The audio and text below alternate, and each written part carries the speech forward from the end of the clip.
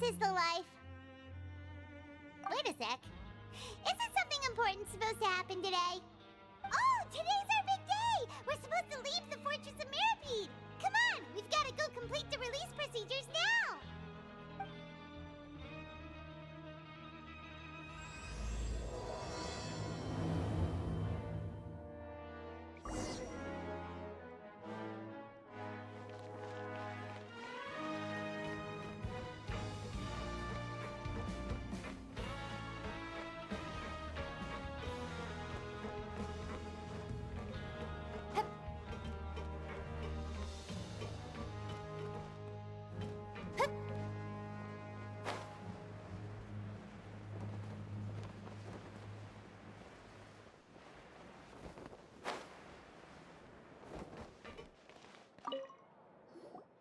Please, sign here.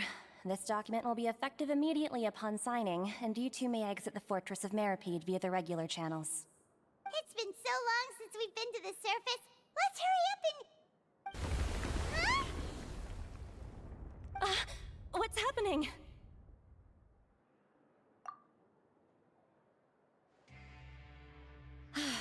I'm fine, thanks. But I wonder what that tremor was just now. Let's go ask the Duke.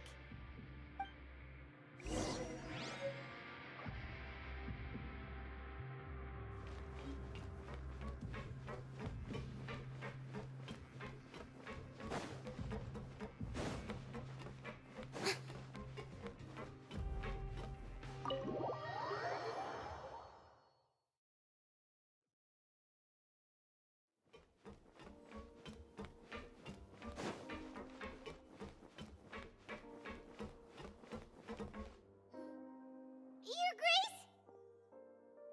Ah, good to see you two. Is there something you wish to see me about? Yeah, what was with that earthquake just now? Ah, that. The tremor didn't originate from the seafloor. In fact, it seems it came from the surface. Over the years of serving as the warden here, I have developed a sense for distinguishing between what occurs on the surface and what occurs underwater. Besides, the seal that Monsieur Neuvillette set in place won't fail so easily. So the fortress is okay? If you recall our last incident, if there really were a problem, there would be crowds of inmates in a panic right now. Huh, you've got a point. Okay, seems we need to get back up to the surface and ask about what happened. By the way, do you know what day it is today? I believe today is this month's pipe cleaning day. Wait, seriously? Aha, yes. Have you completed your release papers? Yep. It's you two. Are you leaving now? That's right! Today is our last day in prison! But now that Paimon says that, it doesn't feel like we were confined here. It's actually been pretty nice! Oh yeah, Paimon feels fond of this place now! Then be sure to come back and visit. I'll miss you. If you've signed the release papers, then you're free to go. The guards will escort you out. You're not going to see us off? I knew you'd ask. All right, sure. Let's go. Well, you actually agreed. No worries, you must be busy. Paimon was just joking. Ah, so you do have a polite side, I see. After being down here for so long, I imagine you must feel like you're lacking companionship. Shall I come along too? Yeah, don't worry, we'll come back to see you. Paimon really likes the cafeteria here. The chefs sure do know how to make good grub. I hope you won't be here as convicts the next time I see you. We'll do our best to stay out of trouble. Well, it seems our work in the Fortress of Mirapede is finished. That's the end of another chapter in our journey. And since Neuvillette was the one who asked us to come here, we should probably go report to him now. Next up, the Palais Mermonia. You're going to see Monsieur Neuvillette? Please pass on our kind regards. I'm sure just your regards will do, no? I believe it would be the polite thing to do. You're right. I've heard the Palais has been terribly busy these days. Tell him that I hope he hasn't been overwhelmed by the recent string of troubles.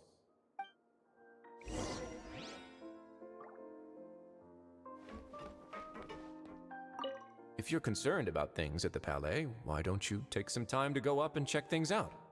I believe you should still have some vacation time to spend. Thank you for being so understanding. It means a lot. It's been some time since I've gone to the surface. I must say that I've started to miss it a little.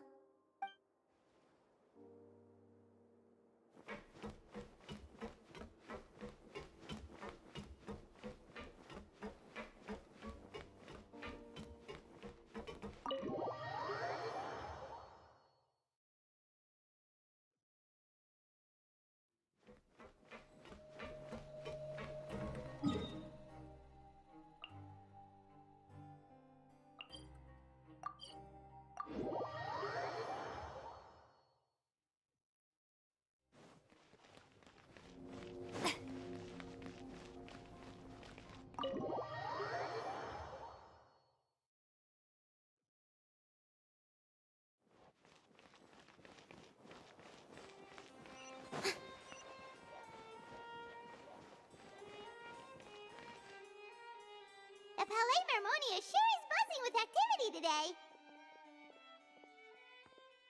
Halt! Huh? Oh, it's you two. Apologies. Monsieur Neuvillette did say you'd be welcome at any time. Excuse me, would you mind helping me take a look at this report? I'll be right there. Sorry, I've got my hands full here. You can see yourselves in. Everyone's so busy. Seems a lot has been happening.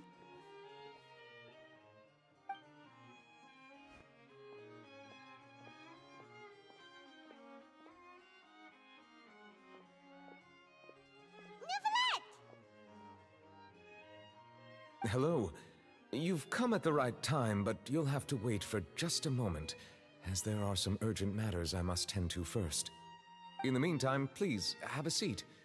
If you'd like to have something to drink, let the Melusine outside know. That's all right. We just ate. Very well, then. Let's take a break over there while we wait for him to finish his work.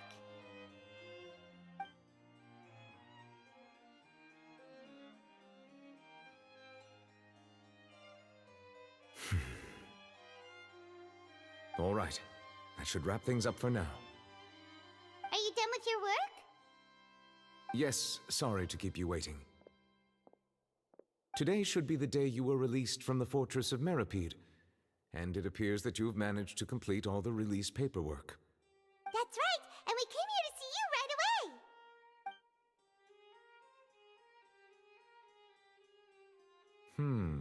A massive whale. Do you have any idea what that might be? Judging from your description, that cannot have occurred in any ordinary waters, but rather something like the primordial sea. A whale of that size and shape cannot usually be found in the waters of Tevat. Therefore, we can only assume that Child is presently immersed in primordial seawater. Immersed in primordial seawater? But how? And is he okay? Most people wouldn't be capable of entering in the first place. I'm not completely sure how he could have gotten there myself. Yes? What is it? Ah, right! Paimon felt it too! We asked the Duke and he said it wasn't from underwater, so we figured you might know something about it.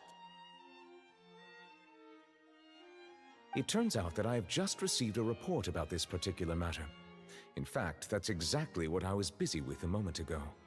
The source of the tremor was here on the surface near Poisson. After the shaking stopped, the water levels in the Poisson area rose at an alarming rate. The water levels rose? Oh no! What about all the people there?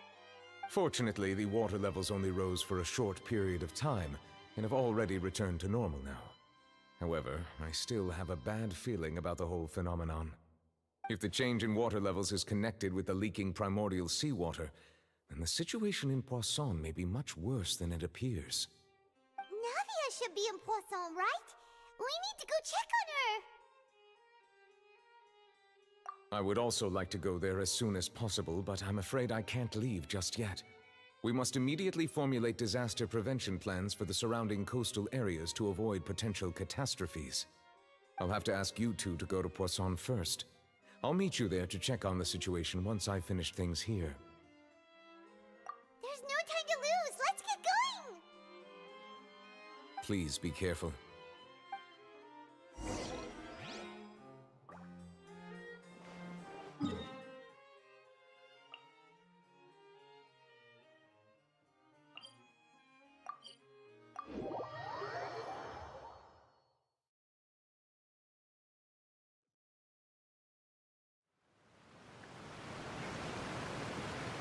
Oh no! What happened here?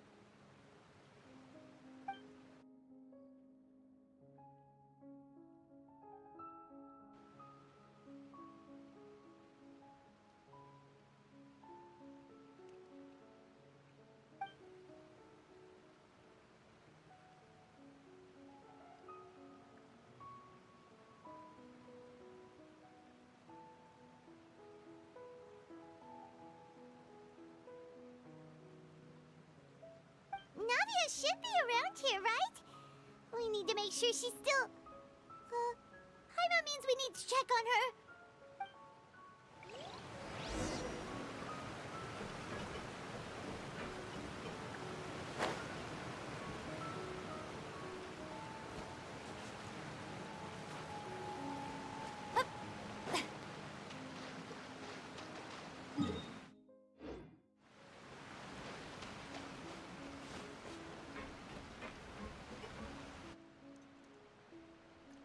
We haven't seen a single soul all the way here. Oh, this is getting scary. What will I ever do now? Look, there's someone on the roof over there. Just stay put. We're coming up. Watch your balance. All right, just hurry.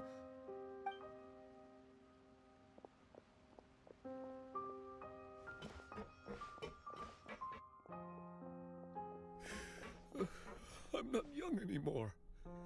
How will I survive on my own? My Desiree! Oh, he looks pretty sad. My leg! My leg! How could this have happened? It hurts! Just hang in there. Help is on the way. You can hold my hand if it makes you feel better.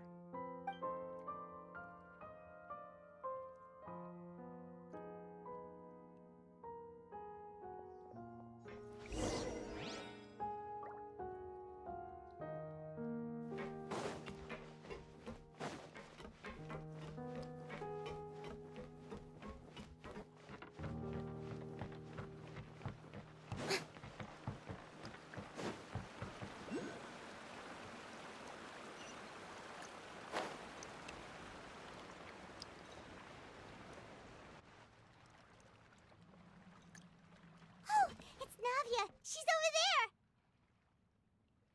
Hey, Navia, are you okay?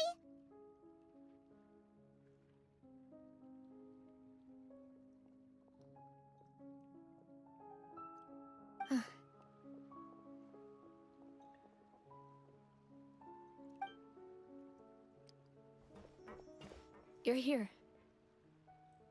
We heard there was a situation in Poisson, so we came as quickly as we could. Yes. As you can see, the water level suddenly rose. It caused quite the disturbance, in fact.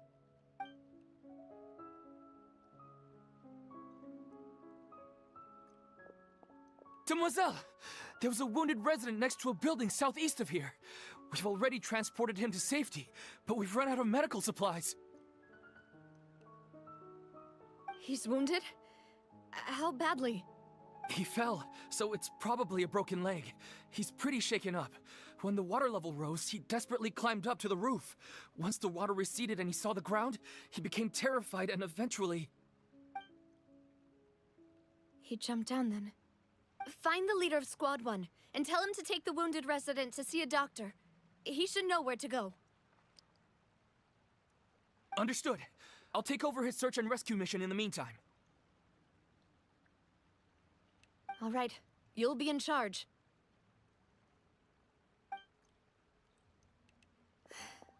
I'm sorry. Where were we? The situation in Poisson? Ah, right. Allow me to explain. A little earlier, we suddenly heard a loud noise. At first, everyone thought that something might have exploded on an aquabus. But before we knew it, water started pouring out from everywhere. The rushing water seemed a little odd, almost like the unique color of primordial seawater. Some people didn't realize the danger and thought it was just ordinary water, leaking from somewhere. Everyone on the street who happened to be close to the water didn't have a chance to escape. As the water levels rose, they suddenly disappeared. They were all dissolved. Those who realized what was happening started to flee in a panic, desperately trying to get to higher ground. Many were injured in the stampede, and some people fell from significant heights.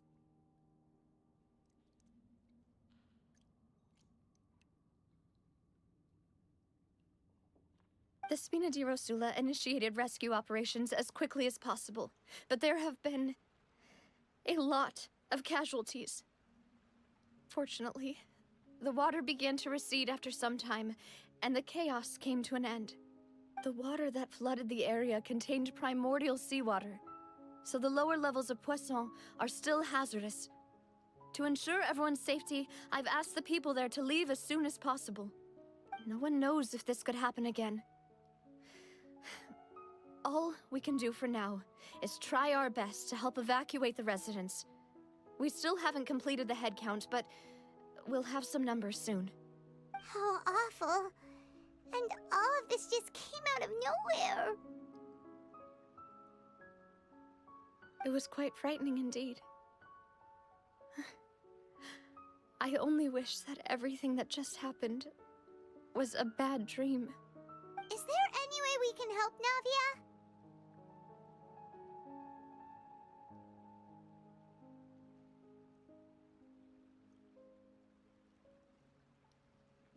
Thank you for being so willing to help in a moment of crisis like this. You don't know how much it means to me. I really can't express how grateful I am.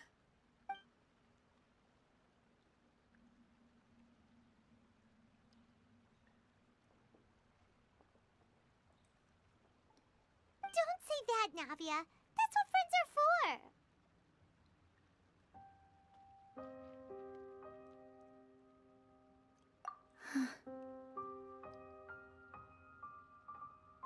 Demoiselle! We've got a situation here! I'll be right there. Sorry, I need to go for now. And off she goes. Seems it might be a while before she can take a break.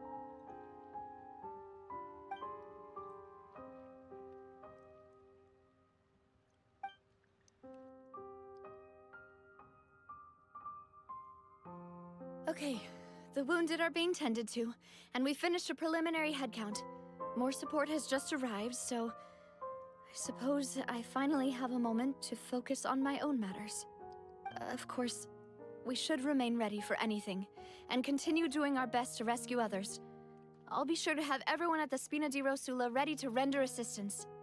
Traveler, Paimon, would you two accompany me to my father's grave for a moment? Huh? Right now? Thank you.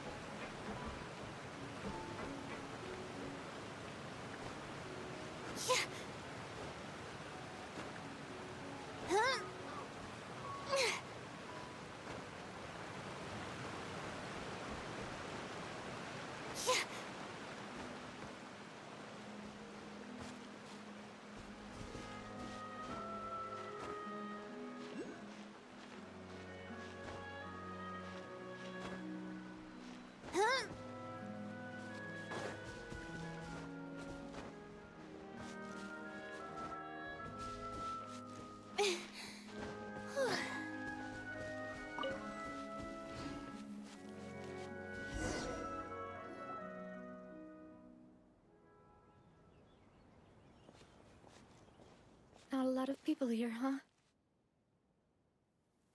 Well, given the time of day and the whole situation in Poisson, Paimon doesn't think there'd be a ton of people here visiting graves. Right. That's how things are now. The living are so exhausted that they've no strength to spare any words for the dead. Navia?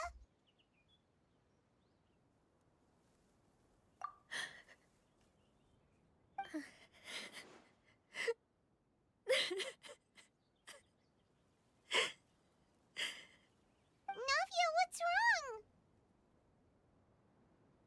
Sorry. I just... Malus and Silver. They won't ever come back here again. What should I do, Papa? Huh? What happened to them?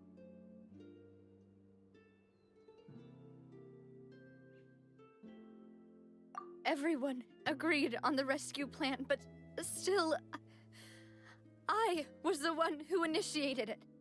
They were helping evacuate the residents, but they couldn't leave in time. And they were caught in the seawater.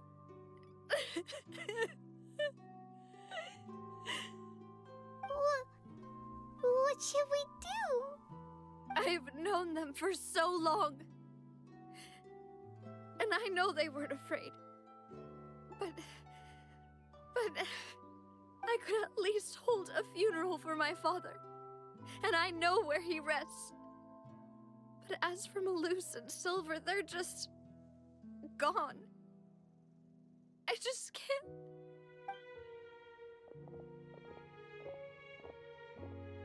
Everything looks so clean after it rains. Even the gravestones. I didn't expect that you'd enjoy a glass of red wine in front of Master Callus's grave. I can understand. Besides, the scenery here isn't half bad. See, it's not just me. I always want to bring something when I visit Papa.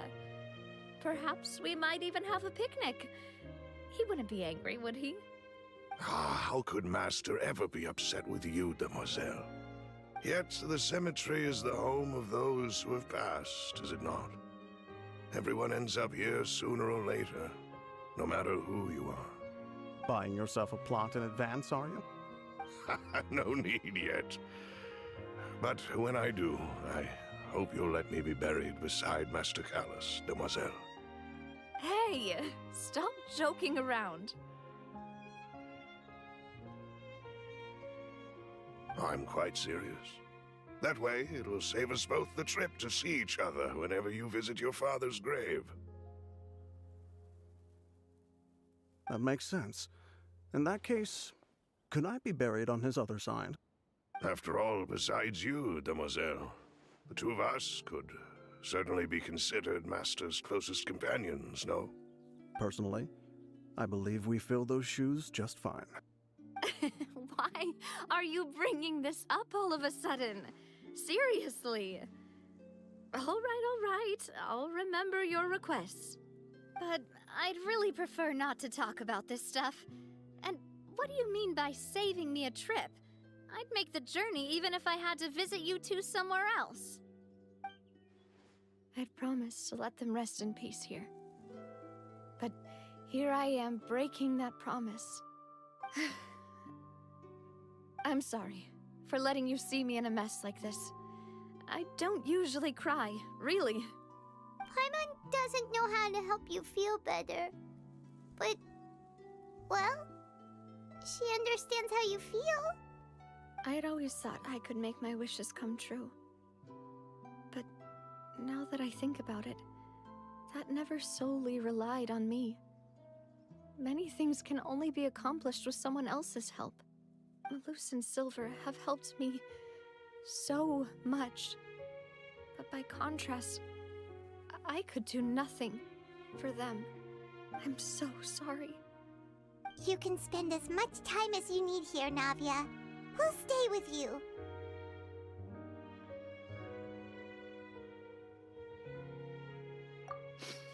Thank you. Right now, you don't know how much that means.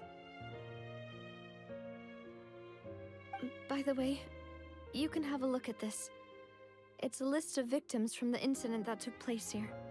Obena, Khan, Burnett, Giverny, Francine, Karina, Daisy Ray, Joinville, Julianne, Esson, as well as Malus and Silver. So, everyone else is safe.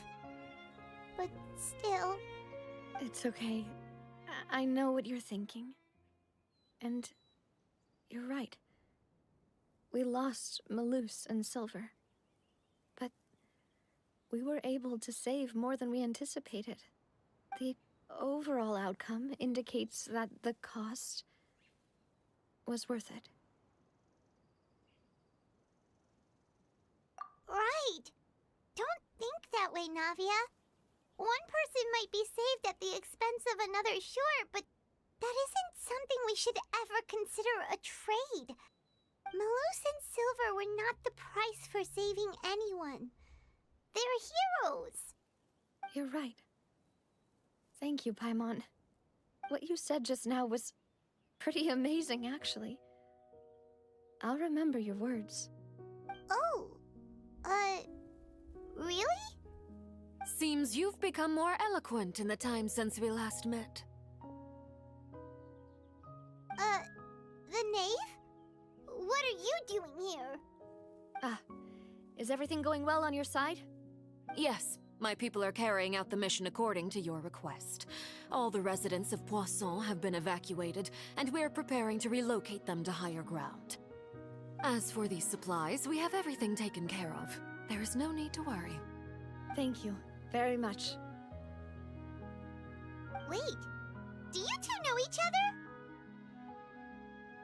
We just met recently. Right, Miss Navia? Usually, I would call this a coincidental encounter. But that doesn't quite fit this time. Besides, it never even crossed my mind that a Fatui Harbinger would come looking for me. Thanks to the Knave, Spina di Rosula received generous support from the Fatui, which allowed us to complete the rescue and evacuation work so quickly. Mutual aid is essential to fostering positive developments. We were already in the area, in any case, so it was nothing. That said, I must say that you're a lot sharper than you let on. I'm sure you understand what I mean. I apologize for all the ways in which I tested you previously. We've never worked with a Fatui before, and it's extremely important for us to know who we're working with. My subordinates have reported that Fatui soldiers have been observing water levels and taking head counts in various locations. I hear that they've also prepared a large amount of emergency supplies. I'm quite surprised. This is nothing to brag about, nor do I intend to. It is simply the way of powerful organizations to act forcefully, whether they are doing good or ill. You've witnessed that firsthand, in any case. As I've told this traveler before, I know of the prophecy, and I intend to prevent the impending disaster. Lending your organization a hand was a natural first step in accomplishing that. As such, do not be troubled by this token of our sincerity. Perhaps one day, you'll also be able to help me in the same way. Without your help, there would have been many more casualties. I won't forget your kindness. Furthermore, I sincerely regret what happened to Malus and Silver. I only wish that my people could have arrived a little earlier to prevent this from happening. Don't say that. You and your subordinates did everything you could. As Paimon said, Malus and Silver didn't choose to sacrifice themselves for any specific person. And they weren't the price paid for others' salvation. They chose to become heroes themselves. I've never liked hearing people put it that way. It's like trying to relieve pain by saying some noble-sounding words. But right now, there's nothing more suitable. They really did become heroes. You're right. I'm sorry for your loss, Miss Navia.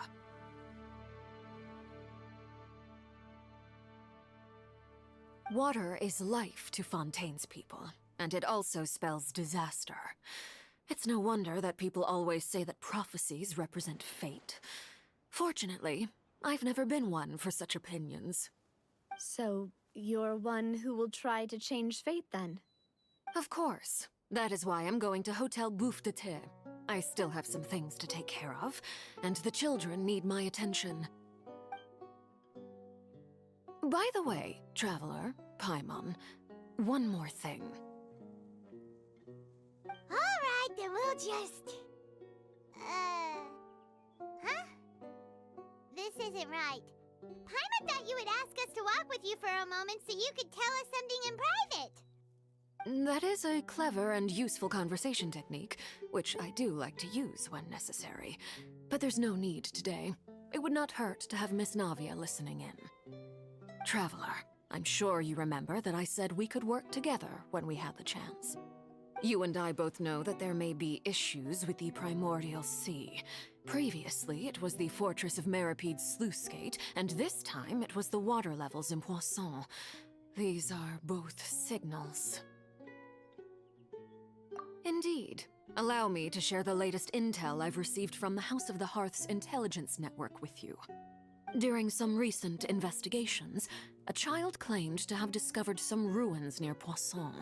The ruins date back to ancient times, and seem to be worth investigating in many ways. Judging by the dating of the ruins, they may be related to the prophecy and the coming crisis. The situation is becoming more urgent, so any pertinent information will prove extremely precious. My people initially came to prepare for ruin exploration. Unexpectedly, this disaster struck, and at present, we're all busy prioritizing the rescue effort. So that's why the Fatui were already in Poisson. I wanted to take the children along, but unfortunately, Linny, Lynette, and Fremine have all been dispatched to higher ground to assist affected residents. Linny told me that outside of the house, the person they trust most is you. Which is why I want to give you this task.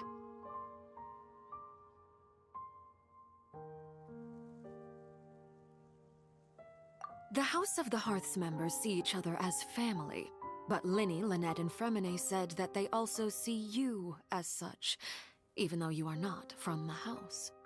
I'm sure you already understand how earnest they consider their friendship with you to be.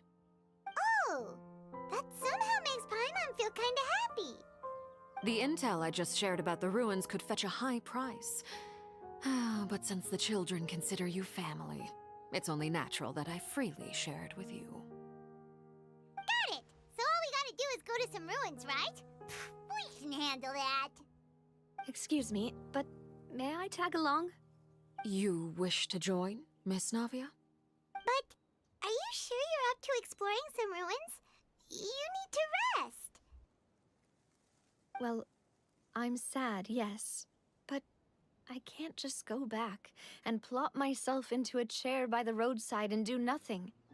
There's no point in being depressed while we still have a disaster on our hands. As my father's successor, I must live up to the hopes he had in me. Besides, I'm also doing this for myself. I need something, a distraction, to keep my mind off Malus and Silver.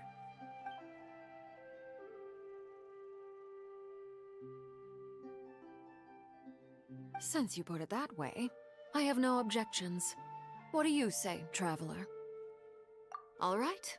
The ruins are to the south of Poisson. Here's the map. Okay, the three of us will handle it. Come on, let's pack up and get going.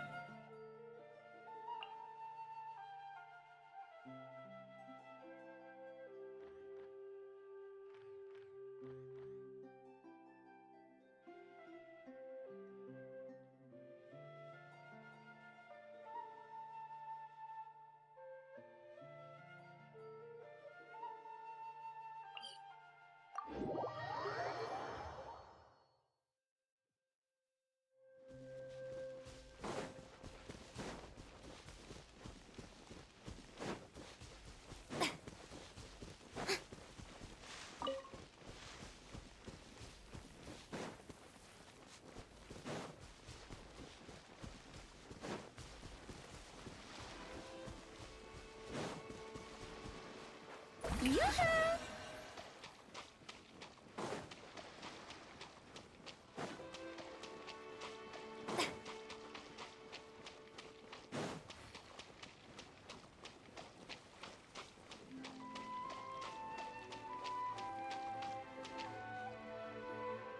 So, are these the ruins the knave was talking about? Whoa, talk about old. They seem to be pretty ancient, all right. Let's go in and have a look. Just be careful.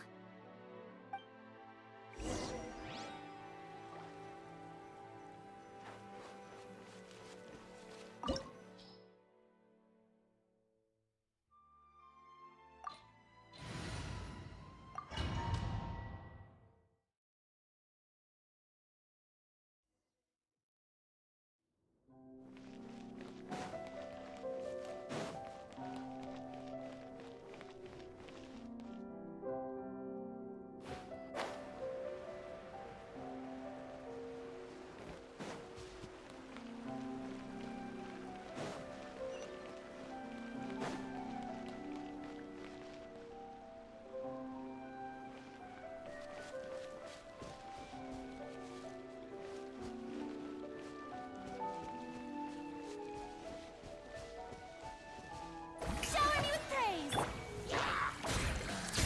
Yeah.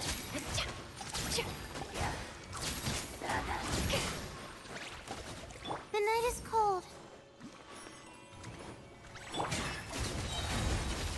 Into the void! Ha!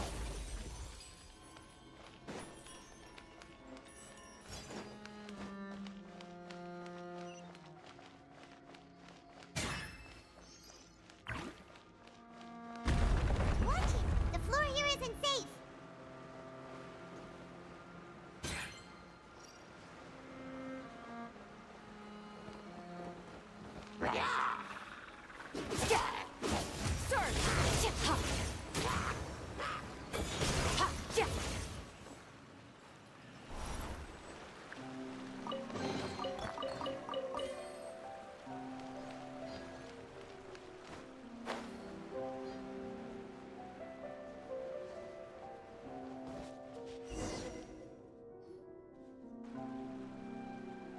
This place has also been contaminated by primordial seawater. Yeah. And a lot of it, too. A Fontainian would most likely dissolve the moment they fell in. Right! You can't go down if there's primordial seawater. It's too dangerous, and it won't be any help for you to just stay here. Don't get by my wrong. We're not saying you're useless. It's just that... No, you're right. I can't do anything in this situation. I'll leave this to you.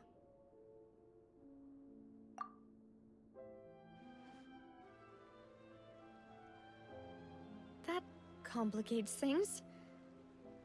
Maybe the only way left is forward. In that case, do you want to wait for us here? The water levels here are unstable, and there's a chance the water will rise. So staying here wouldn't be safe either. I'll go together with you. Perhaps we'll find the exit just up ahead.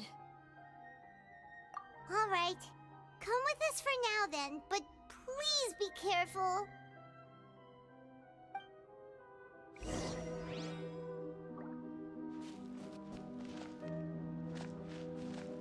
Yoo-hoo! Oh no, it's a dead end! Let's try climbing over from the side.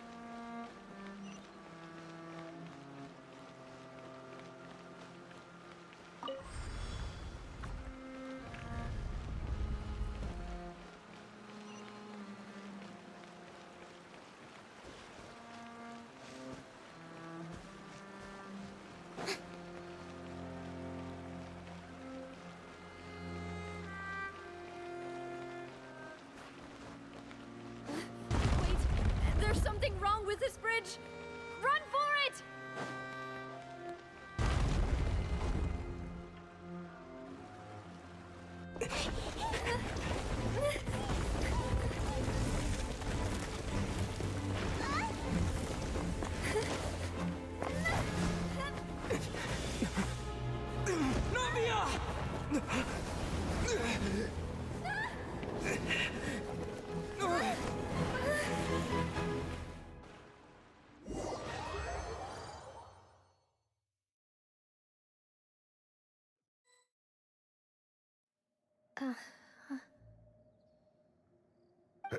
Demoiselle?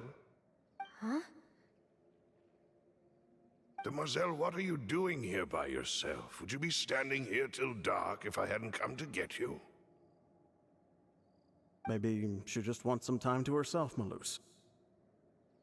Hmm? Oh.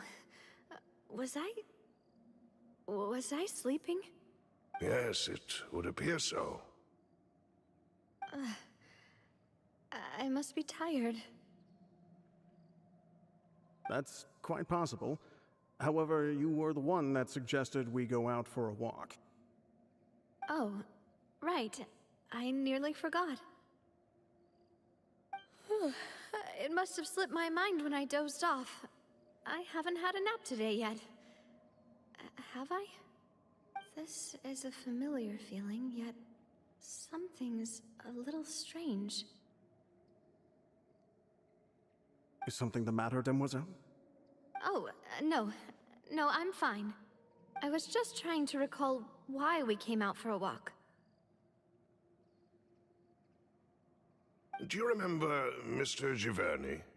He'd requested our help before with foreign merchants who had a debt dispute with him, and we'd resolved the matter not long ago. We were headed to see how things were going with him at the moment. Ah, right. Yes. I remember now. Oh, Miss Navia. Ah, Mr. Malus, and Mr. Silver, too. It's good to see all of you. How have you been? I've been great. Thanks to your help, those bothersome merchants finally realized that I wasn't the one they were looking for. Why, I wasn't even the guarantor for that person.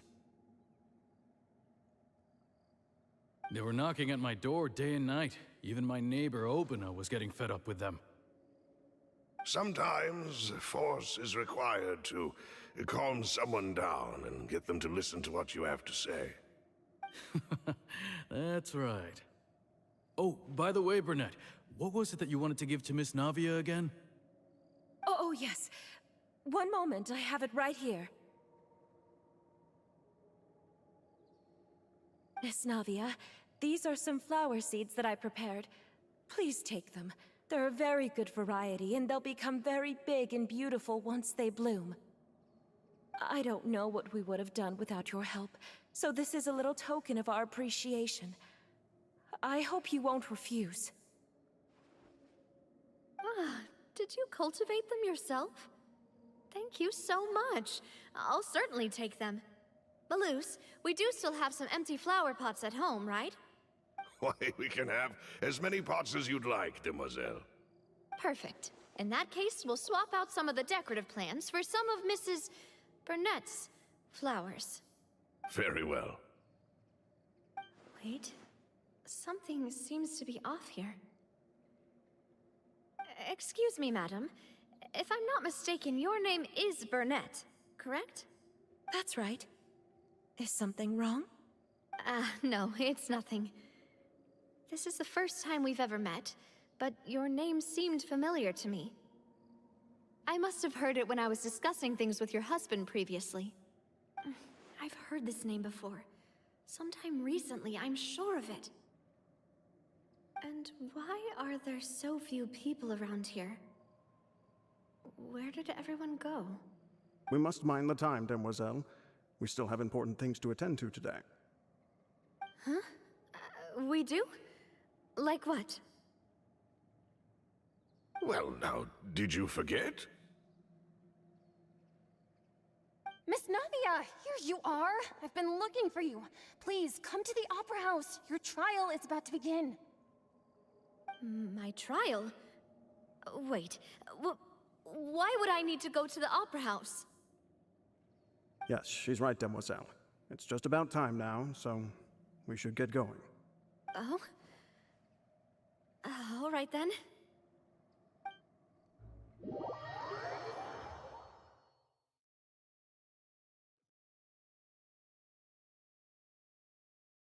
Look, it's Navia! She's here! And her two attendants are with her. Goodness, everyone's finally here. There sure are a lot of people here to see the trial. And they all seem to be oddly excited about something. I even know some of these people. Karina, Desiree, Joyville, Jolien, Essen. Why are so many people here? And why do I have no recollection of this case? And as for the judge... huh? Where's Monsieur Neuvillette? Please sit in the defendant's seat. Don't worry, Silver and I shall accompany you. All right. But are you sure you can stand behind me? Typically, it wouldn't be allowed, but today is an exception.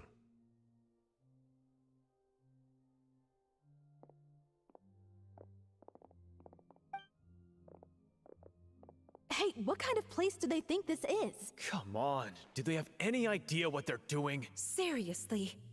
Enough with the whispering! Could someone please tell me where Monsieur Neuvillette is? And why I'm standing trial? My dear Miss Navia, have you not yet realized what you've done? In that case, allow me to explain. As all here know, you are Master Callus's successor, the head of the Spina di Rosula, someone held in high regard by every soul in Poisson. After you took over the Spina, you treated all of us just like the late Master Callus had.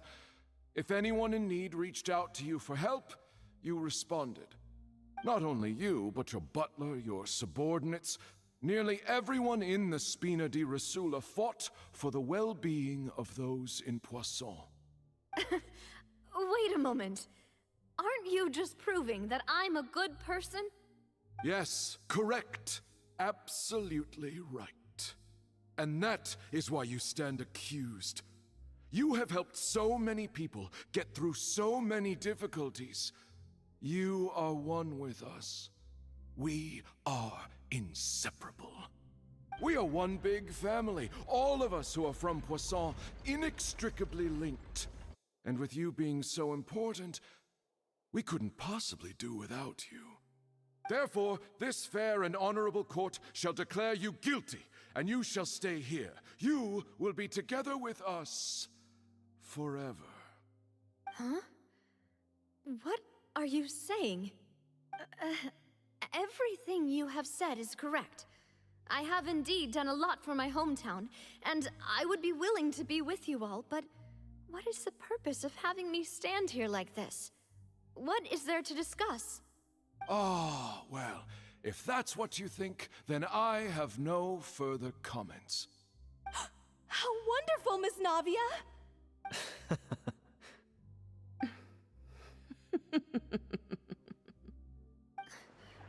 I know all these people. Why are they laughing? I seem to remember now. Yes, I get it. This trial is... Wait just a moment. This isn't right! Malus? What was that, Mr. Malus? Our conclusion is very clear and unanimous. Let the court judge her now. She's guilty! Stay here, Navia! You're one of us! Demoiselle, don't admit guilt. This trial means to keep you here forever. I wish to exercise my right to defend Our Lady. Mr. Joinville, you only know of Navia's goodness, but nothing of her utterly independent mind. She was born a free and independent spirit.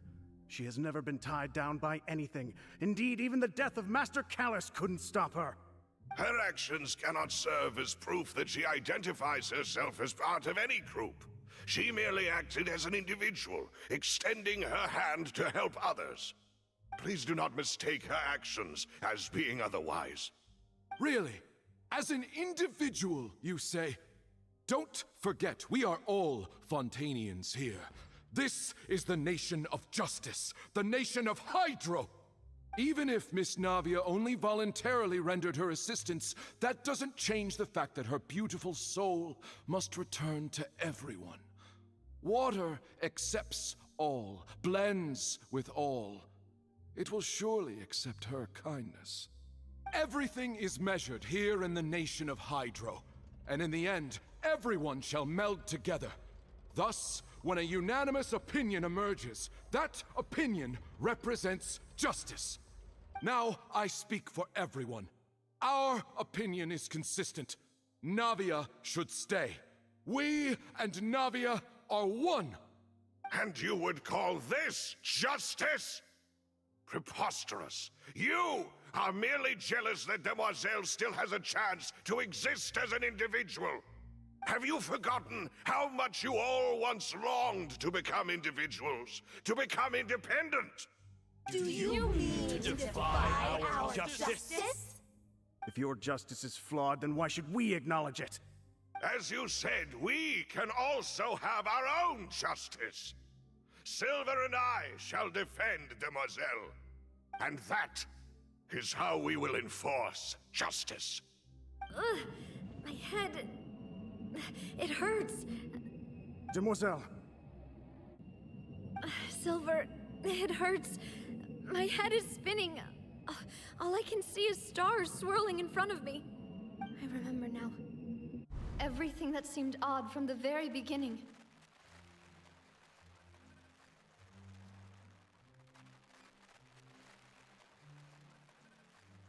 Karina, Desiree, Joyville, Jolien, Essen, and Mr. Giverny and Mrs. Burnett, who we met earlier.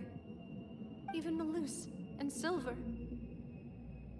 I don't want to admit it, but they're all dead.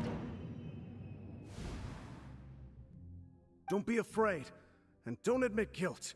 We will protect you to the very end. Absurd! Who are you to say that she cannot be judged? We are the majority, and in the nation of trials, the majority is absolute justice. We are the will of all. Don't let them escape! We shall keep Navia here with us! Mr. Malus and Mr. Silver, must you be so stubborn? How could the two of you possibly hope to stand against the collective? Do not resist. This judgment is fair and just. Navia belongs to us. After all that happened, she should not be left alone in Poisson. What are you saying? No more excuses! He says we're jealous. Jealous? How could she possibly be an independent individual? What's with these people? Who's jealous of her? She belongs to us! Miss Navia, she... Silence! That's...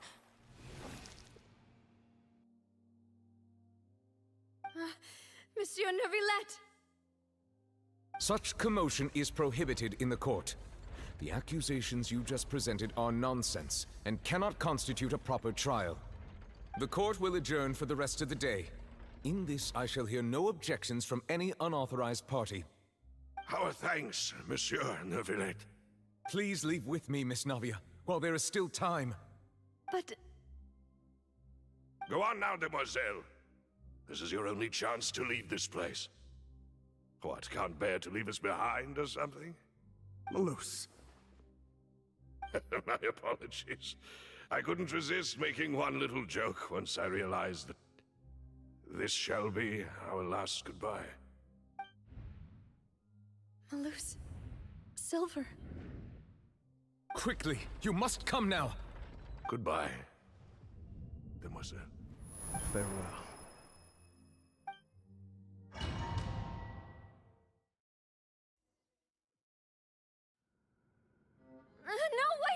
Just a second! Navia? You're awake. Good. I must have been dreaming. Malus and Silver were still alive, and they were defending me at some insane trial. It looks like you're all right. Did all the sad feelings cause you to have a nightmare? Paimon could give you a hug. The ruins you were exploring suffered a cave-in. When I arrived, I found you falling toward the water. You were just about to be dissolved within, but I...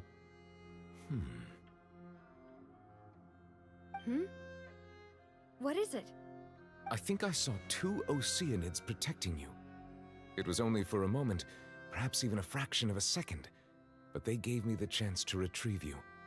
Were it not for their intervention, I would not have been able to rescue you before your consciousness dissipated. Wait, did you say Oceanids? You mean like what happened with Vache?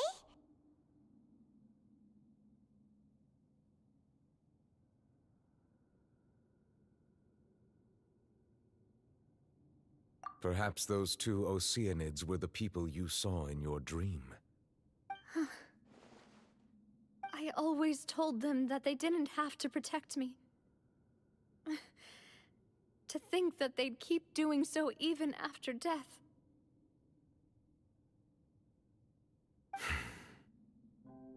Please come with me.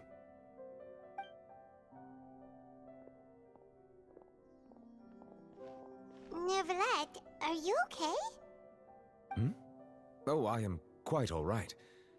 Perhaps there's something we could chat about?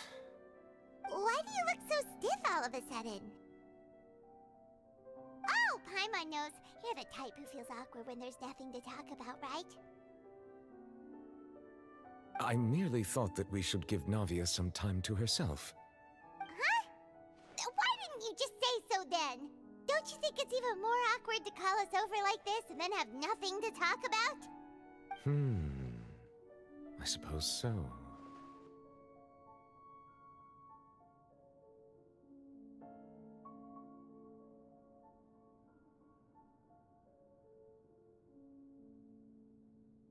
Ah, Sigewinne.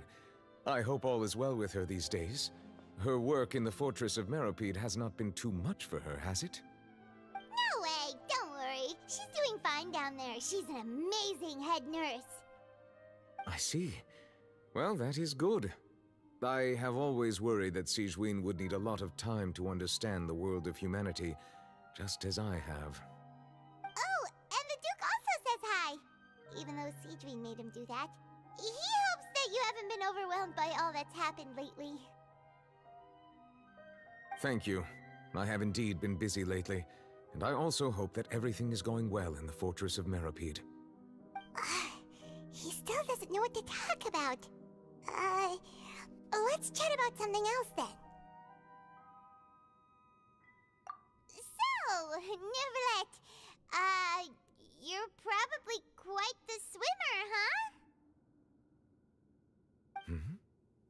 Yes, of course. This isn't going anywhere. Let's try something else. How did you find these ruins? Did the knave tell you? Yes, in fact. I had arranged to meet you in Poisson, but when I arrived, I discovered that the Fatui were helping the residents evacuate. They had even transported a large quantity of supplies to the area. Amid my astonishment, I ran into the knave, and we had a chat. She informed me that she had asked you to investigate the ancient ruins here. Yeah, we originally planned to meet up with you, but we thought you might still be busy with all those official documents. We didn't think exploring the ruins would take very long, and who would have thought you'd wrap things up so quickly?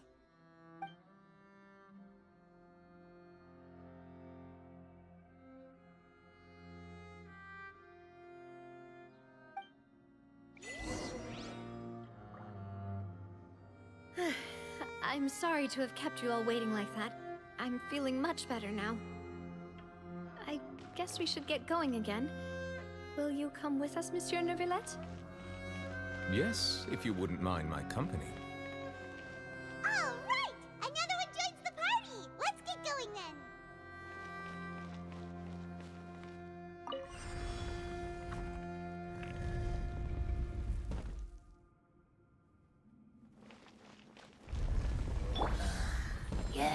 Truth bomb! My guiding stars, hold. Let my name echo in song! Extinguished power. Ha! Yeah.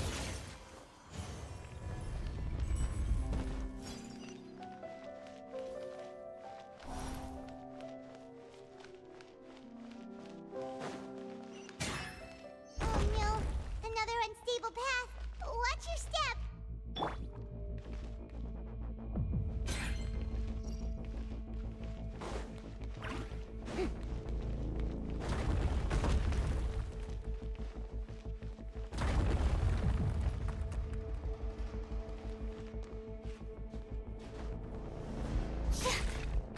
Huh?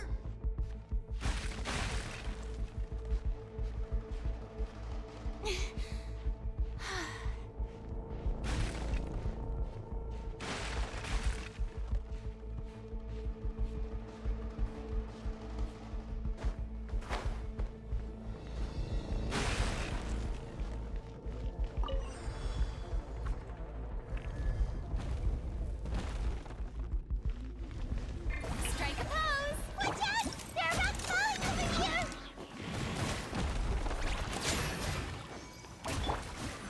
Don't be scared. Not now. Mine to wield.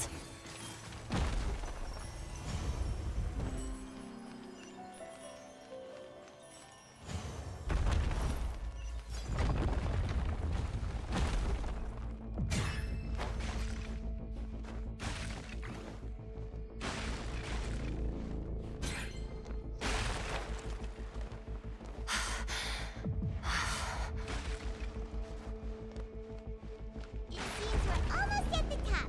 Keep it up!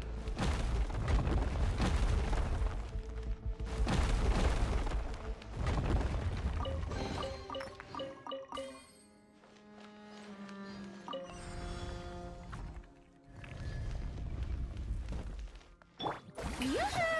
Yeah. Time to shine! Breaking news! Stars, shine for me. My guiding star. Mine to wield. Yeah.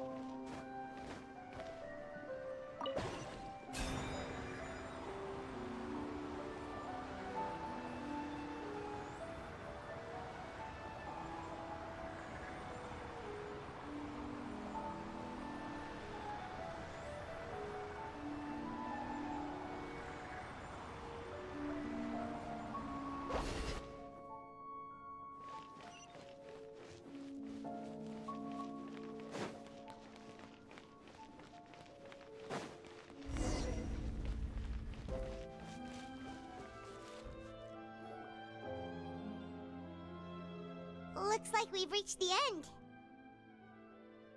This is the place. There should not be any other hidden spaces in the vicinity.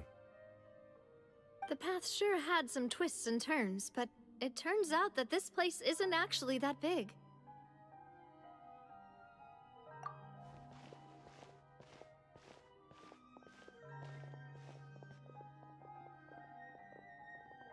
Stone slates. It seems like they were put here as an offering. Could we take them down and have a look? Perhaps we should just leave them be for now.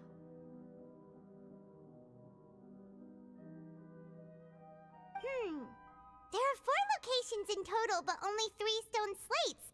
The slate that should be in the first empty spot is missing. The surrounding walls also show signs of damage. There's something written below. Let Paimon see.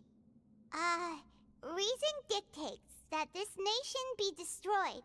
I shall record the history of its future here in its past. Say what? It feels like someone left these slates and these words here for a purpose. But Does he mean that Fontaine should be destroyed? That would fit the circumstances dictated by the prophecy, yes. Indeed, the slate's contents correspond to it. Take the second slate, for example. There's a person kneeling here. She seems so dedicated. And there's a whole bunch of other people behind her doing the same. She's facing this... what is this? Some kind of island in the sky? And is that Lady Farina in the third image? Did the Hydro Archon fall into the water? And is that a ring of people around her? Paimon doesn't quite get it. Are they all in the water? The fourth image. I know this one. This exactly matches the content of the prophecy. The people will all be dissolved into the waters, and only the Hydro Archon will remain, weeping on her throne.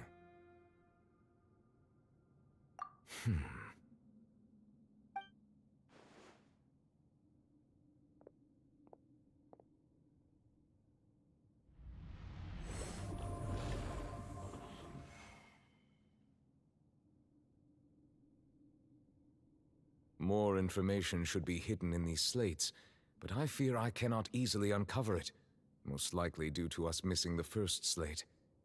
I am very sorry. Don't blame yourself, Monsieur Neuvillette. Deciphering ancient stone slates isn't one of your duties. Ooh, the Paimon's getting the chills just looking at these slates. This says that it's the history of the future, right? That means the prophecy's sure to come true. I really hope it doesn't mean that. Still, Paimon feels like these images are kind of weird when you look at them together.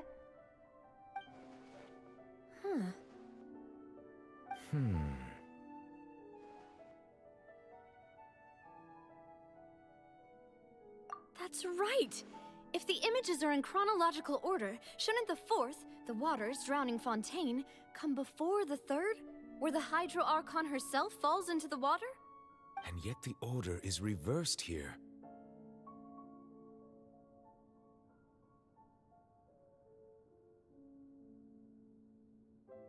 If we go by timing, Lady Farina only emerges in the third image. That means that the person in the second image might be the previous Hydro Archon. Egeria, then.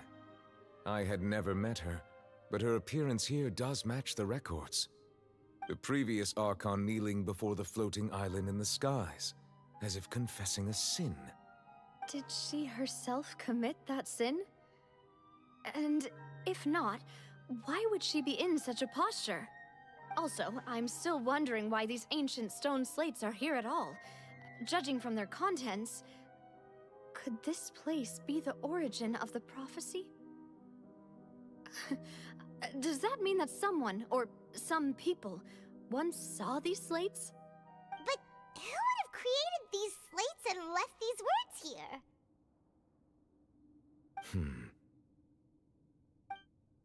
It seems that any further clues will have to come from Farina. In that case, there's no time to lose. There's nothing else to be gained here, so let's head back first. Yeah, we better get somewhere safe for now.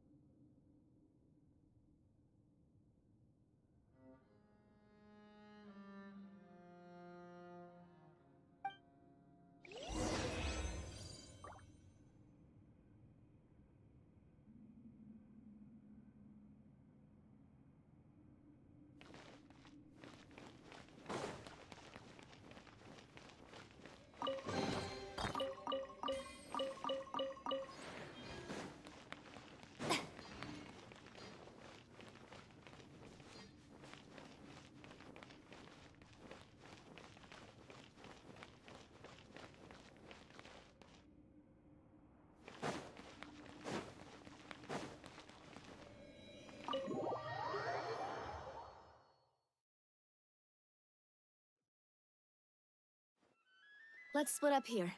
I'm going to check on what's happening with the Spina. You know how it is. There's some things you just need to be there for yourself. You still have energy for that, Navia? Paimon's already beat.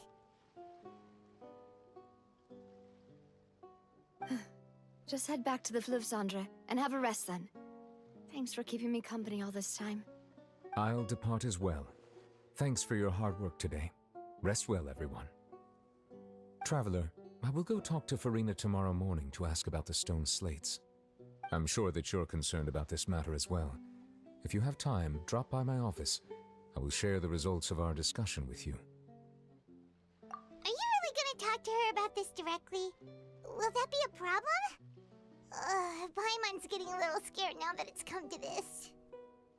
She has long been harboring secrets and will not give them up easily, which makes it all the more my duty to ensure that she understands the present situation. Alright, we'll leave it in your hands then. You're probably the best person to talk to her anyway. I will be carefully considering my words tonight. Traveler, Paimon, our safe house at the Fluvsandre is always open to you as ever, so please don't think you're an imposition. All right, I'll be on my way then.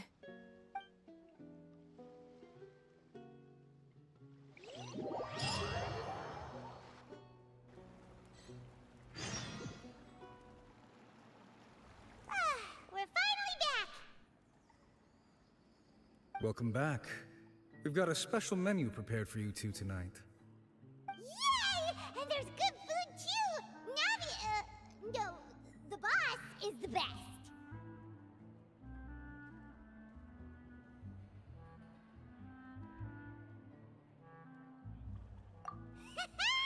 Ooh, desserts! Nice! These are all Paimon's! Paimon's already starting to forget what happened today. Oh, that voice. Is that who I think it is? Huh? It's you two. What are you doing in Fontaine?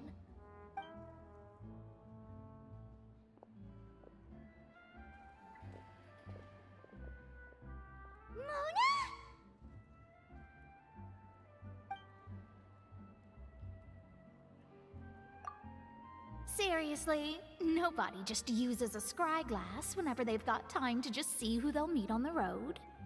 Still, we didn't expect to see you here. Wait, you're not a Fontainian, are you, Mona? Well, I have some business to attend to here, so I booked a hotel in the city. I was just out for a stroll when I bumped into you. Quite unexpectedly, if I might add. Why did you think I was from Fontaine, though? Is that because Magistus doesn't sound much like a Mondstadt surname? Yeah, let's go with that. Well, I used to have my own surname, which was, well, some other thing. Either way, the old hag told me when she took me as her disciple that the first step to being a great astrologist's pupil was to change that name. There was nothing for it, really. She really is amazing at astrology, so I changed my name to what it is now according to her wishes. To my surprise, however, Magistus is not the name of some ancient house or clan. It isn't? Nope. Although it is used by us in place of surnames, it generally just means great. Wow! Imagine including a boast in your name. Wait, are you gonna have to put that into your genealogy as well? I reckon so. In any case, I'd give my disciple a name like this as well, if I were to take one. Astromancer Barbeloth Trismegistus. Whoa, that's a long one. Does it also mean great or something? My name means Mona the Great Astrologist. As for the old hag, hers is, in plain speech, the thrice-as-great Scholar of the Stars. Just take it as a title specific to astrologists. Thrice as great? That's so petty. I know, right? That's just how she is. She used to call herself Magistus, actually, but when she took me in, she changed her name to Trismegistus. Talk about excessive. Megistus is thus the calling card of our school, so to speak, which makes it about the same as a surname. It's all right if you don't get it. You can look into it further should you need to study astrology more deeply. That sounds terrible! Ugh. But anyway, you're not Fontainian, are you, Mona? You're from Mondstadt, right? Well, I was born in Mondstadt, yes. My parents migrated to Dorman Port, and I traveled with the old hag for a while, after which I settled down in Mondstadt City. Oh, that's a good thing then. At least we know you won't be dissolved by Fontaine's waters. Speaking of that, I'm sure you're aware that a bunch of things have happened here in Fontaine, right?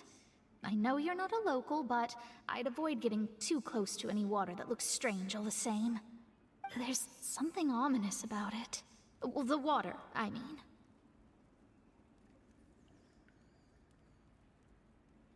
That was the main reason, yes. Just a while back, the Steambird invited me to take part in a panel and speak about the circulation of the prophecy as an astrologist.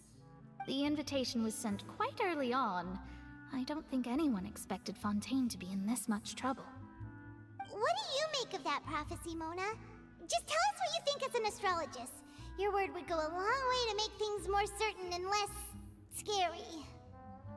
What I can tell you is that I'm an astrologist, and that this prophecy concerns the fate of Fontaine, even that of all Tevat. Ascertaining this is akin to reading the fortune of the whole world. I'm afraid that this is not something that just anyone can do. If I could do it, you would no longer call me an astrologist, but a visionary. But on the flip side, the prophecy is so huge and powerful that it must surely come from a powerful visionary. Its contents involve the fate of the world. Disregarding it would be a mistake. A visionary? Sounds really powerful and all, but does such a person really exist? Of course. The old hag could do it, and I'd bet there are others amongst those Hexenzirkel colleagues of hers who could do something similar.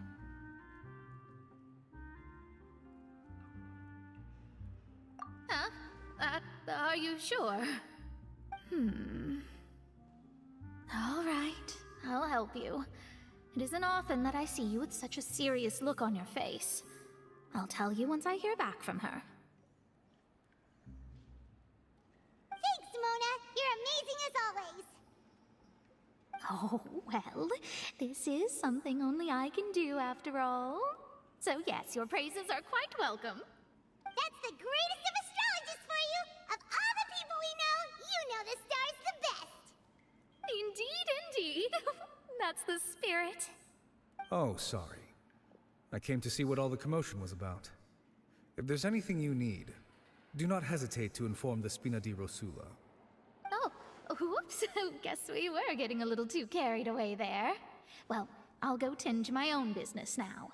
If I receive any news, I'll be sure to come find you two again.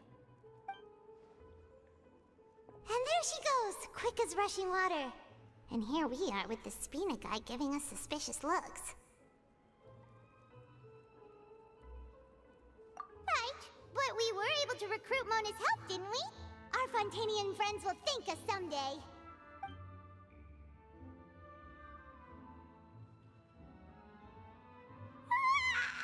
Good morning. To be honest, I'm still feeling kind of sleepy. But it's time to get up, traveler. We agreed to go see Novelette, so let's pack it up and get going.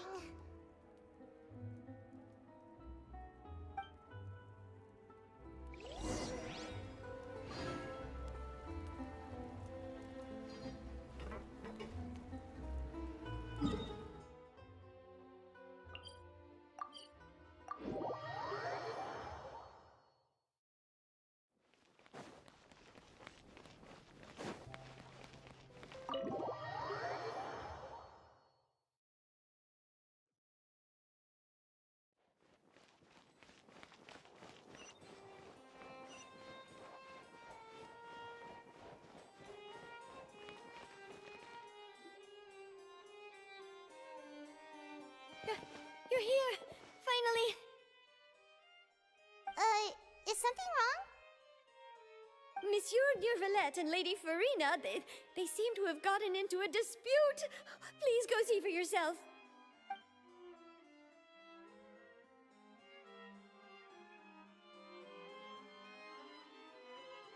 Like I said, I've already explained everything. And yet the problem has not been properly solved. There is little space for excuses between us. It is not my intention to offend you, but please, tell me where you stand. You are the Hydro Archon Focalor, are you not? Look at this. This is a list of the victims from the recent Poisson incident.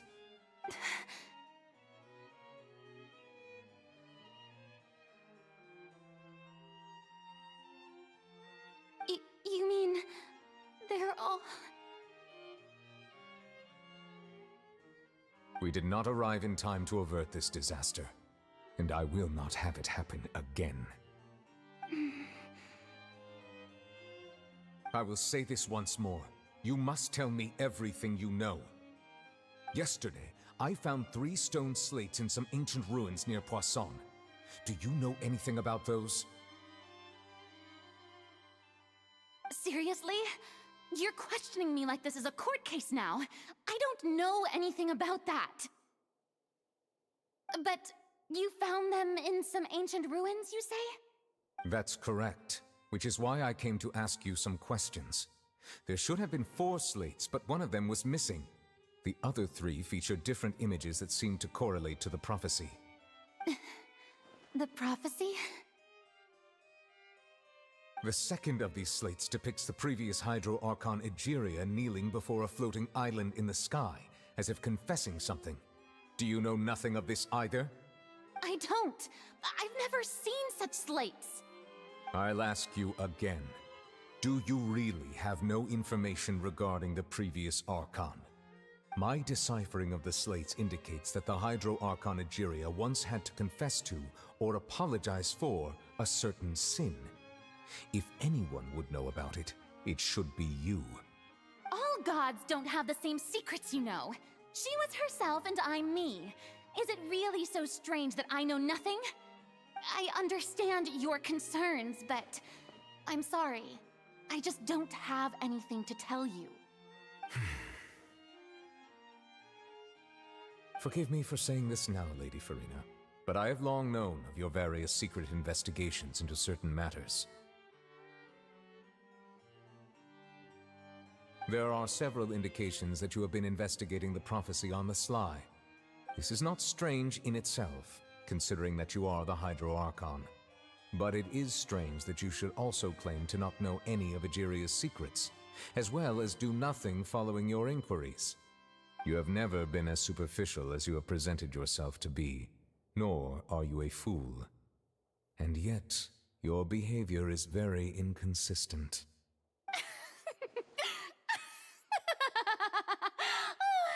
So you've been watching me all this time, have you? I didn't think you were that type. You... Well, since you know about my secret investigations, then you should know I'm actually working to take care of it. There's no point questioning or suspecting me. You're the Eudix, but you're still my subordinate. You should be following my lead. Just trust in me. You're Archon, and do as I say. Never mind whether you can truly convince yourself to or not. It'll all turn out fine. That's all I have to say. We do not discuss this matter again. Oh, the opera's about to start. Toodles!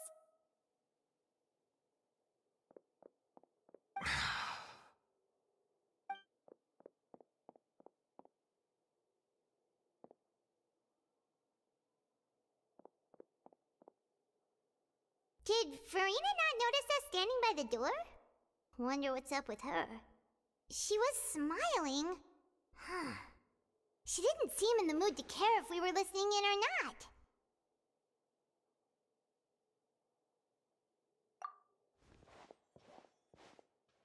I assume you've been outside for a while now?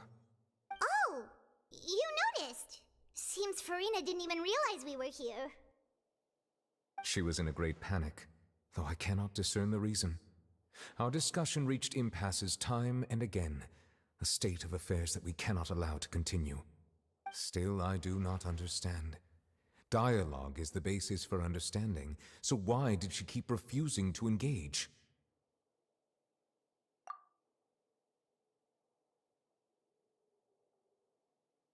Everyone in her inner circle has noticed that she is hiding some secret. The issue is her attitude. I fear that she will not reveal anything unless absolutely forced to. We may have to create a situation in which she will have no choice but to speak. Oh? Like what? Normally, people will only reveal the truth when standing trial. Perhaps we must have the Hydro Archon experience just such a scenario. But Farina's seen so many trials, and she's really good at dodging questions. How do we make sure that she won't just slip away at the first chance she gets? We will need to consider this thoroughly, join forces with various parties, and then do what we can. If at all possible, I would prefer to recuse myself from this affair, but we must prevent the prophecy from coming to pass. This may be cruel to her, but all Fontaine is in crisis. The information a god possesses is too precious, and so we must take a chance on this.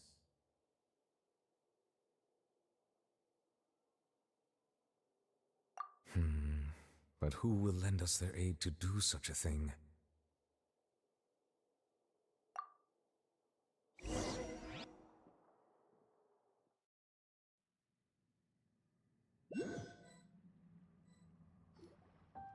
Well, that's everyone, huh? Speaking of which, it was pretty smart of you to think of hiding here. Poisson was just involved in a disaster, so it's presently devoid of people. That naturally makes it the best choice. And here you are drinking tea like it's the most natural thing in the world, huh? That's what families should do. Sit and enjoy a leisurely time together. It's nice to enjoy tea here, you know? Care for a cup? Lend me your ears, everyone. Or perhaps one of you might like to start us off.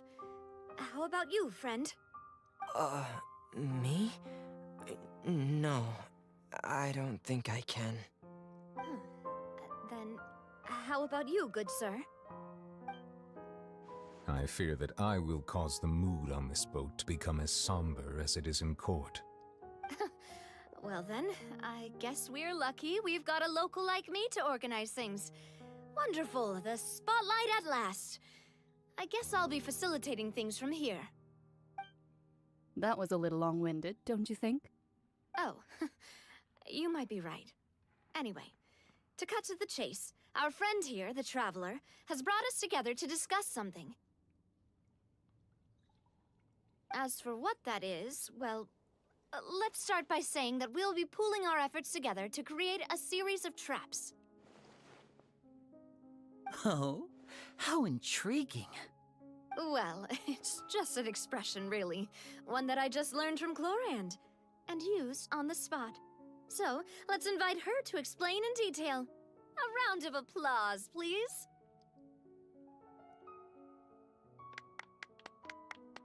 Huh?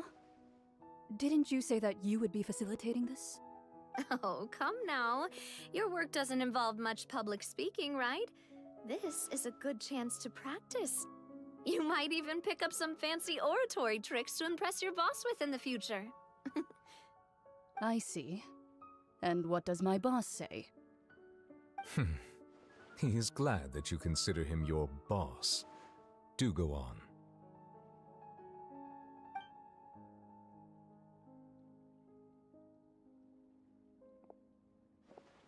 In that case, do any of you have experience hunting? Not that I recall.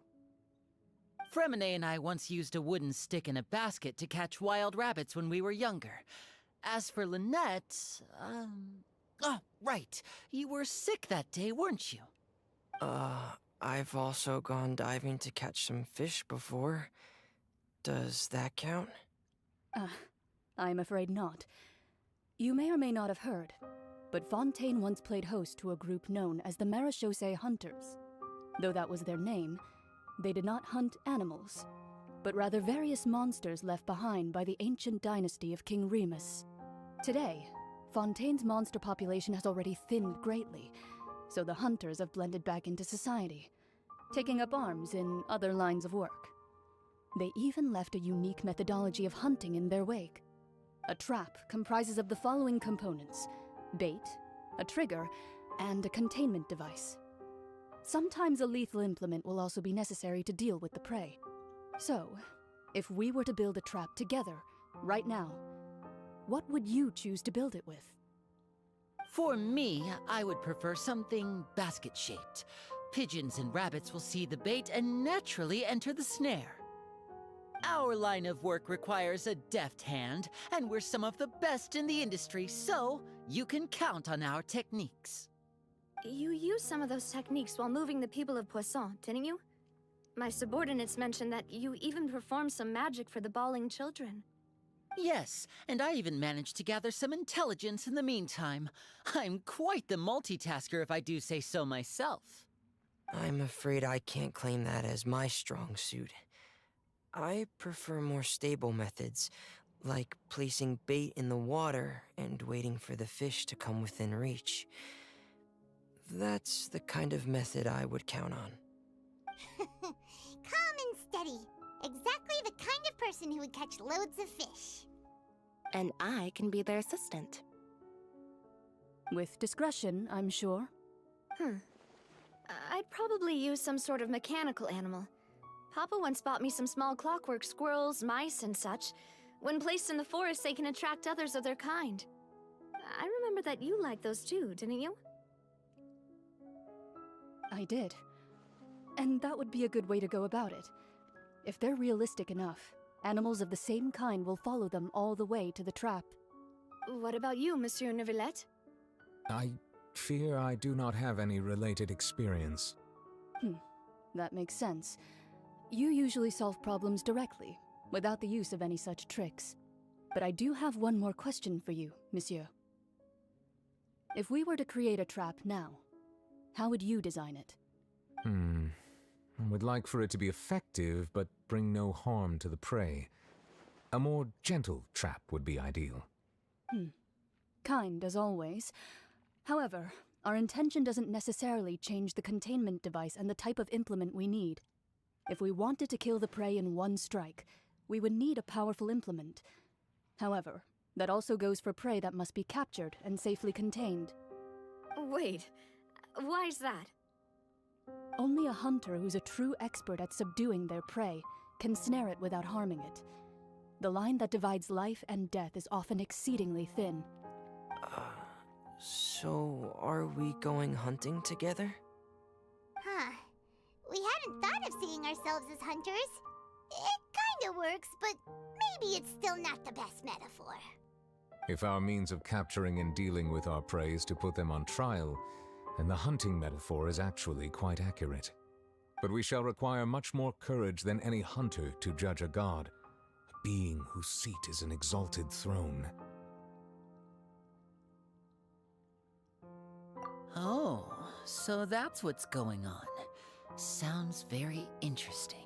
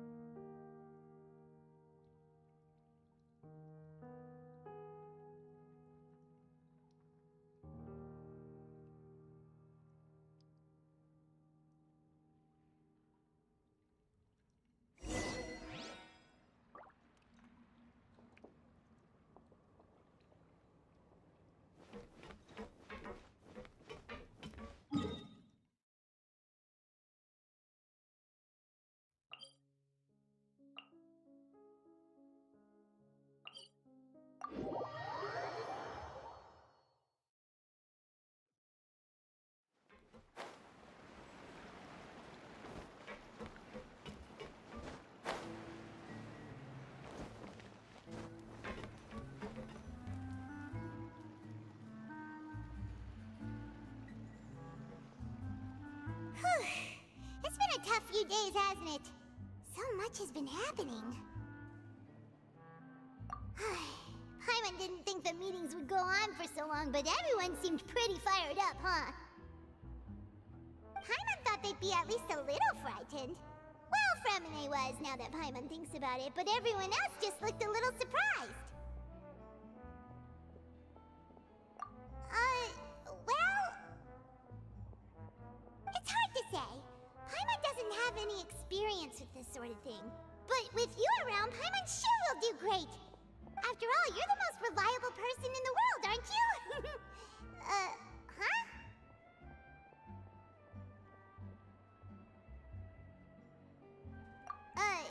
Did you just pour some tea? Paimon didn't notice you doing that at all. Then what's that? Paimon's never seen that cup before. Don't be frightened. I'm just joining you two for tea. I merely refrained from saying anything till now. Who's that voice? But there's no one here. What a strange conclusion. But also such an interesting one. You two make such a fascinating combo. And yet, even you feel confused. As such, I couldn't resist but come by for some tea and a chat.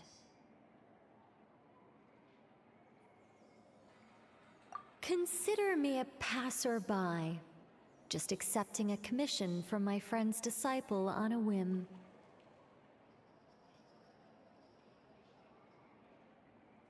The prophecy. Yes, what has been prophesied will be fulfilled. You may view such things as the history of the future. What? Then is there any way we can stop it? People call such things fate, and it is written in the stars. It cannot so easily be altered. Ah, so you've caught on. Just as prophecies are usually only the future as seen from the perspectives of the gods, could things be happening in hidden corners, where the gods' gaze does not fall? Are the things that you shall see different from the fate that the gods perceive?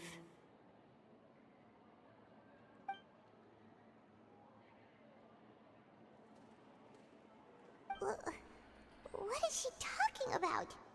It all sounds really impressive and important and stuff, but it also sounds kind of scary.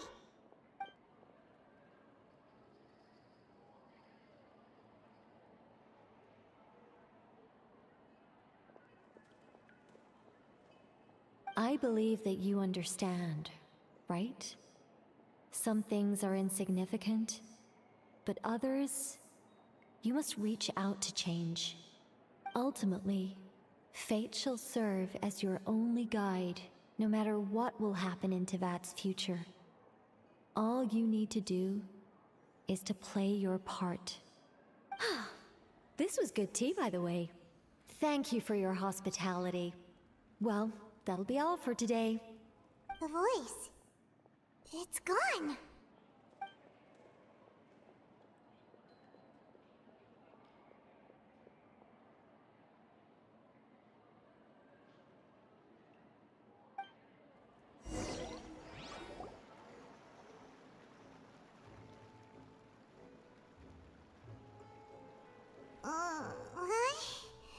I want to hear someone talking. Alright, coming!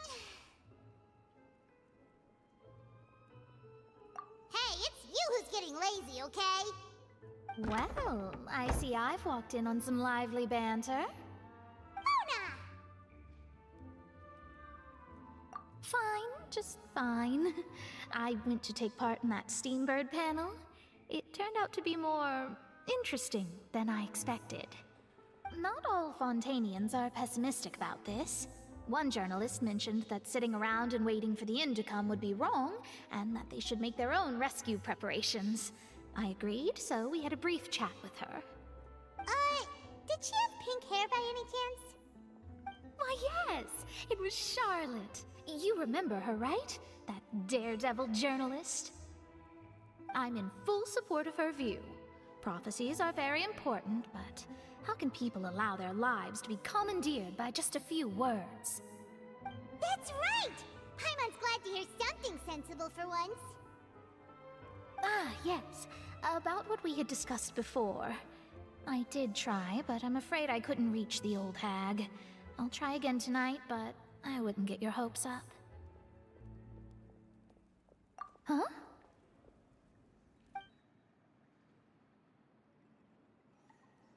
Goodness gracious. Are you serious? She said that even the god's gaze has blind spots. Pretty bold if you ask Paimon. Most people would believe the gods to be all-knowing, right? The Hexen Circle members are certainly anything but ordinary. As for the mage named N, the old hag has mentioned her a few times. She said that N's sense of direction is incredible, and that she loves guiding those who are lost. But I've never met her, and if she were still alive, she'd be... well, suffice it to say that the hag's at least a few hundred now, and N's been around for longer than that. Whoa. The Hexen Circle sounds like a scary group. But they must really stay in shape to live so long. Their abilities alone are pretty terrifying. If she came to see you personally, then the problem you're facing must truly be of great importance. Well, it's not like Paimon could understand anything she said. Yes, she was quite cryptic, but I suspect she means that there is still a way to turn things around. She didn't say when or what that would be, though, so... perhaps it is something that you cannot know right now.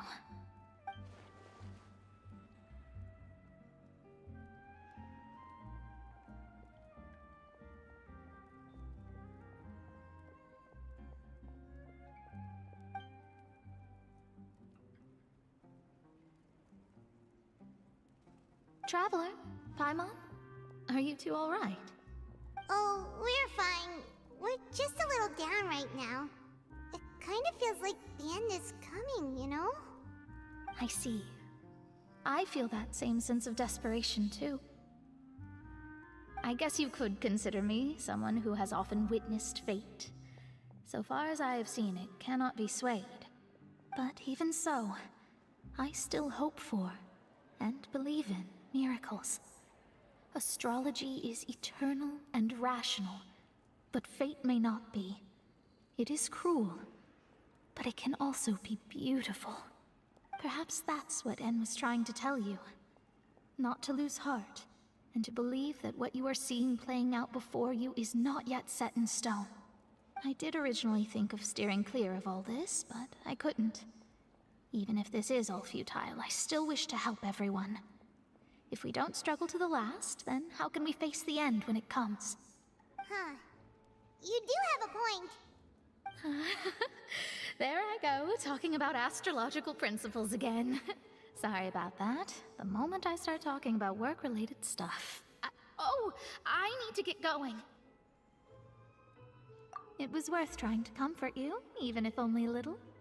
I believe that you'll help those who are struggling in the same way I did. I suppose that might be why we always seem to meet by coincidence. Paimon feels kinda moved by what Mona said. But also kinda sad, too. Hey, Traveler. Paimon suddenly feels like going outside for a walk. Let's go. Let's walk around the city, shall we? There's a few spots we always like to walk by.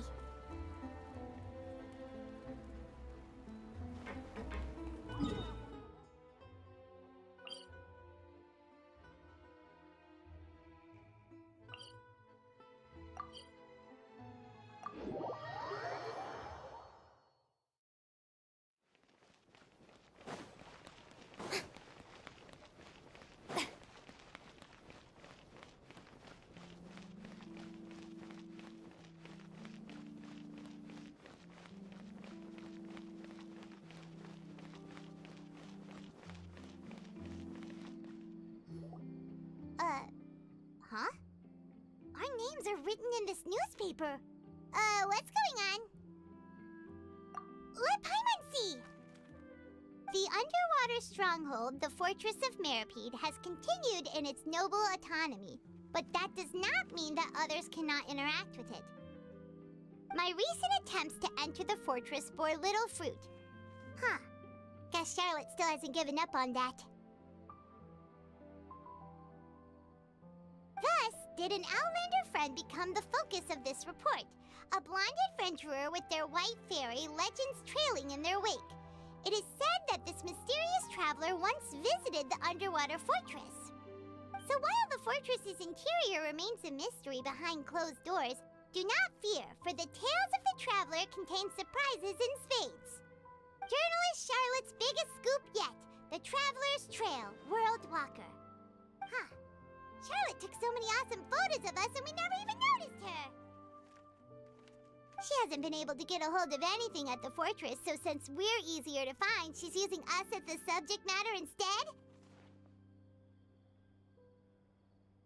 Ugh, seriously? Well, fine. Those headlines and photos do look cool, so Paimon will forgive her this time.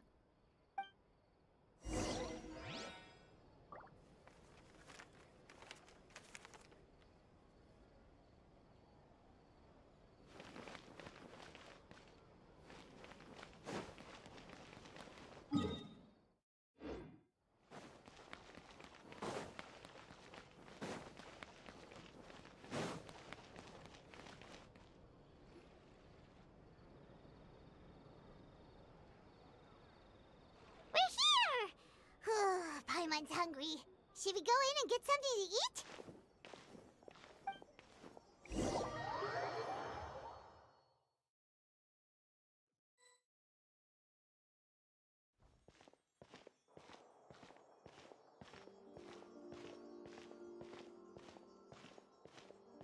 Hey, quick!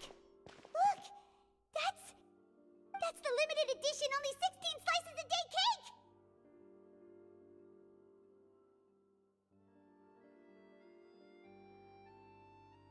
It was so delicious the last time we tried it! Despite the tense situation we were in, let's give it another go! I'm sure it'll be great!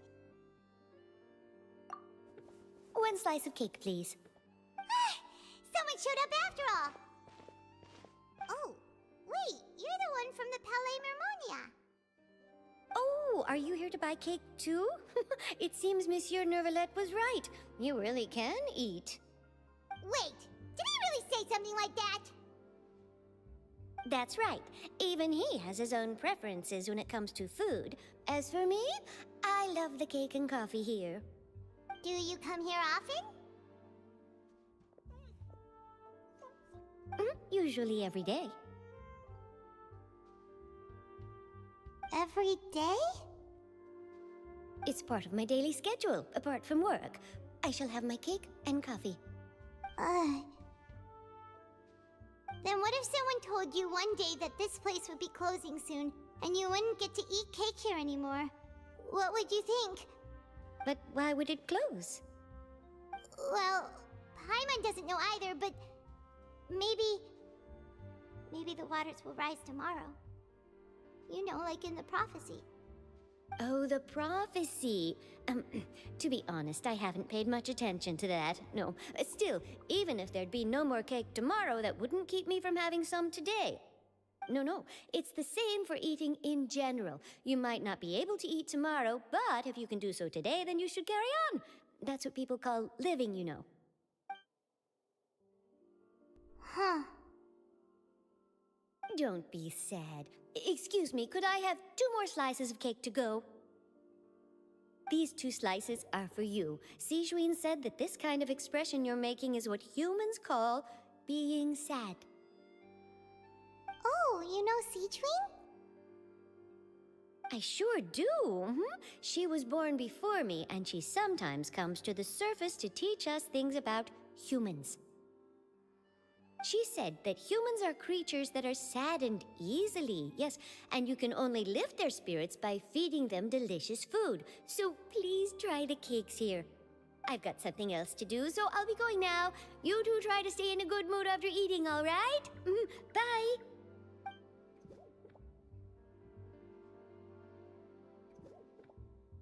And there she goes! begin. Paimon's sure this cake will be delicious.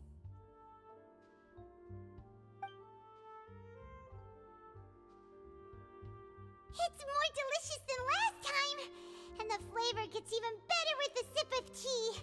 It sure would be nice if we could come again tomorrow. Sure would be nice if we could always eat delicious food here.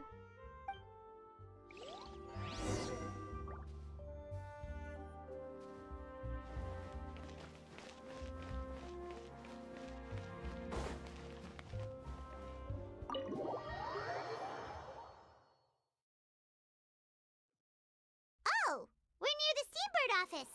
Let's go look for Charlotte and have a chat.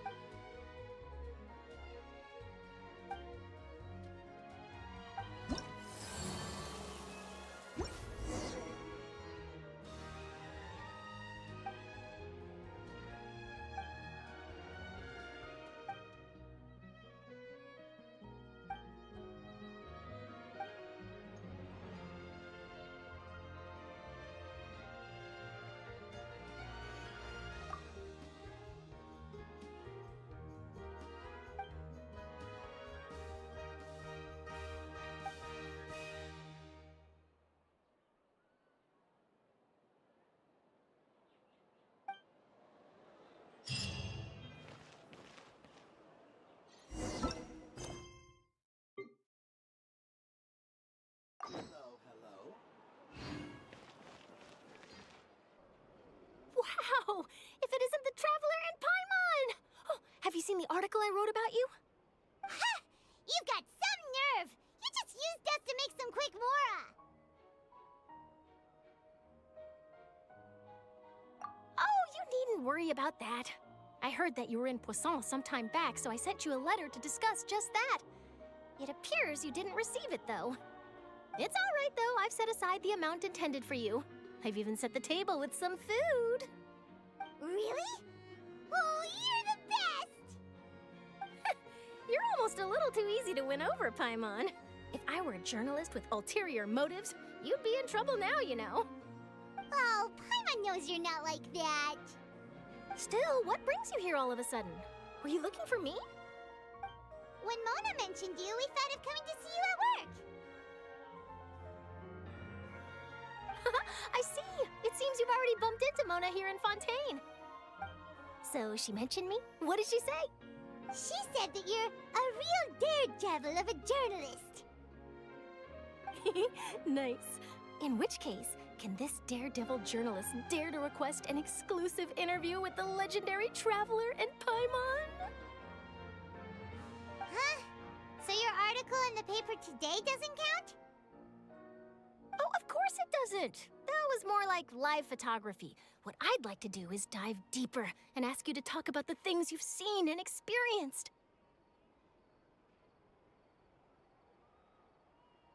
Yeah, are we even qualified enough? Why not? If I say you're worth an interview, then you're worth it. But not right now, of course. I'll need a few days to prepare. Oh, in that case, we'll just chat when you have the time then? Oh, so that's a yes? Ooh, Splendid! I'll tell the editor-in-chief immediately. I'll have to apply for lighting, a venue, some props, and... Whew, so much to get done now. Talk to you later. Wait, Charlotte. Paimon's still got a question for you. And what's that? If, just for example, Fontaine were to be flooded tomorrow, what would you do today? Huh. That's the prophecy you're talking about, isn't it? I mean, I do hear about it often, but I've never once thought that the day could be tomorrow. If you're seriously asking, then I might try and think of a way to leave Fontaine. Oh, but I'm still a journalist first and foremost. That means I have a duty to be reporting from the scene. And secondly, I wouldn't forsake my homeland that easily. From what I've seen, most people don't know what they'd do should the worst come to pass. In truth, it might be better just to behave like normal rather than worry over such an end. So in all likelihood, I'd probably still be prepping at the office for that interview of ours. I know what you're thinking. That sounds a bit sad, but I've always believed that it's best to do what you enjoy. Just think about it. If this nation really were to be suddenly destroyed tomorrow, but I still successfully finish an exclusive interview with a truly unique person, then the story I would wind up writing would truly be timeless. And then do you know what I'd do? Well, I'd write that story, send it for printing, and use messenger pigeons to get copies out to the various nations as soon as possible. I'm not a dreamer, nor am I a workaholic, but I do love my job, and I'd be proud of leaving such an article behind. I guess you could say that I was born to be a journalist. But anyway, that's my answer. And on that note, I'll get back to my preparations. That's so nice. All of a sudden, Paimon actually kinda envies her. Anyway, let's go and take a look at the sea, shall we?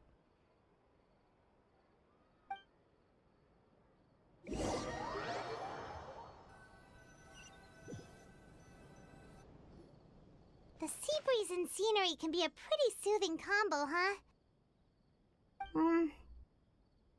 Paimon's been thinking. If it wasn't Fontaine, but all of Tevat that would be destroyed tomorrow, where would we go and what would we do? No, Paimon should ask, if you could choose, what would you like to do?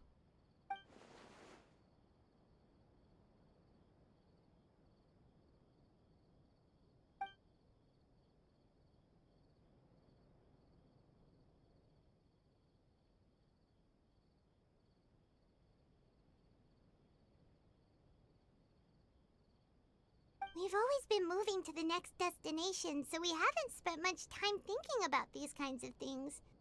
We didn't have to either, with us always being on the road and whatnot. You mean, still traveling?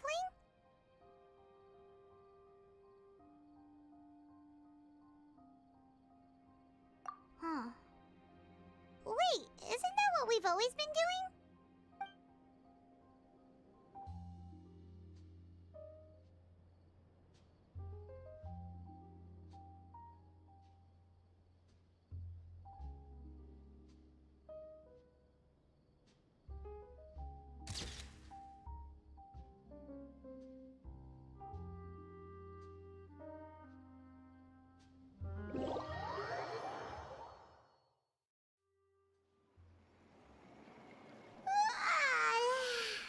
Feels like you'll grow mold if you stay here long enough. But it's still better than the Fortress of Mirapede, that's for sure. It's not only damp there, but salty too.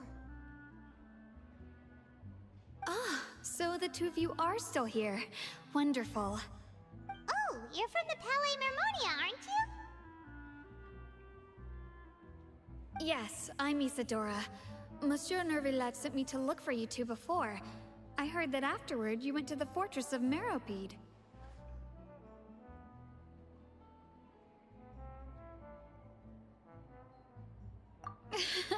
Not at all. I'm well aware that you're friends of his. Actually, I'm here to pass along a message from him. Yes, inside the Opera House. The Marechaussee Phantom has declared the incident a small-scale riot. A riot? Well, that said, I don't personally think it was that serious. Lady Farina was watching a performance at the Opera House, and while she was resting during an intermission, some other audience members suddenly started harassing her, loudly accusing her of doing nothing about the prophecy crisis. And before she could respond, others started to join in. The crowd continued to grow, and protests against the Hydro Archon started to break out. So people have started to put the blame on Farina. Guess they finally found an outlet for the pressure they've been under due to the prophecy. I agree. People will naturally rely on gods, as is customary. But the moment people feel threatened, gods are also the first to be blamed. So what happened after that? Is Farina okay? Seeing that the situation was spiraling out of control and that further argument was pointless, she claimed that she'd gotten tired of this and left in a hurry. The Marechaussee Phantom had their hands full maintaining order and did not catch where Lady Farina had gone. Only when things had stabilized did we realize that she had gone missing. So, you mean she's still missing? That's right. The Marechaussee has dispatched many people to search for her, but we don't have any leads yet. That said, I don't think there's much to worry about. She is a god after all. Even if she were to fall into the hands of rioters, what could ordinary people do to her? Good. Monsieur Nervillet sent me to tell you about the situation, but he didn't say anything else. Don't worry, this is more than enough to go on. Thanks for keeping us informed.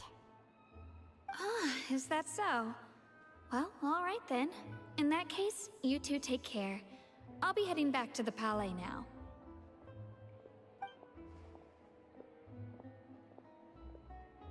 Well, sounds like we should hurry over to Poisson then.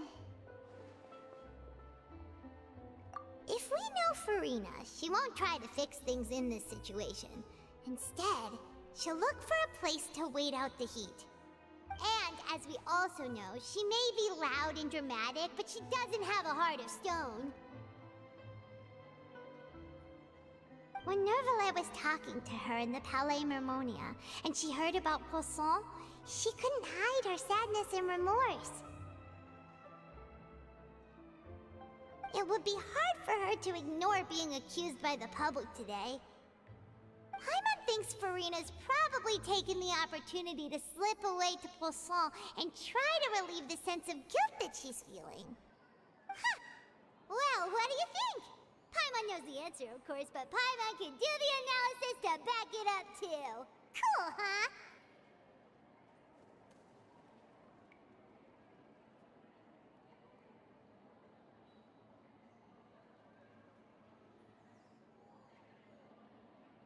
In that case, there's not a moment to lose!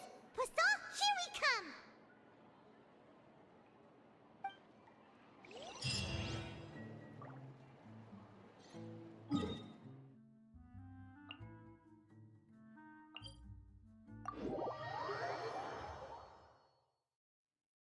This place looks deserted. Guess all the survivors must have evacuated already. All that's left here are signs of death at station. Could Farina really be here? Let's try to find her as soon as possible.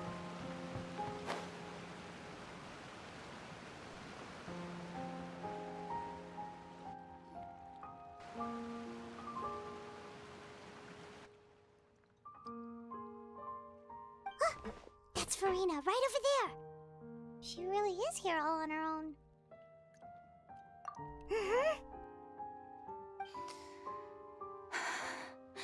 Should I just give up?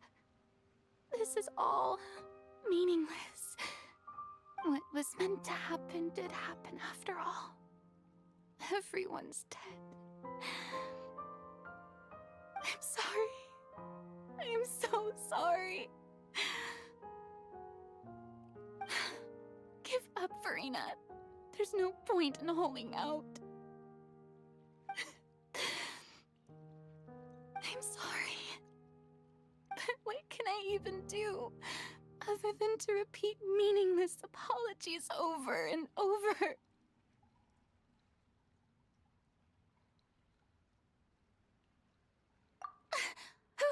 Who's that?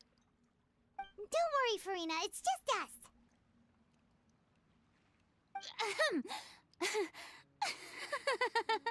So it is you, blonde traveler from another land.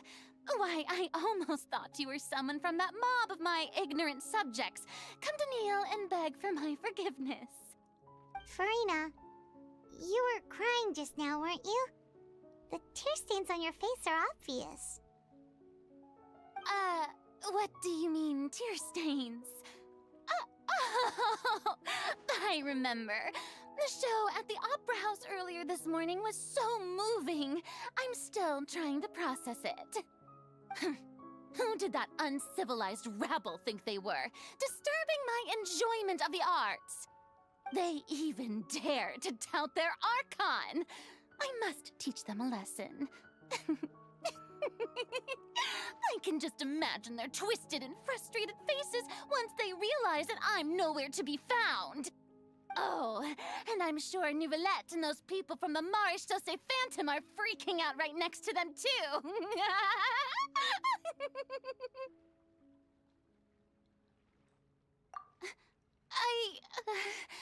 Of course not. Hey, there she is! The Hydro Archon's over there! Quick, after her!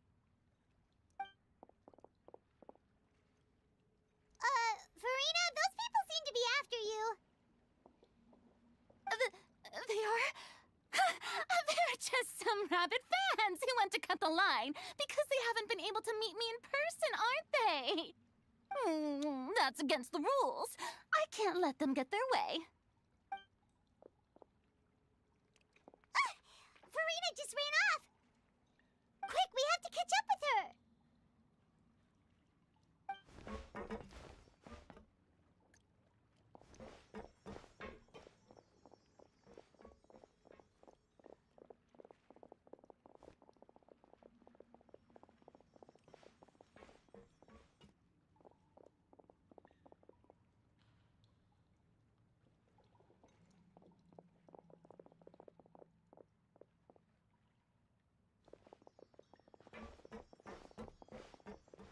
This should be the place, right? Hey, Farina!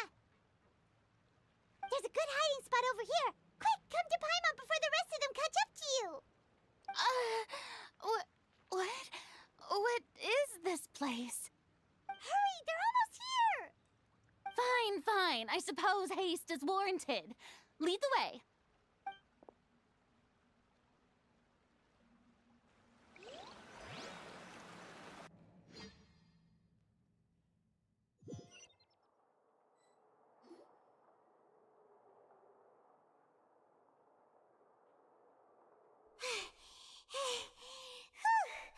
Paimon's exhausted.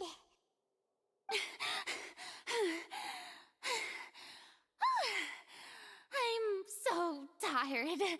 I totally thought they had caught me. No, I merely gave in to the sheer enthusiasm they displayed.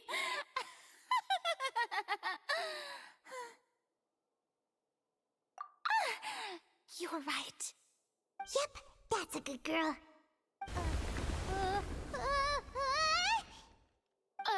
What's happening? The ground's shaking. Is it an earthquake? Yeah, a quake of this kind preceded the flooding in Poisson, didn't it?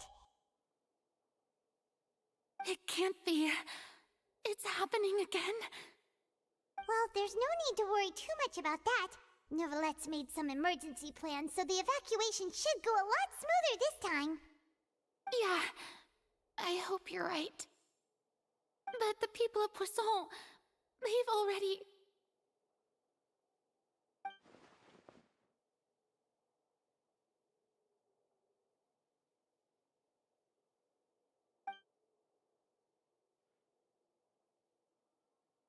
It's true. I've been investigating the prophecy for hundreds of years.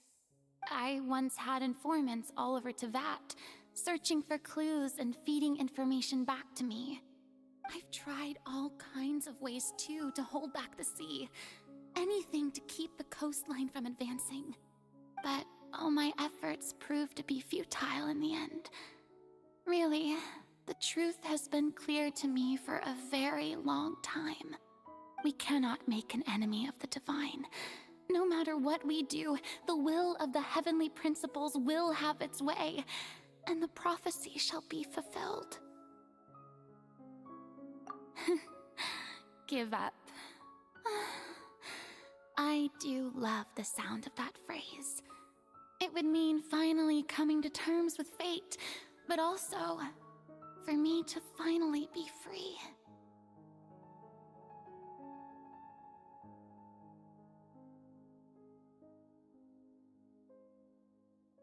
Indeed, I've thought about giving up so many times, especially after we almost lost Poisson.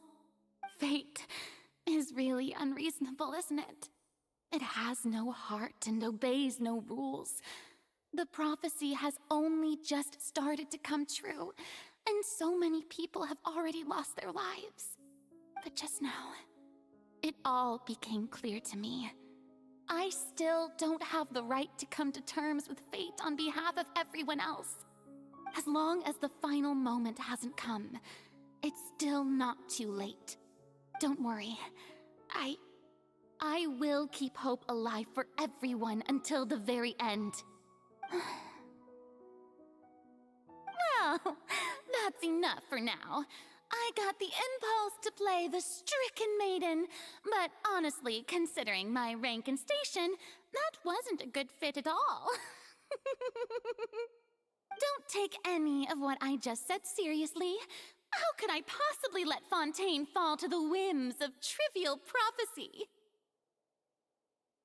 Come on! Paimon could have sworn you were actually being honest just now.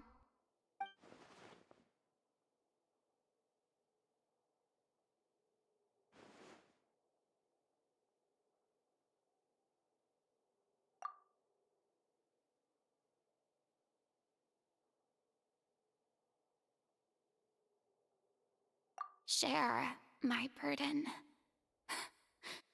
That's impossible. It was fated right from the start that this would be my duty alone.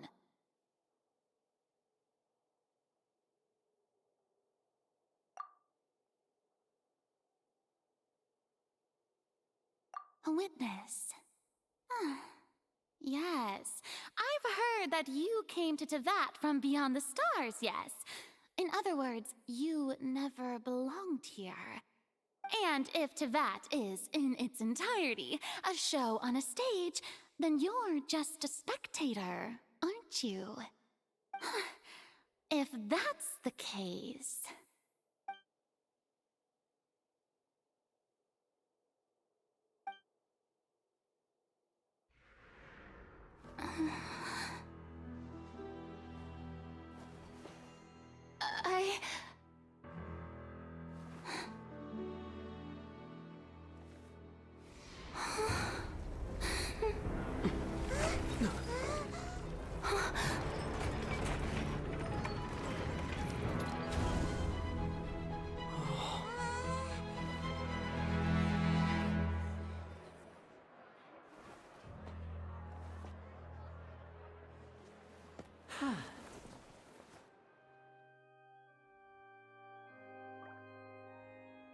Ladies and gentlemen, this concludes my opening performance.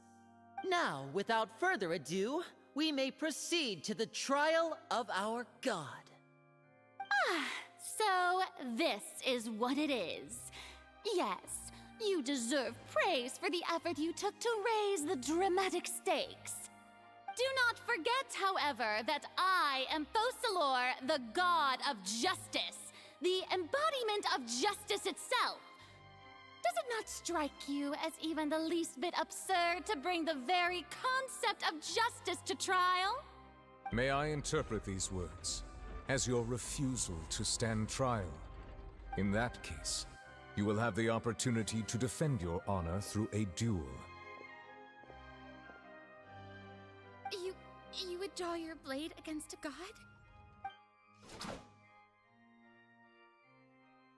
I see.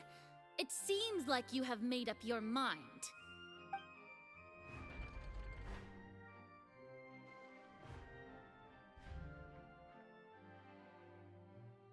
Paimon can't believe it. She just surrendered. What the heck is going on? Did I just see an Archon surrender to a human? Wow, how utterly humiliating. Lady Farina, what is the meaning of this? It would seem that there has been a misunderstanding. To be clear, the raising of both hands is not always an indication of surrender. Looking for excuses again, huh? I raised my hands just now to indicate my acceptance of the trial. No duel shall be necessary. I will admit that I've been running away for a long time. I'm sorry, everyone. I was unable to protect the people of Poisson. It is my duty to stand trial for my crimes. You are not the only ones to be disappointed in me. I, too, am exceedingly disappointed in myself. But now, it is time for the Hydro Archon to show you her courage and resolve. I, Farina, will use this trial to show the world the true meaning of justice! This time, I will protect you. Applaud and rejoice. One of the most outrageous and fantastical arcs known to the opera epiclese is now unfolding before your eyes. Mark my words, this shall be one of the most exhilarating and brilliant shows ever to grace the stage of Fontaine. The trial of the Hydro Archon, Focalor, will now begin! Woohoo! Oh, now we're making history! Why does it feel like Farina just took over the whole thing? Like, come on! Didn't she just get forced to stand trial for her crimes? Also, even though she's still acting super dramatic, she is taking this seriously this time, right? All right, then. Who will be my opponent in this trial? The court asks the prosecutor to please take the stand. Is that so?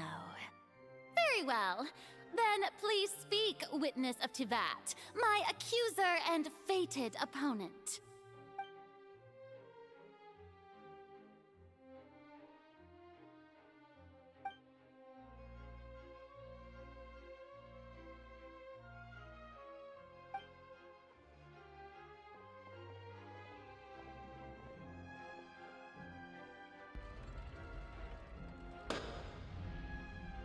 Also, please allow me to ask, as a final question before the trial begins. Just how much work did you do to force me onto this stage? Well, we did do a lot of prep after the meeting that day.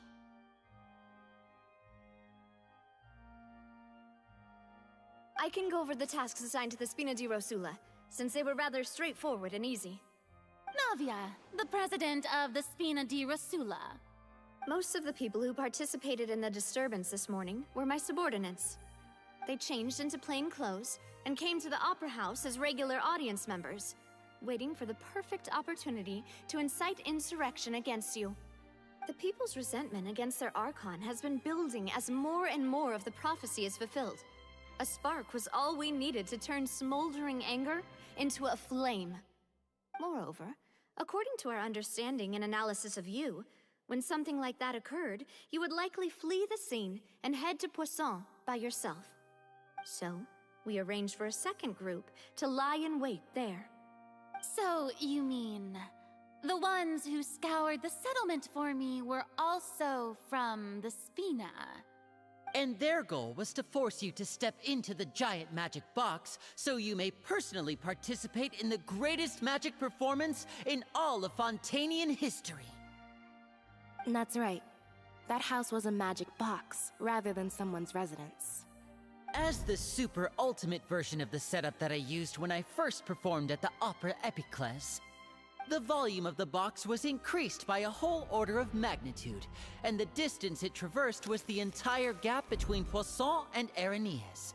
Its cargo, of course, was an Archon instead of a human. My thanks, Farina.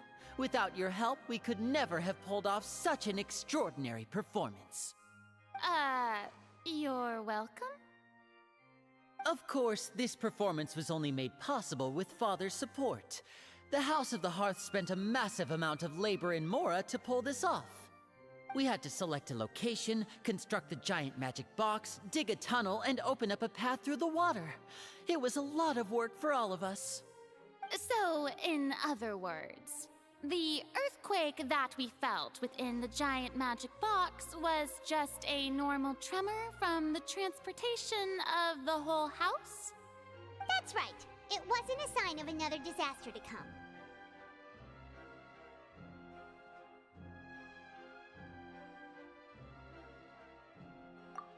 Then, I can guess Nervilette and Cloran's parts. You gathered a crowd, prepared a stage, and made sure that the champion duelist would be immediately ready for a fight.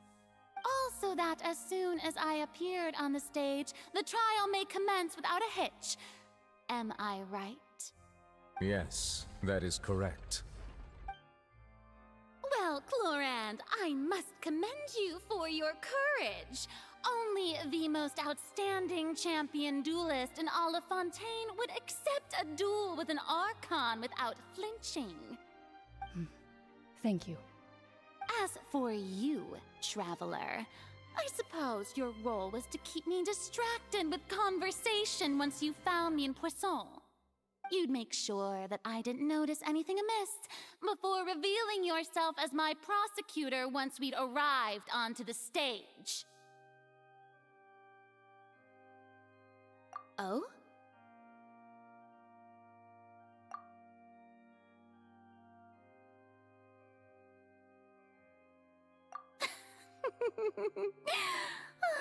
Is that so? Then I suppose I must have missed my final chance. It's fine. It matters not. What's done is done. The stage is already set, so there's no reason to disappoint the audience. Let's see this trial through to the very end.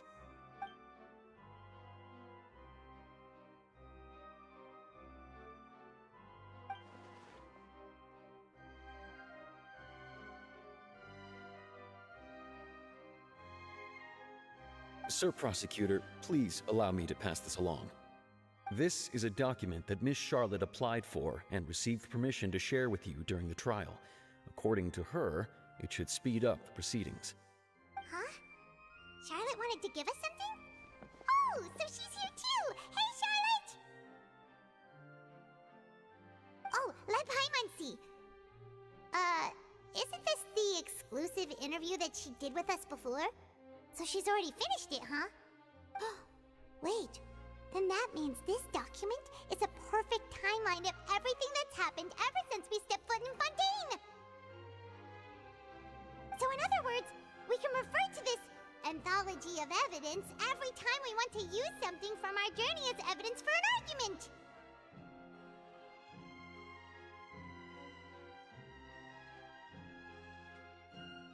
Let's quickly confirm the information in it.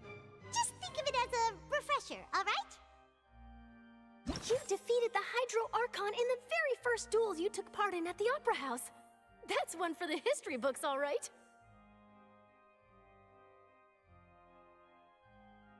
I didn't think that you'd wind up getting to the bottom of the case I'd been following all this time. I guess you could also see this as a happy coincidence. This is the first time Monsieur Nervilette had a difference of opinion with the oratories. Even the Hydro Archon can't figure it out. A Fatui Harbinger. She's an extraordinary person. Her instinct must mean something. The fortress of Meripede was almost destroyed in a single day. That I didn't witness that scene personally will always be a source of professional regret, I think. According to Monsieur Neuvillette, both Child and that whale should have been in the primordial sea at that time. I nearly lost my awesome friend Navia. To be honest, that still gives me shivers. The words of someone as extraordinary as a witch can probably only be truly understood when something surreal happens to you.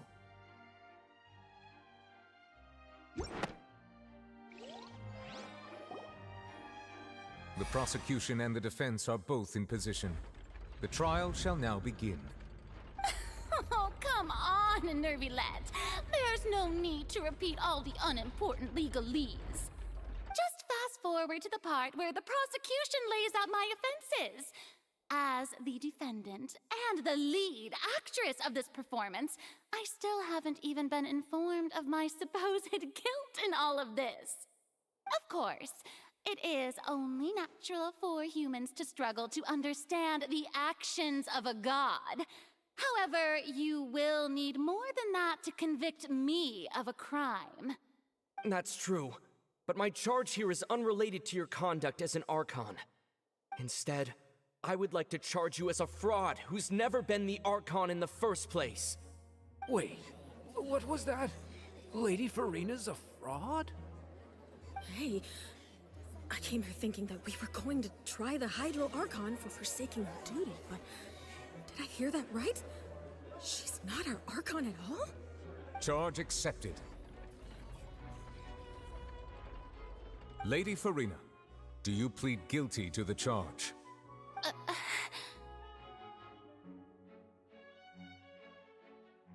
Lady Farina. I plead not guilty. How can I be guilty?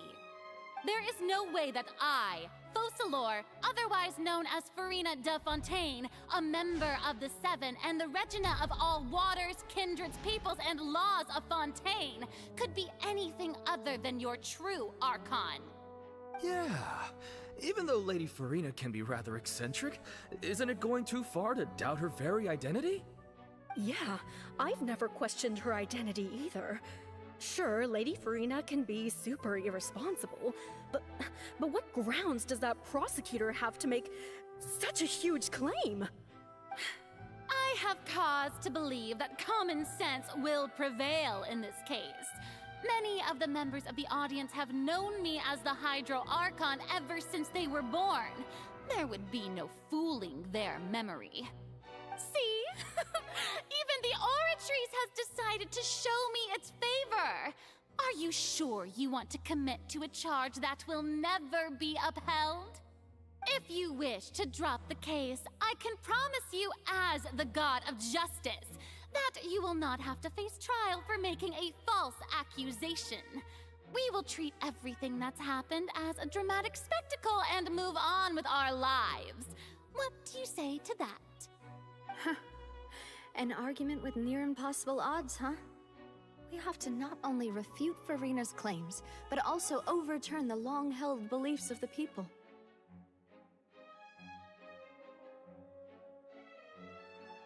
Well, I tried to give you the chance to surrender. If you must persist, then let me ask. If you believe I'm not the Archon, then what manner of being do you think I am? And if I was not the Archon, then how did I manage to live for over 500 years?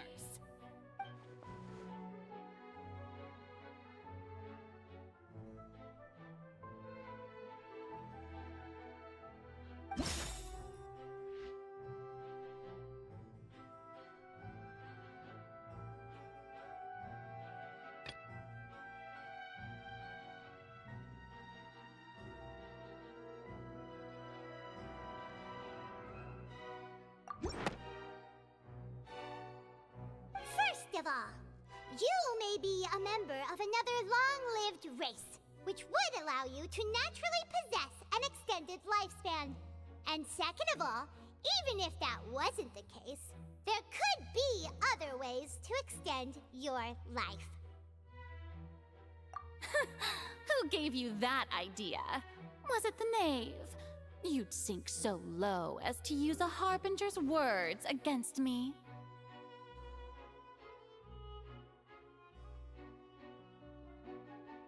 A curse? I once thought it possible that the aura of an Archon might naturally resemble a type of curse.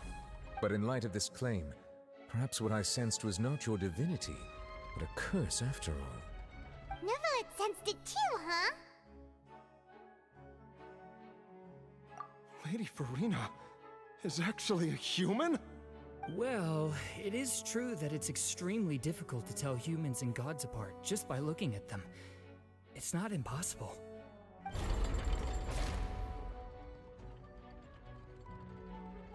Well, don't start celebrating too early now. Even if I have been carrying a curse like you said, how does that prove that I am merely a human being? Besides, everyone knows that the main difference between a human and a god is the possession of authority. Gods can do what humans cannot. That's why they're worshipped as gods. For centuries, manifestations of my authority have served the nation of Fontaine. One need only to turn their eyes towards the Oratrice Mécanique d'Analyse Cardinal in this very opera house, or consider the indemnitium that is used in every aspect of life.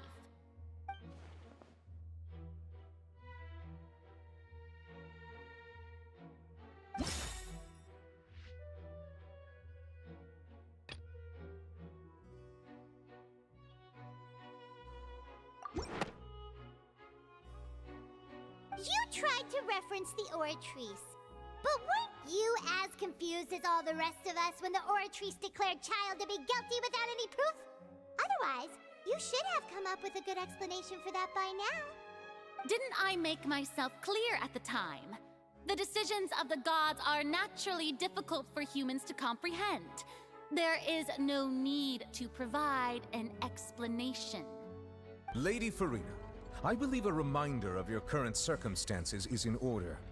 While the court is in session, the principles of justice and the law must come before all else. While you are an Archon, you are also first and foremost the defendant in this trial. You will prove yourself unable to defend against the prosecution's charges if you continue to withhold vital information against the rules of the court. I never thought you'd use that kind of rhetoric against me. That was no trick of rhetoric, Lady Farina. I've merely reiterated the rules of the court. Rules that all should respect and follow. So, you neither knew why Child was declared guilty, nor did you understand the structure and operations of the Oratrice. Instead of having been created by you, the manifestations of authority you mentioned have been made by the real Hydro Archon, haven't they? The real Hydro Archon? Well, now you're really losing me. It is true that I did not know why the Oratrice gave out a guilty verdict that day. But the Oratrice handed out that verdict unilaterally, and it has been operating independently ever since it was first created. You can't argue that just because a divine creation is flawed, that the god behind it must also be no god at all. She's still throwing out all kinds of excuses. Seems like she's confident that we won't be able to produce proof that she has no power over the Oratrice.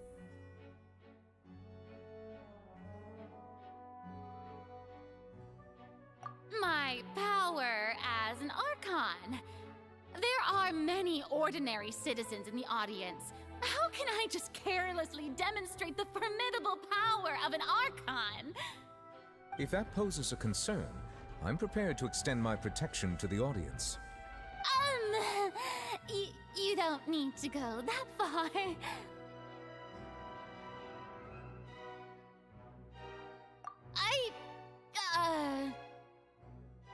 Aren't you the Hydro Archon? Or is it that you can't even wield the power of Hydro, much less the authority of a god?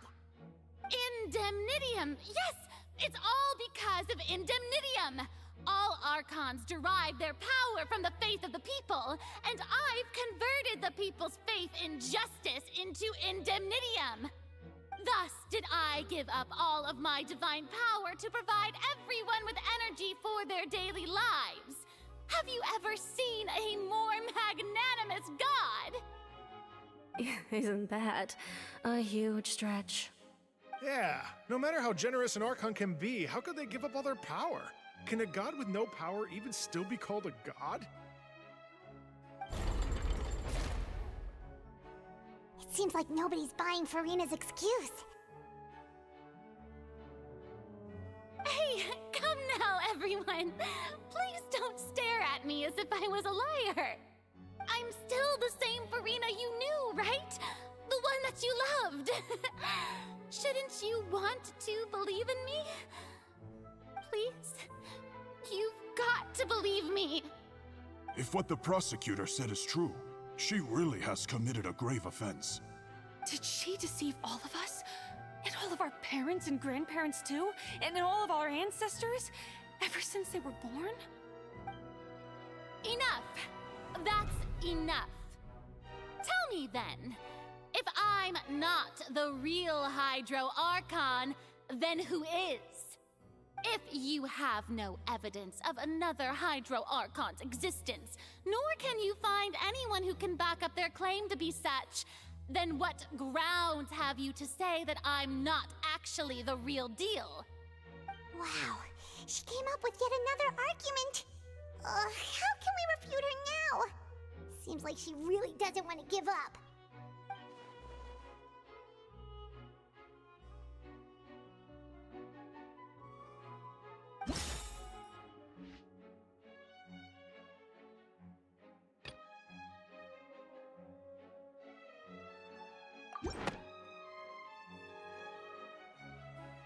It has been established that all Fontainians can dissolve in water from the primordial sea. And that means... Since you insist on claiming to be a god and not a human, then there's a method that you can use right here and now to eliminate all suspicions of you being the latter. Miss Navia, please apply to serve as a temporary attorney for the prosecution before addressing the court. Though you act in partnership with the prosecutor, you must still adhere to proper procedure. Super sorry, Monsieur Chief Justice. I swear this really will be the last time that I'll speak out of turn. Now, I've brought some seawater from Poisson. As everyone knows, a massive flood struck the area not long ago, taking many lives, including those of some of my closest friends. So, Miss Furina, would you dare to touch some of this seawater? If we are to believe that you are indeed the real Hydro Archon, touching this seawater would have no effect on you. All it should do is strengthen your case. But if you don't dare to touch it, then we would have basically proved the reverse. Oh, and I must remind you that after the disaster at Poisson, nobody wants to see any more people dissolve. I do hope you'll act prudently and choose the simpler path of admitting guilt. Navia from the Spina di Rasula. The Spina has governed Poisson for many years. I guess her suggestion is valid. If Lady Furina is indeed just a human, she's probably Fontainian like all the rest of us. Would she really dare to try?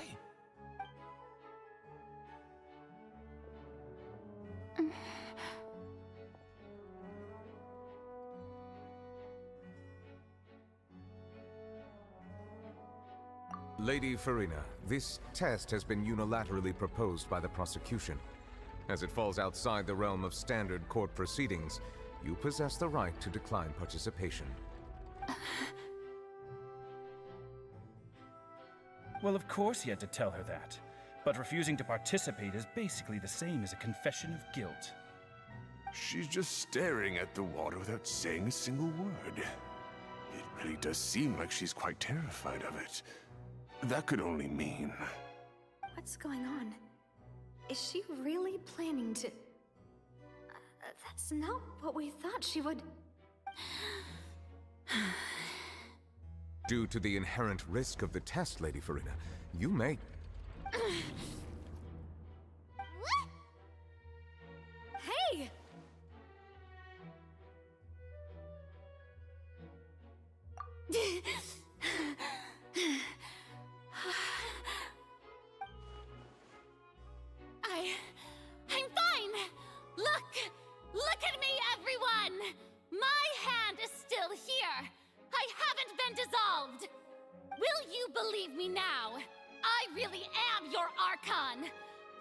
nothing like a normal human who would fall apart as soon as they touch this water.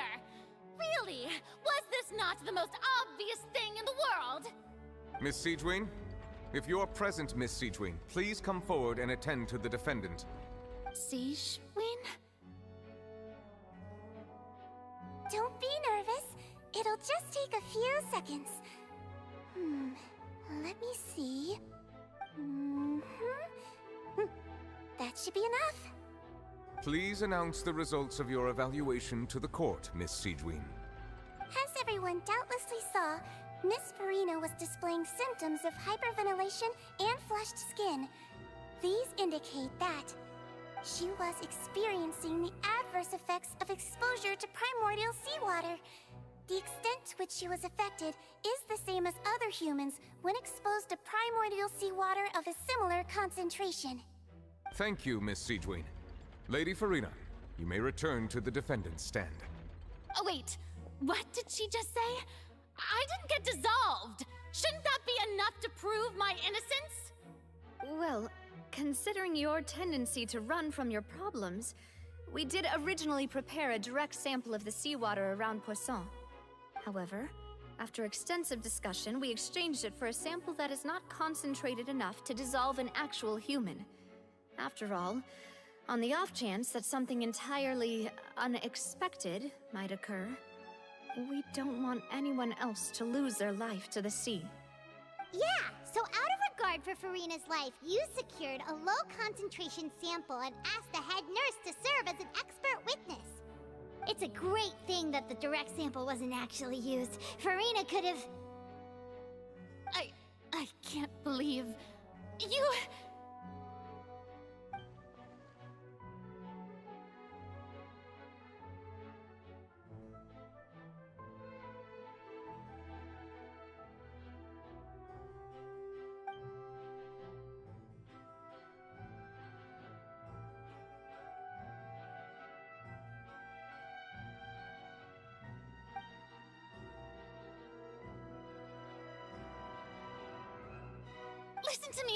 Listen to me, everyone.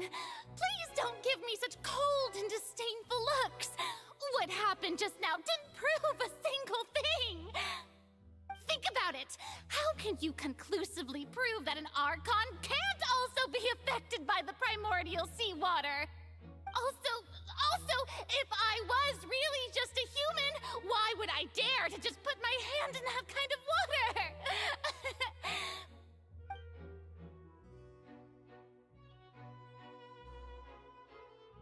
Please, anyone, just listen to me! I swear, I really am your Archon!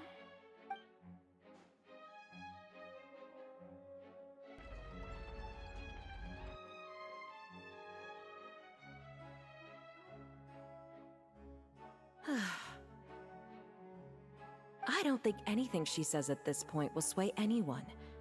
The odds are just too stacked against her now. With all the things that have been said, Paimon doesn't think there's any way left for Farina to win. I believe the time for arguments and presentation of evidence has come to an end.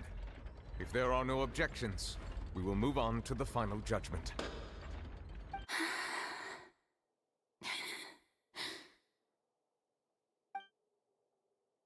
I don't think anything she says at this point will sway anyone. She's too stacked against her now.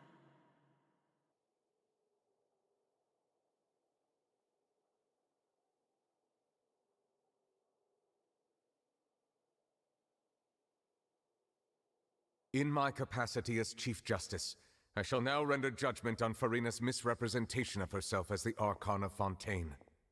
As a human who knowingly deceived her fellow citizens, Farina is... guilty.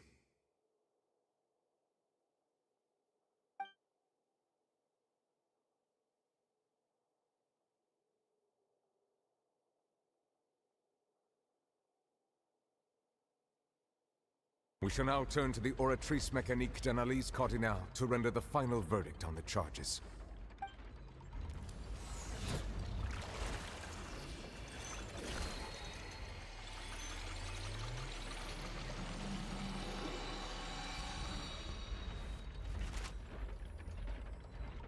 According to the judgment of the Oratrice Mécanique d'Analyse Cardinale, Farina is... Well, what's wrong? What's the Oratrice's verdict? No, the Oratrice also displays a guilty verdict. Isn't that correct then? However, the exact wording of the verdict is thus. The Hydro Archon, guilty, to be punished via the death sentence. The death sentence? That's actually one of the available sentences? I've always thought that it was just a myth. The one and only time the death sentence has been handed out at the court, and it's been given to the very person we've worshipped as the god of justice? What an unexpected twist. Farina's been sentenced to death by the Oratrice? We just wanted to use the trial to show her the seriousness of things so she'd tell us the truth. How did things escalate this quickly? This outcome is indeed quite strange. According to Fontaine's current definitions of justice, as well as its recommendations for criminal sentences, is this sentence really appropriate for the crimes that have been committed? Yeah! Even Fache wasn't sentenced to death by the Oratrice. You know, the real evil mastermind behind the serial disappearances case. Indeed. Not only is Farina's sentence overly excessive, the very point of our trial today was also to prove that Farina has never been the Hydro Archon in the first place. But now, the Oratrice seems to have deliberately invoked the title of the Hydro Archon. What does this mean?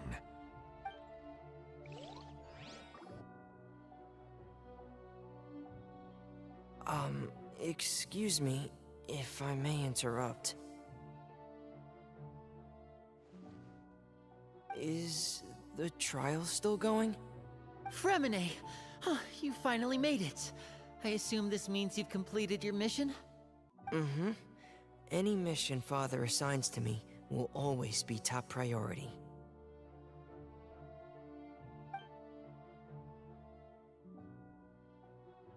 Is that the first prophecy slate? Huh. So the knave privately arranged for Fremine to try and find the missing slate. I looked everywhere and finally found it at the bottom of the sea. It took me a long time to get around some dangerous stretches of water. But has the trial already concluded? Then doesn't that mean I've come too late? Oh no. Father will be disappointed in me. Thank you for your hard work, Mr. Fremine.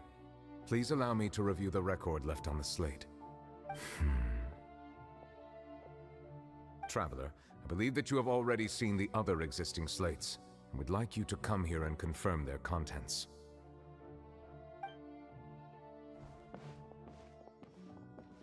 Huh? So what do you see? What is it?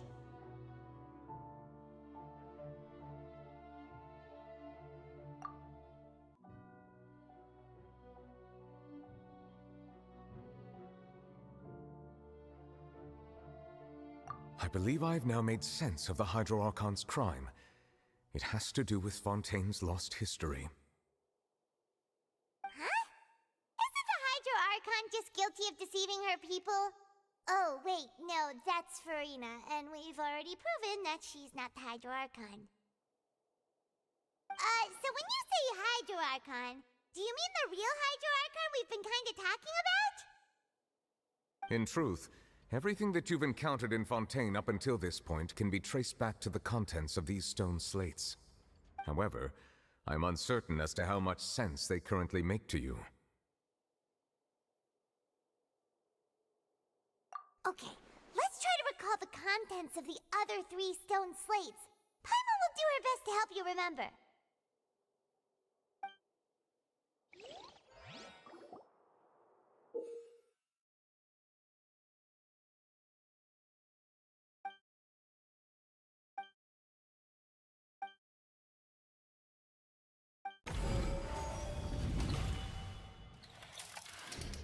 The first slate describes what you just said. It seems to show the previous Hydro Archon using her divine power, and then the Oceanids turn into humans. Does that mean that Fontainians are transformed Oceanids?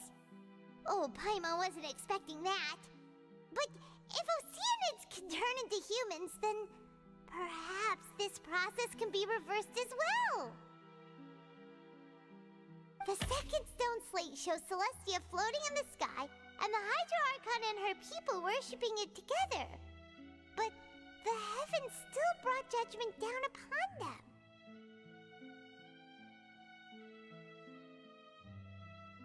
This must be the point when the Hydro Archon and the Fontainians were branded with their original sin. Does this mean that the original sin and the Hydro Archon sin are the same thing?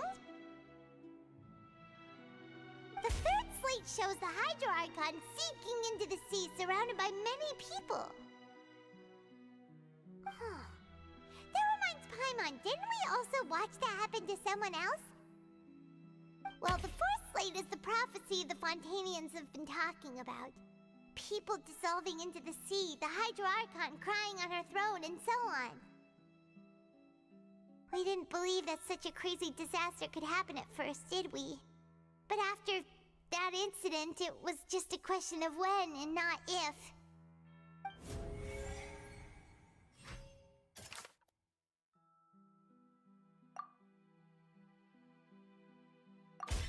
We know from the case of the serial disappearances of young women that Fontainians can be dissolved in primordial seawater, and the first stone slate tells us that long ago, the Hydro Archon used her power to turn Oceanids into humans. This might be the reason that Fontainians can dissolve.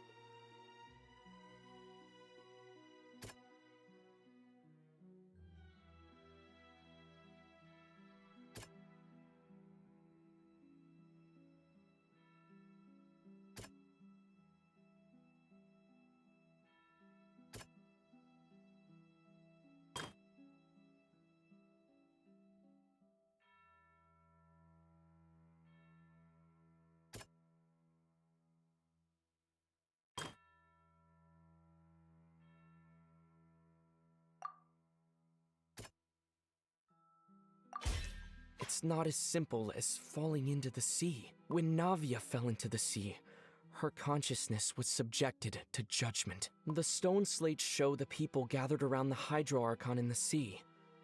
Could that be alluding to the same thing?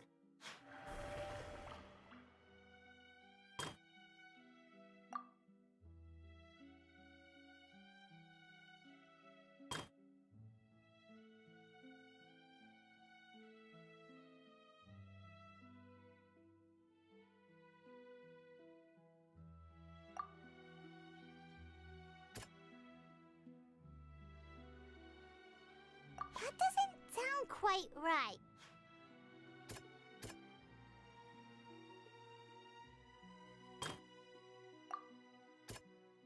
That doesn't sound quite... That doesn't sound quite...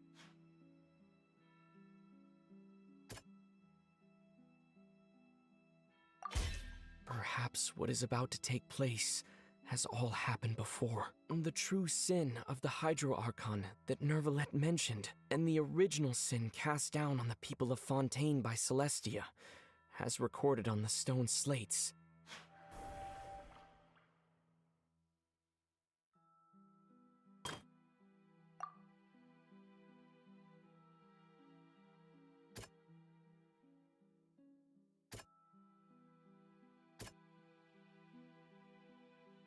That doesn't sound...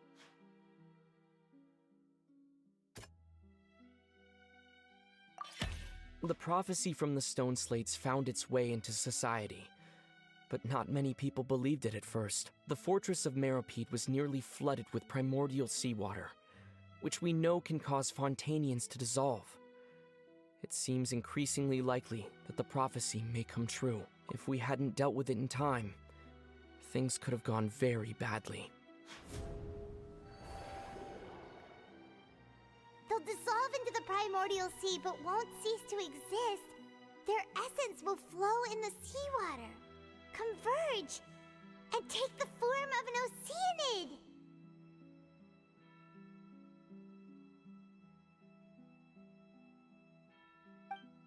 The Hydro Archon was sentenced to death in court, shocking everyone present. Perhaps this means that her sin was actually Fontaine's original sin. Navia fell into the water inside those ruins, and she nearly dissolved. She was surrounded by the people of Poisson in a court within her consciousness, and was forced to take part in a trial meant to make her stay. The eruption of the primordial sea at the fortress of Meropide was the surest sign that the prophecy was about to come to pass no matter what. The stone slate's contents can all be verified by recent events. If we combine what we know together, loads of truths should come to light.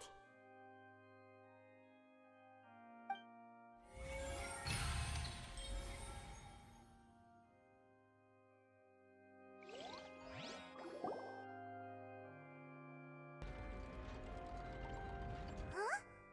Oh, Paimon gets it now! So that's how you can make sense of it.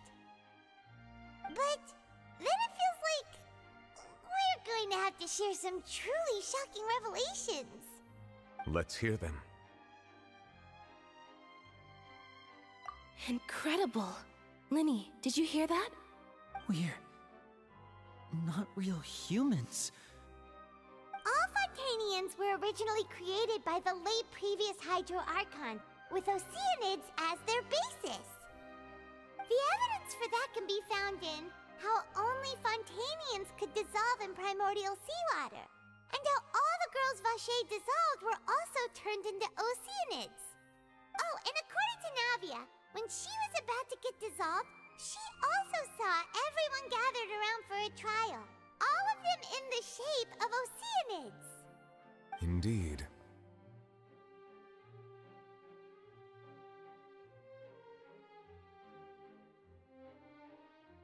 Yeah, and it follows from the content of the first slate that she probably angered Celestia by creating humans without prior permission.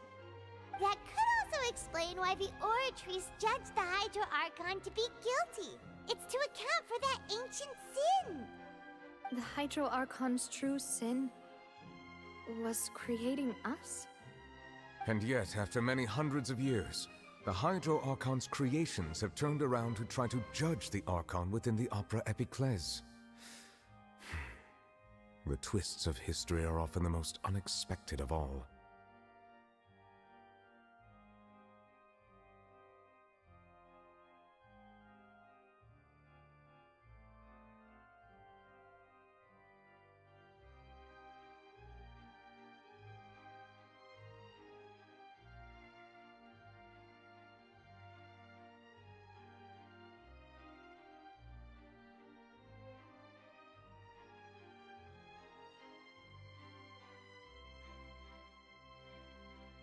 Yeah, isn't the image here just like when Navia fell into the sea?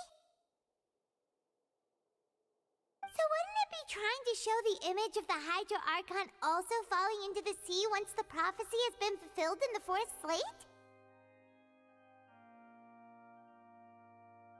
In the end, the people will all be dissolved into the waters, and only the Hydro Archon will remain weeping on her throne. Only then will the sins of the people of Fontaine be washed away. Did Paimon get all that right? You've made some keen deductions.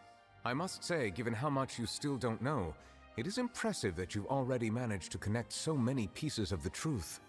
However, while you were able to decode all the information on the slates, they've also been etched with an additional layer of hidden information using a different power source. When we were at the ruins, I tried to decipher the hidden information recorded in the slates.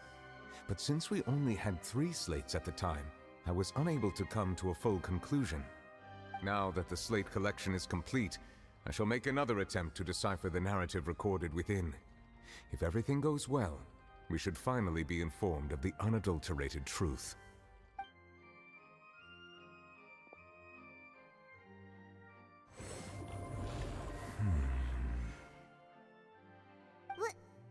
Well? Did you get it?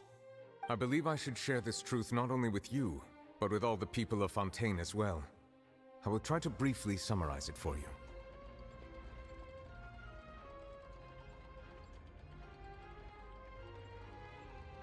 Your hypotheses regarding the origin of Fontainians and the sin of the Hydro Archon were both correct. In the Fontaine of old, the previous Hydro Archon sensed the yearning of her Oceanid familiars for life on land.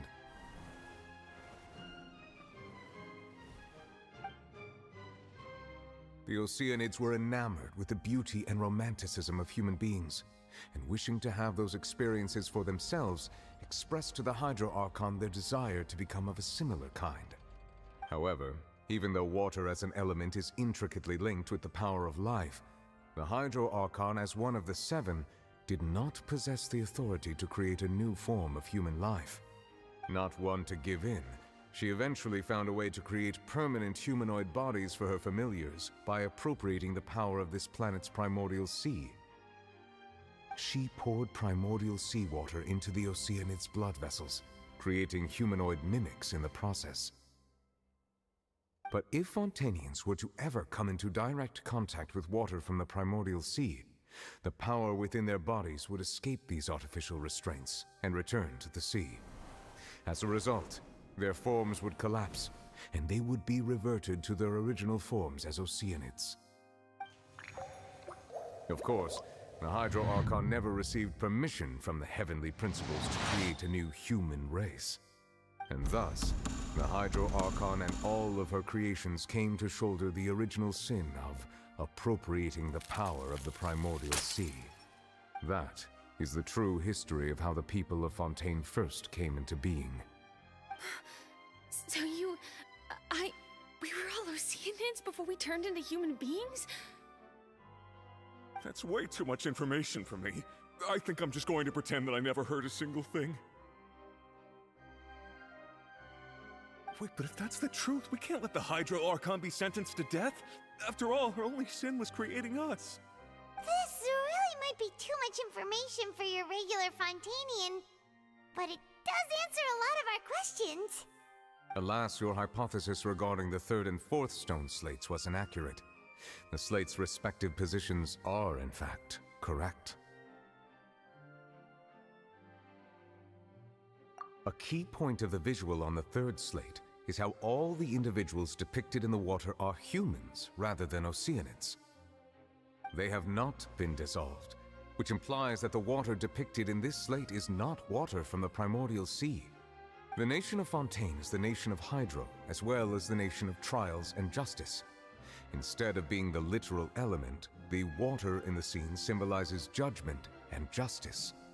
You may also recall Navia's experience.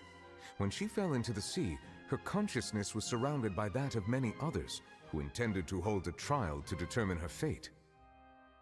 Therefore, the meaning of the 3rd slate is that the people of Fontaine shall try the Hydro Archon at the court of justice.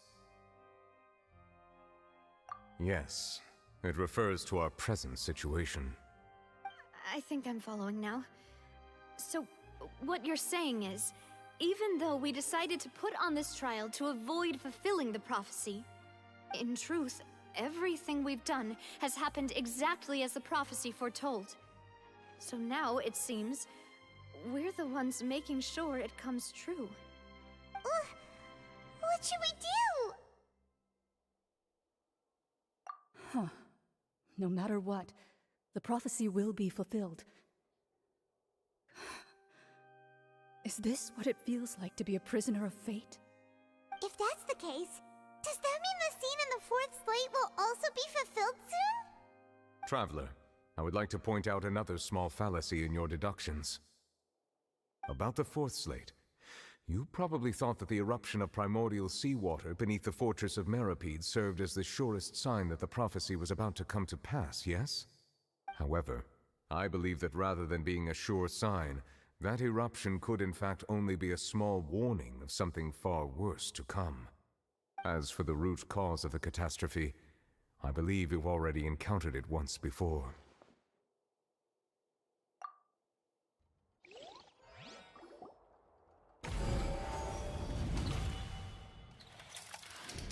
This eruption was just a small warning of the things to come.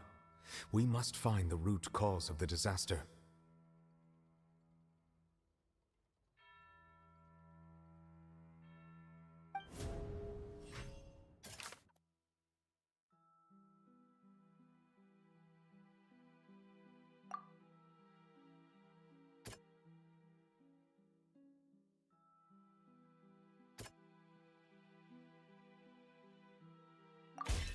It was both dream and reality. If we're talking about a true culprit, that could only be that thing inside the primordial sea, right? The truth, the original sin, the trial, and the root cause of the disaster.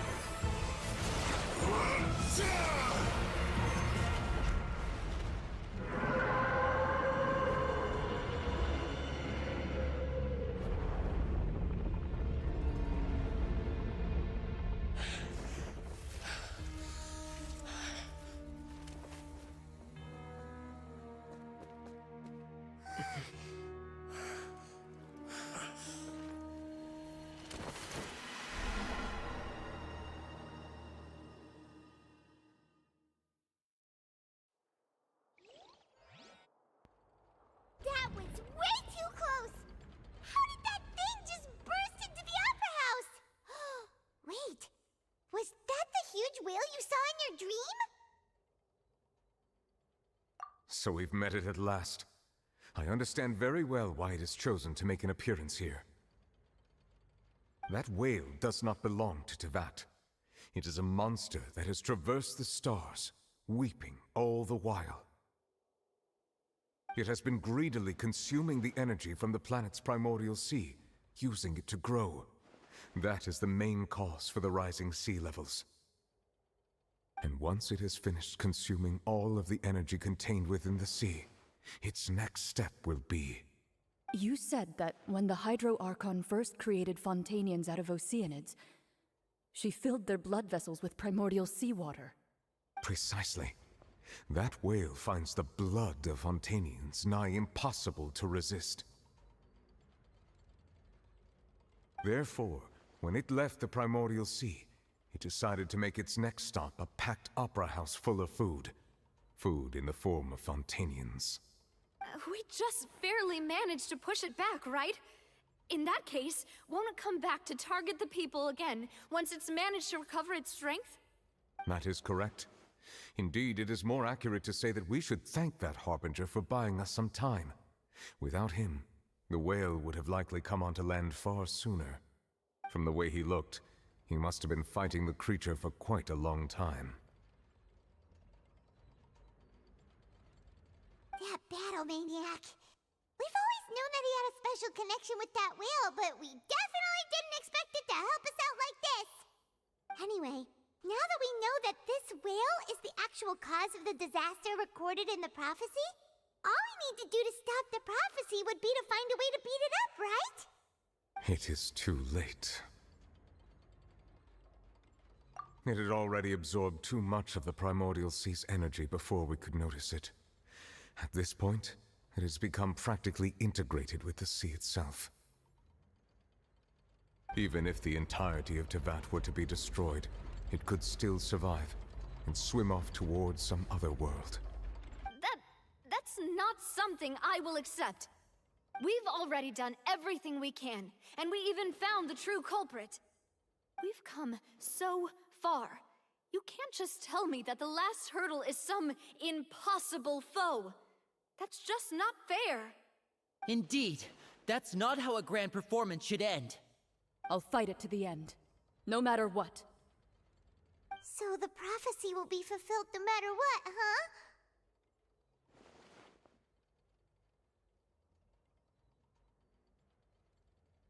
The prophecy. Yes, what has been prophesied will be fulfilled.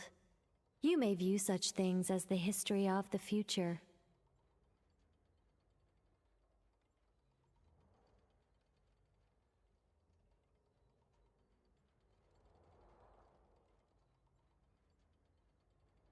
Just as prophecies are usually only the future as seen from the perspectives of the gods, could things be happening in hidden corners, where the gods' gaze does not fall?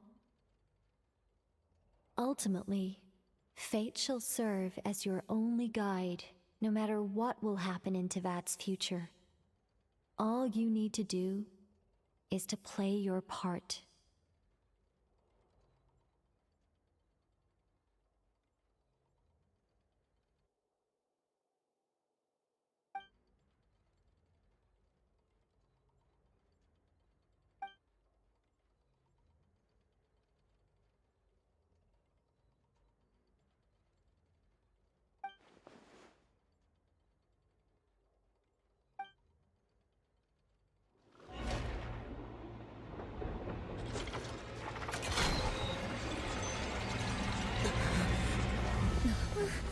What's happening with the oratories? I believe it is preparing to carry out the death sentence.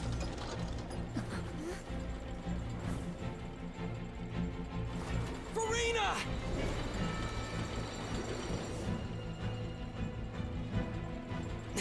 No, I still need answers.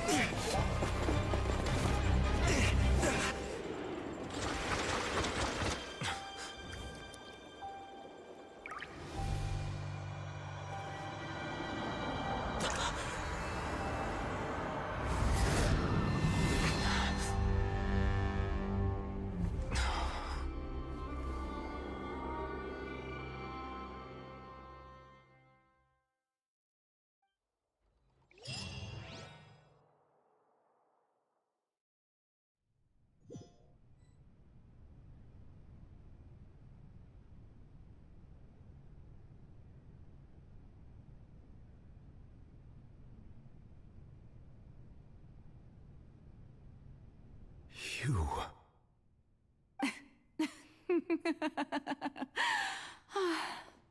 Sorry.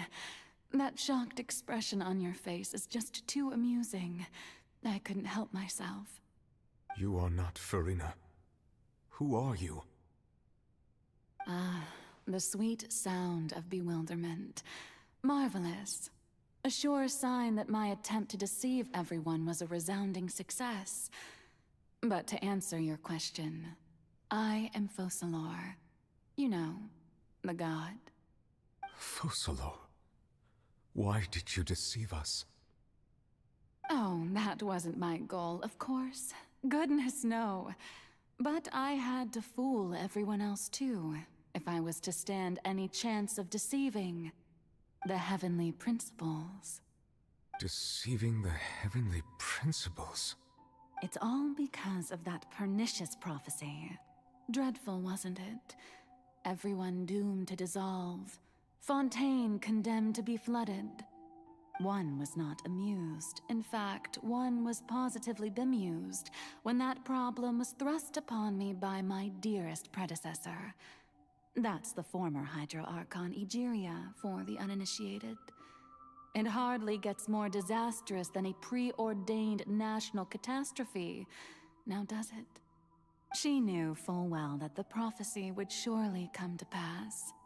And as one of the seven, she also knew full well that one defies the heavenly principles at one's peril. So yes, as you have no doubt surmised, it was a rather impossible situation that I found myself in. I spent a terribly long time mulling it over, alone on the ocean floor.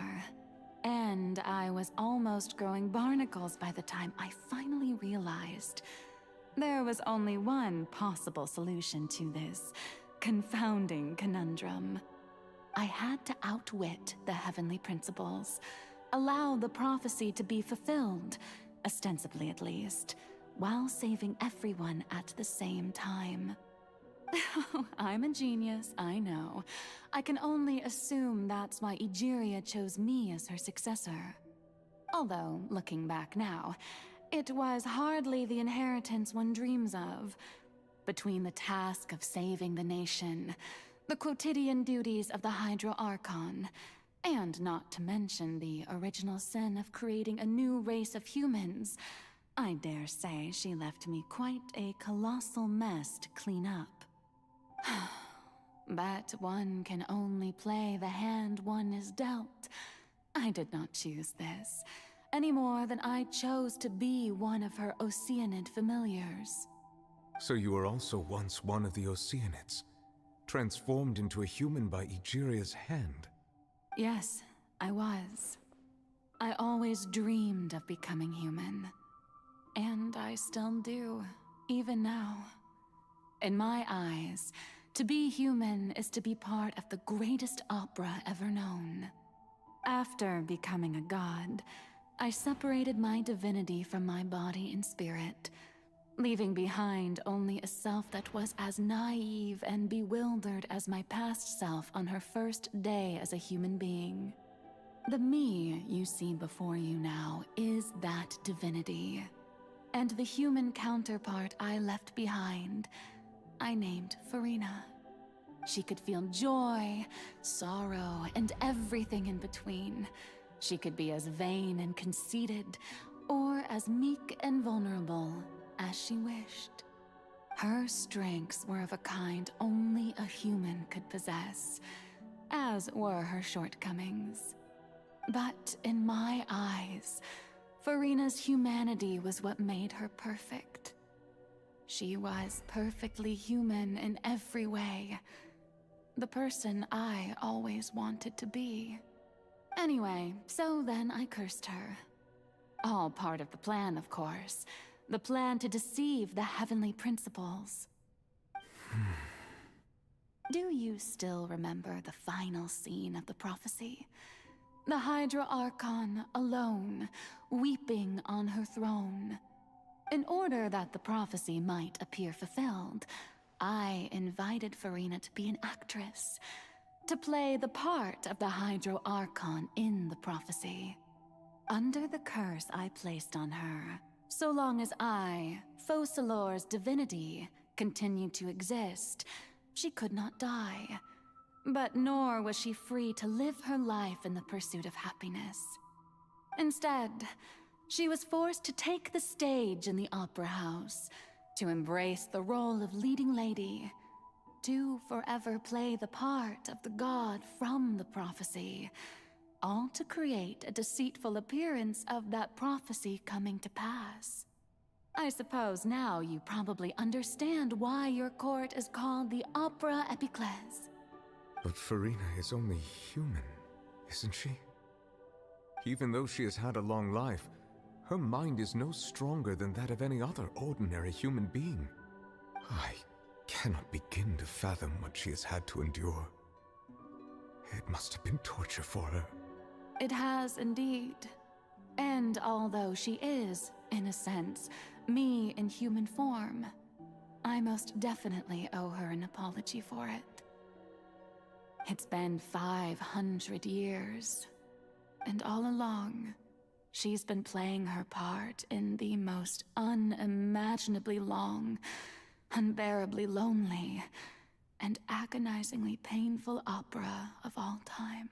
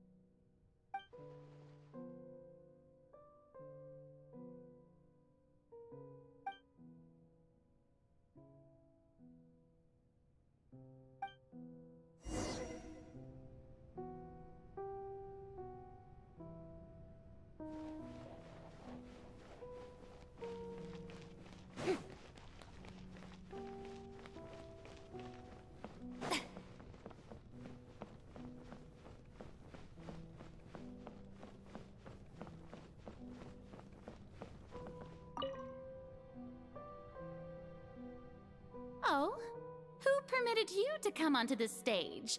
Now, I understand your admiration for my august self, but I must ask you to keep to the rules. All right. It is not my intent to reprimand you. There is no need to state your name. Just be off with you. Do not distract me from my performance. Oh, do not jest. Can you not feel it? I am Focalor. The eyes of countless Fontainians are upon me. I must, at all times, display the utmost elegance and nobility.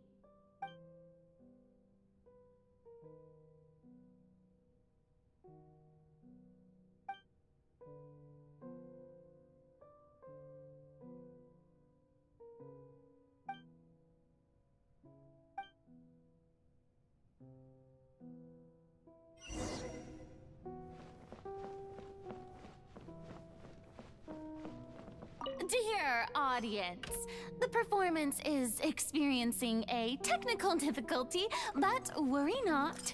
The guards shall resolve it soon enough.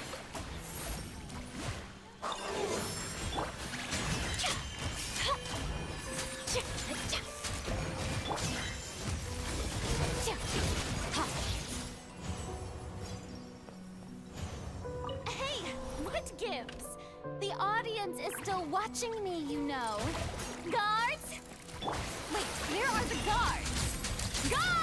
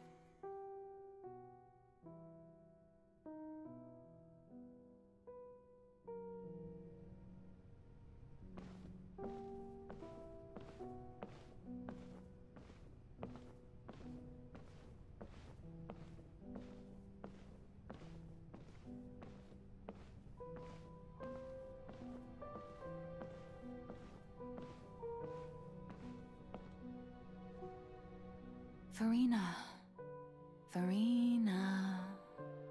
Huh? Who's that? Who's calling me? Where are you? Be not nervous. Be not afraid.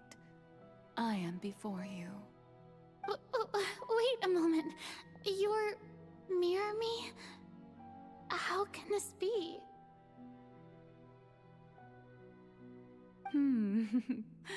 Mirror you, huh? You know what? That's not bad. Let's go with that. Mirror me? What do you wish to say? The prophecy. Have you heard of it? What prophecy? Wait. I know. I think. I don't know why, but it's in my head somehow. The people will all be dissolved into the waters, and only the Hydro Archon will remain, weeping on her throne. Only then will the sins of the people of Fontaine be washed away. Oh, very good. You know it well. What's going on? I can't seem to remember anything clearly. The only thing I know for sure is this prophecy. Will it really come to pass? Yes, it will. And that is why I've come to you. Disaster will come to Fontaine sooner or later. Things will develop just as the prophecy declared. There is no escaping it. But doesn't that mean everyone will die? I'm a Fontainian just like them. Will I dissolve too? Oh, don't worry. Magical meetings exist in this world precisely to give people a chance to turn things around. It is the reason why you met me today. I will tell you how to save everyone, but you may have to suffer somewhat. Oh, so there's still hope after all. Goodness, you frightened me. You spoke so much and with so much certainty. As for the suffering, well, I will admit that the first thing that came to mind was, why do I have to be the one to suffer? But if the prophecy will come true, I'll also die anyway, right? So if I've already met you as my magical meeting in this world, if there were scales, with all the people of Fontaine on one side and my pain on the other, is it not obvious where the scales should tilt? You truly are the perfect human, my ideal. I suppose this would also be the justice that belongs to you. Huh? Don't worry, it's nothing. Listen well. Fontaine has just lost its Hydro Archon. I need you to play a role, that of the new Archon. Play as a god? That's right. You must begin a never-ending masquerade. You must never let anyone suspect your identity. If you can keep it up, then I shall have my way of defying this prophecy. But should your identity be revealed, then all hope will be lost. But how will I do this? A human assuming the role of a god without being exposed. Don't worry. What you must do is not to turn yourself into a real god. You simply need to play the role of a god as humans imagine them to be. Being a human yourself, I'm sure you already know what such an entity would be like. Remember, your true challenge will not be pursuing divinity, but contending against humanity. I'm still not sure I understand, but I'll try. I'll try to do this. So, how long am I going to have to play this role? To accomplish this mission, you will have to stay on the stage for many, many years. You will endure and not grow old until your task ends. But I promise you, all will eventually end in a magnificent and dramatic trial, and everyone will be saved. A trial, huh? How exciting. I'll be looking forward to it.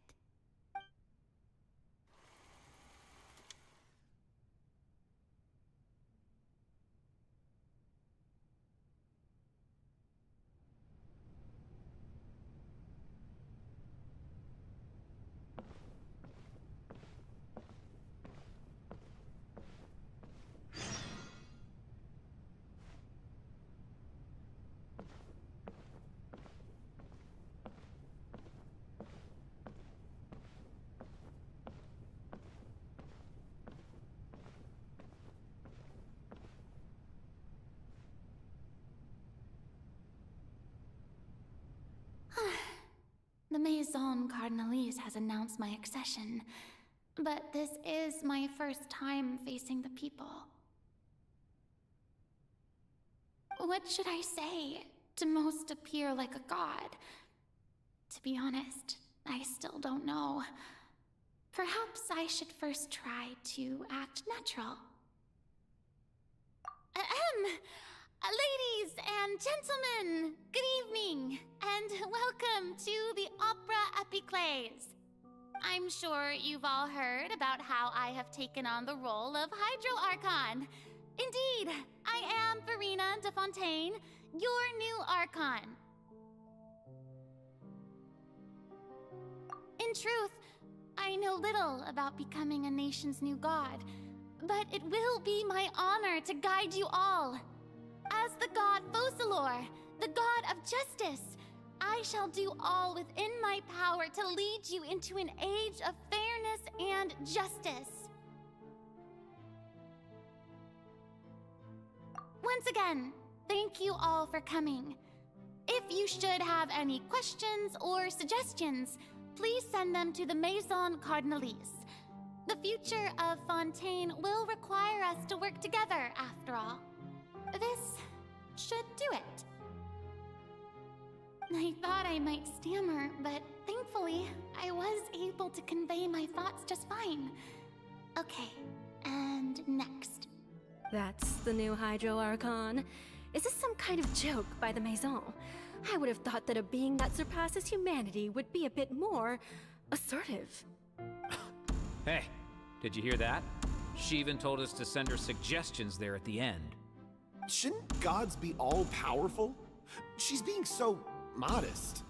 What's the difference between her and an ordinary person, then? If you ask me, perhaps the succession didn't actually happen. She might just be a Maison-back puppet. Wait, what's going on? Why is everyone suspecting me of being a fake? Oh, this is bad. If I get exposed here, there'll be no saving the people from the prophecy. Right. Mirmi said that I just need to play the role of a god as humans imagine them to be. Calm down, Farina. Think. What do the people want? How would they imagine a god to speak and act? Assertive, with a strong sense of presence. One who can dispel all doubt. That is the character I'm fated to play.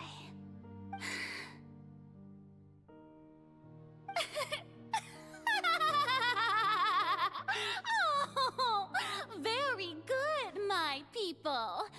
Only ones such as you are deserving of my rule.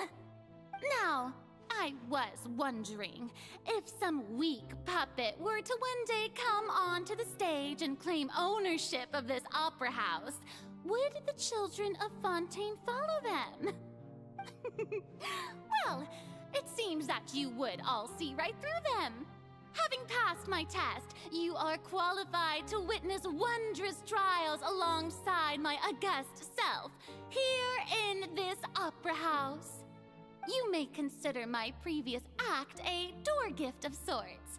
I thought it was a debut that suited the atmosphere. Now then, let us be reintroduced. Ah, So that was just a performance. How could I have forgotten that we were inside an opera house? Her personality. It's quite shocking, to be honest, but I suppose it's a better look than before. Such a fascinating and bold deity. How wonderful! Our future may yet be bright after all. It seems I've turned them around. Best follow this flow and restart my accession speech. My dear people, whether you acknowledge me or not, whether you trust me or nay, I say to you, keep faith in your ardor for justice. We have heard it said that this nation's sins can no longer be washed away. Well, I say that justice is most fragrant when it blooms amid sin. The scales of justice should not weigh heavy in the hands of its god. On one side, it must carry fairness and justice. And on the other, praise and applause. May law be the prayer on our lips. May judgment be our worship. Let us light the fires and drink to the future of Fontaine! There is no trouble in this world that justice cannot solve. All that is needed is for you, my people, to believe in it, heart and soul. So long as I, the Archon Focalor, stand within the Opera Epiclese, so long as I stand before the Oratrice, I shall even judge the gods of this world!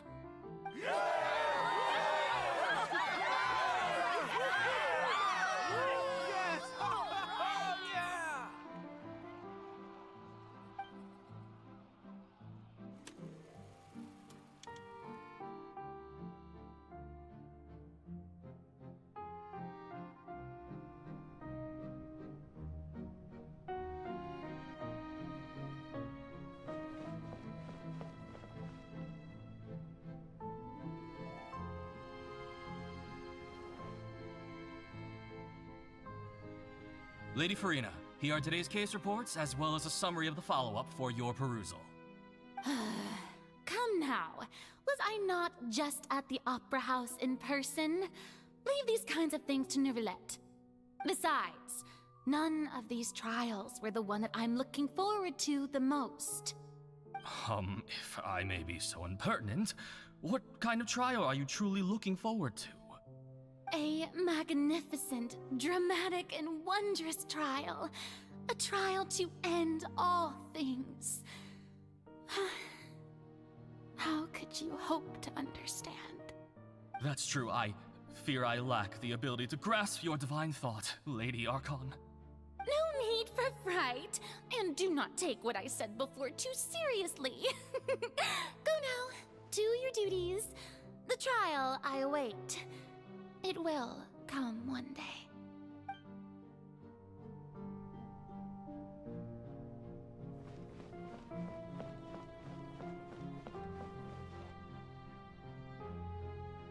Lady Farina, I don't know what to say.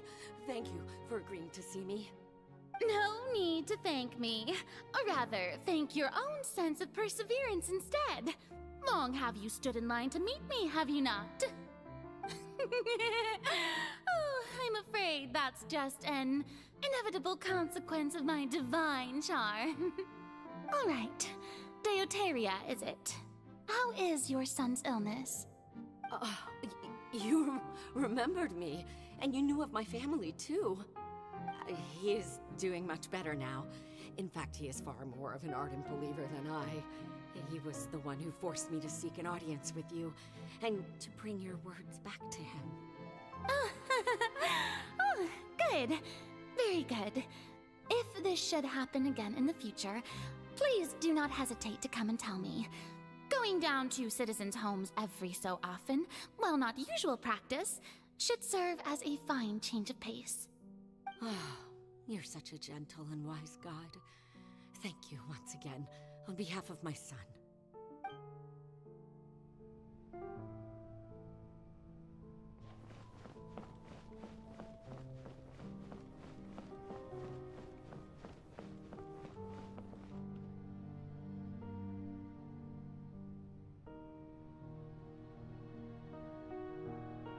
Lady Farina, here are the latest hydrological reports.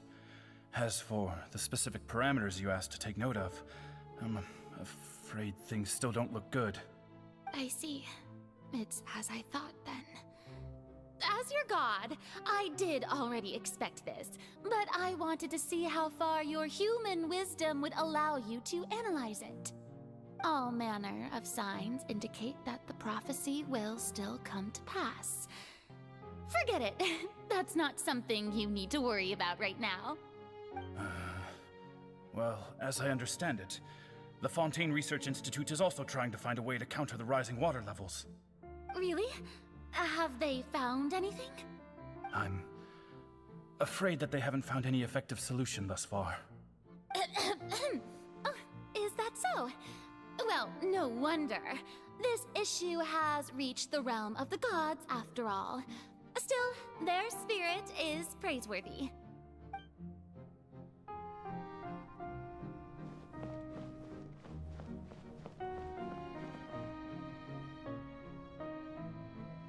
The day is finally over. I haven't had a moment to breathe this whole time.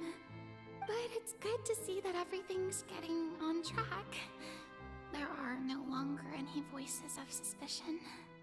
Maybe this is fine. I just need to keep going, and everyone will be saved. All right, Farina, don't think too hard about this. You need rest. Tomorrow's a new day.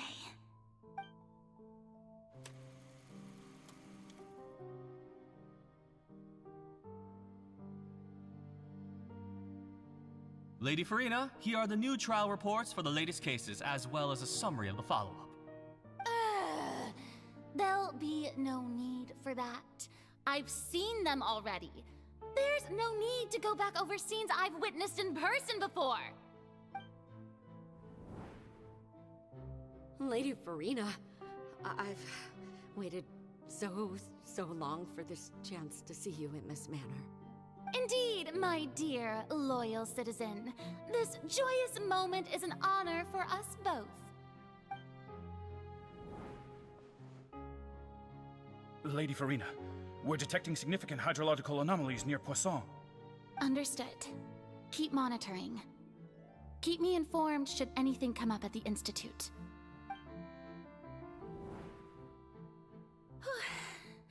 I don't think I let anything slip today.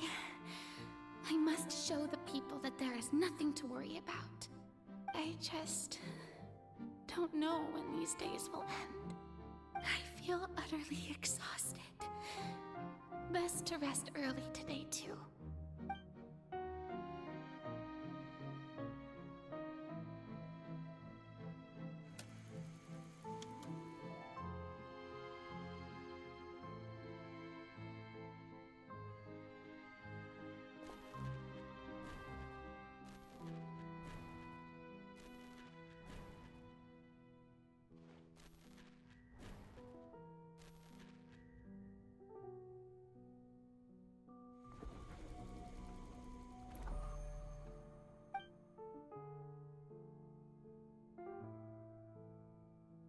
Lady Farina, it's like a dream being able to speak with you up close like this.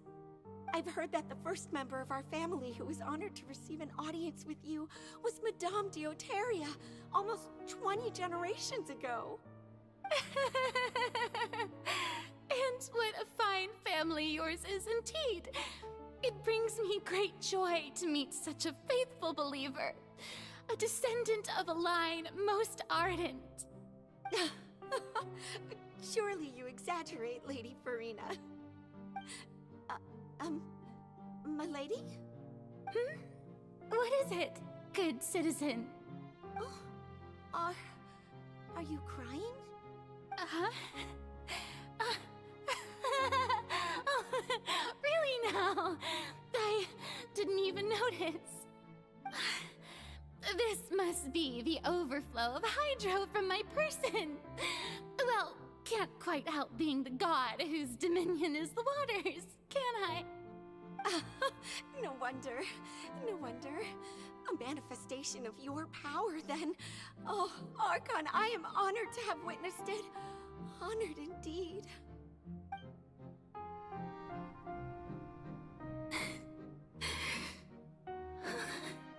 So interminable.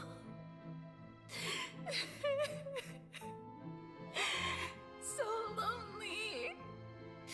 Just how much longer? Hundreds of years must have passed by now. Perhaps the show must go on for hundreds more. I never imagined that it would hurt so much. Have I reached my limit? No. Perhaps I reached it long ago.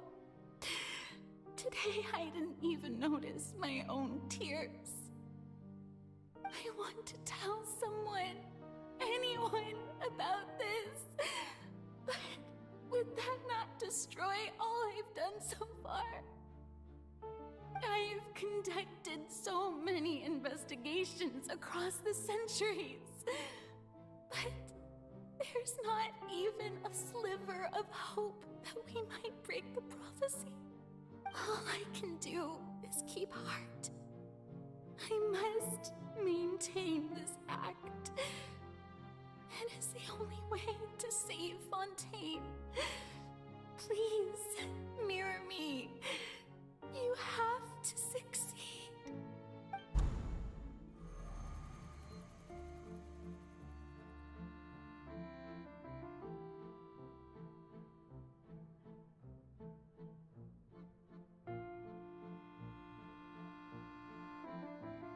Furina, you don't have to shoulder this burden alone.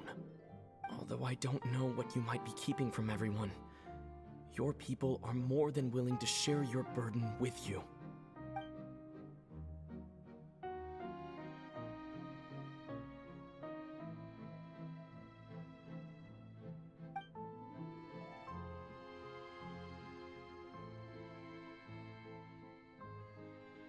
Share my burden.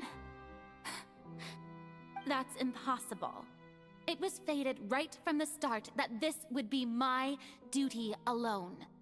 But even if your burden doesn't need to be shared, you can still choose to confide in someone. Just share it with me. I'm what you'd call a witness. A witness? Yes. I've heard that you came to Duet from beyond the stars, yes. In other words, you never belonged here. And if Duet is, in its entirety, a show on a stage, then you're just a spectator, aren't you? If that's the case... He's right. I could confide in him, couldn't I? But if things don't play out as expected, the people of Fontaine will be the ones to pay the price. No, Furina. You shouldn't be selfish. But what if it's really alright? Furina, you've worked so hard for so long. Surely it would be okay to put yourself first for once. Just this once. Is it such an outrageous thing to do anyway? To find someone in whom you can confide your frustrations and sorrows? Surely it could not hurt. If you let this opportunity slip through your fingers, it might never come by again. Think about it long and hard.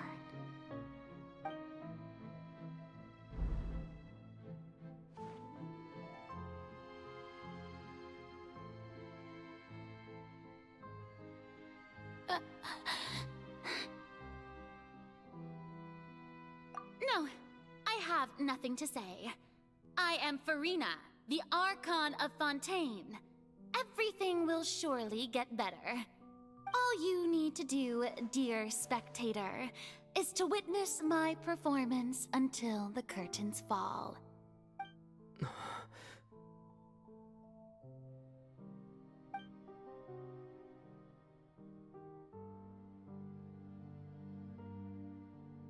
Fine.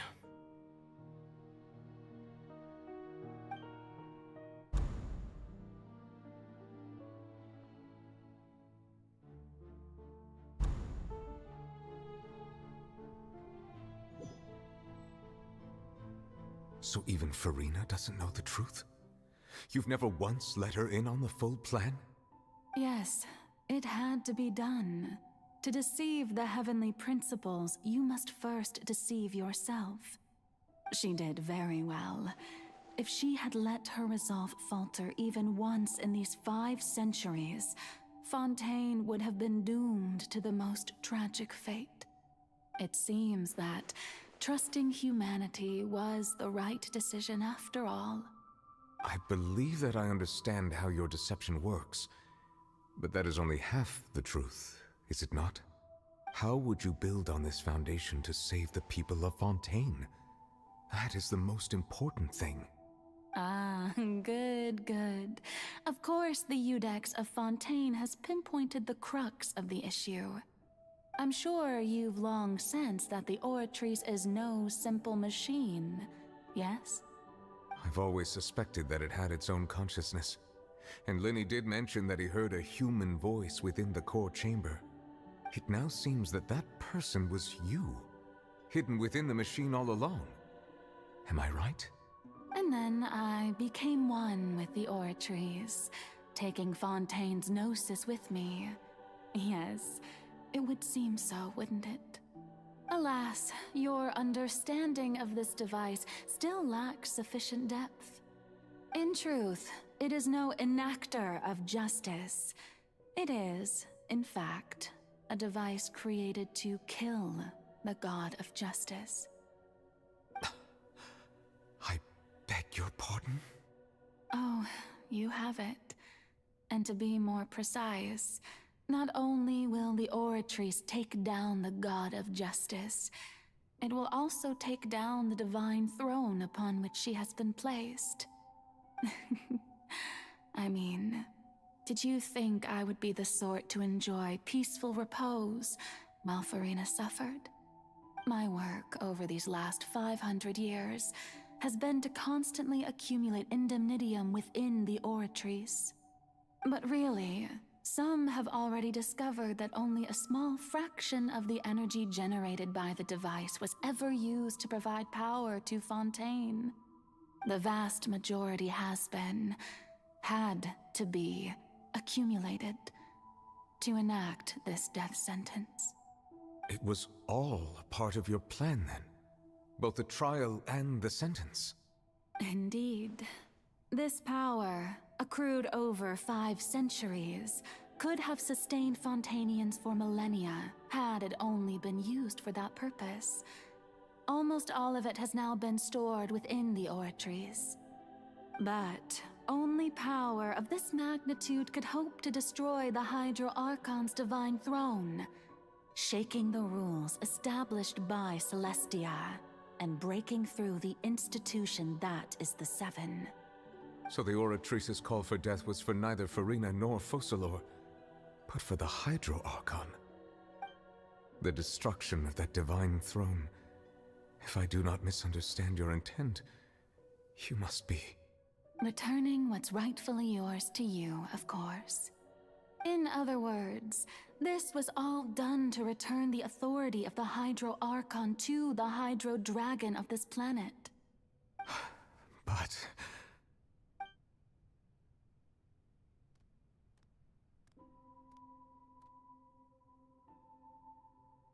Oh, what? Getting sad again, are we? The authority of the ancient dragons shall soon be yours once more, O Hydro Dragon Sovereign.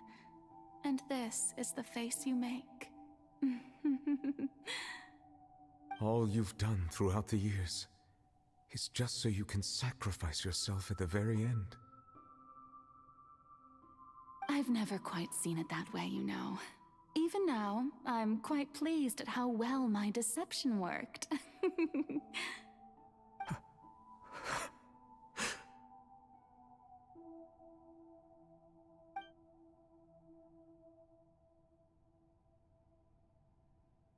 Hydro Dragon, don't cry. I must say, had it been within my rights, I would have loved to judge the heavenly principles themselves. Were they not guilty of essentially the same crime? Egeria stole the power of the primordial sea, and the heavenly principles stole the power you ancient dragons possessed. I, for my part, am the god of justice. And is it not just that your original powers should be returned to you? Speaking of justice, I have always believed that justice lies in the process of pursuing human existence itself. So, if the theft of the primordial sea's might was Fontaine's original sin, then, leaving matters of procedural right and wrong aside, the descent of the Fontainians as humans and their right to exist in this world would be Fontaine's original justice. In other words, existence was Egeria's justice, and to me, justice is the continuation of that existence. Defying the prophecy and ensuring that Fontaine's people shall live on, that should be the justice enthroned over all others. At this point, we, whether it be myself or all other Fontainians, have shouldered the burden of this sin for far too long. Iudex Nervilette, the highest judge in our land, when you regain your full power as an elemental sovereign, what verdict shall you pass upon us? So when I was invited to the court of Fontaine to serve as Iudex, I see now that that was your idea too. At last, I now understand the true purpose behind this position. In the beginning, I was uninterested in human existence. But these 5 centuries of living alongside them have gradually brought about mutual understanding between us. And I have even attempted to feel as they feel. You are a devious one, Focalor. Things being as they are, surely you know that I could never declare them to be guilty.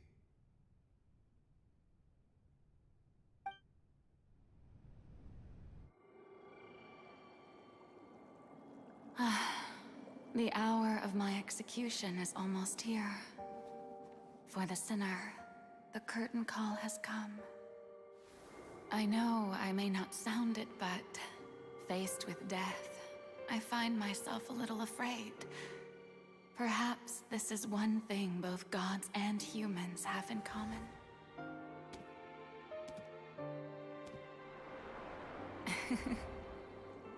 Farewell, Nervilette. I hope you've enjoyed the part you played these 500 years.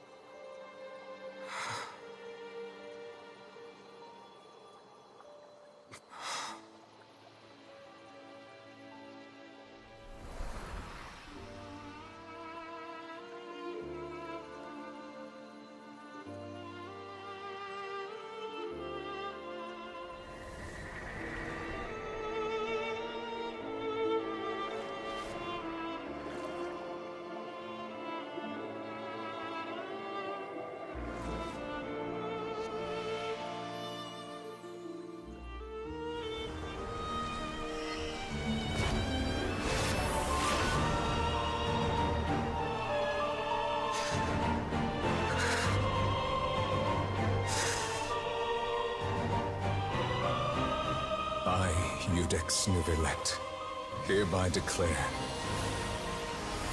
people of Fontaine, your sins are forgiven.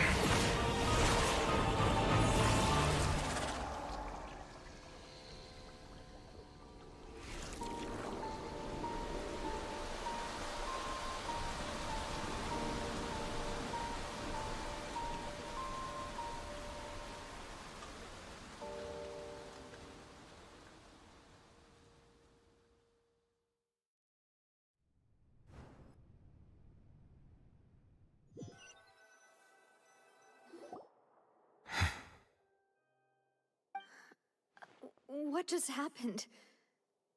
Has the death sentence been carried out? Was that bright light some sort of misdirection? I have a feeling that something huge just happened. But since we're all still alive and haven't been dissolved, I assume whatever happened was good for us. It's time to end this. We must mete out punishment to that beast. Didn't you say just a moment ago that it can't be defeated? I have gained the strength sufficient to deal with it. Through certain means, I now have the ability to separate the power of the primordial sea from that creature. We should seize the opportunity to pursue our quarry. Traveler, now that the oratories can no longer function, I require an executor to help me mete out justice. The root of the calamities befalling Fontaine, the beast that enacts the prophecy. Its name is the all-devouring narwhal. Come with me, traveler. The hour of execution has come.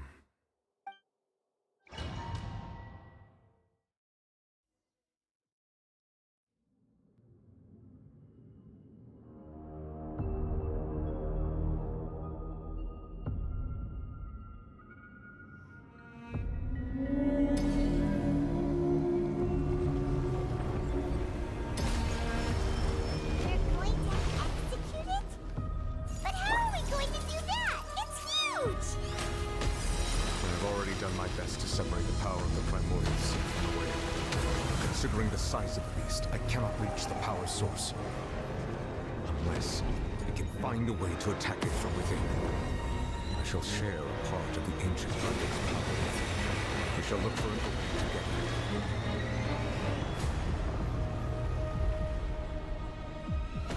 How brilliant!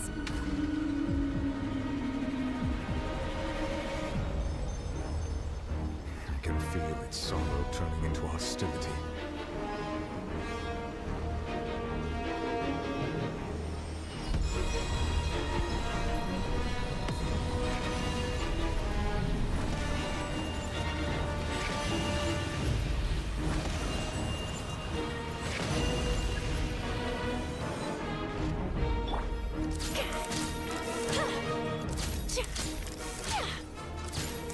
Devouring narwhal cannot resist its instinct to devour.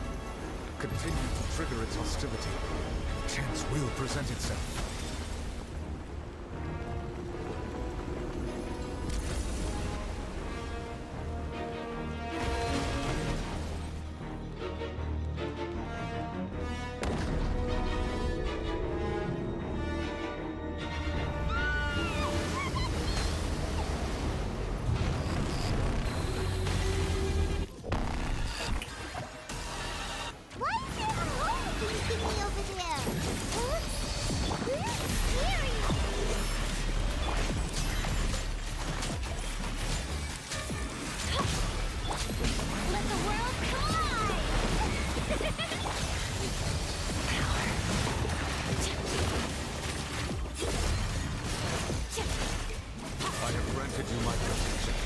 Do not fear.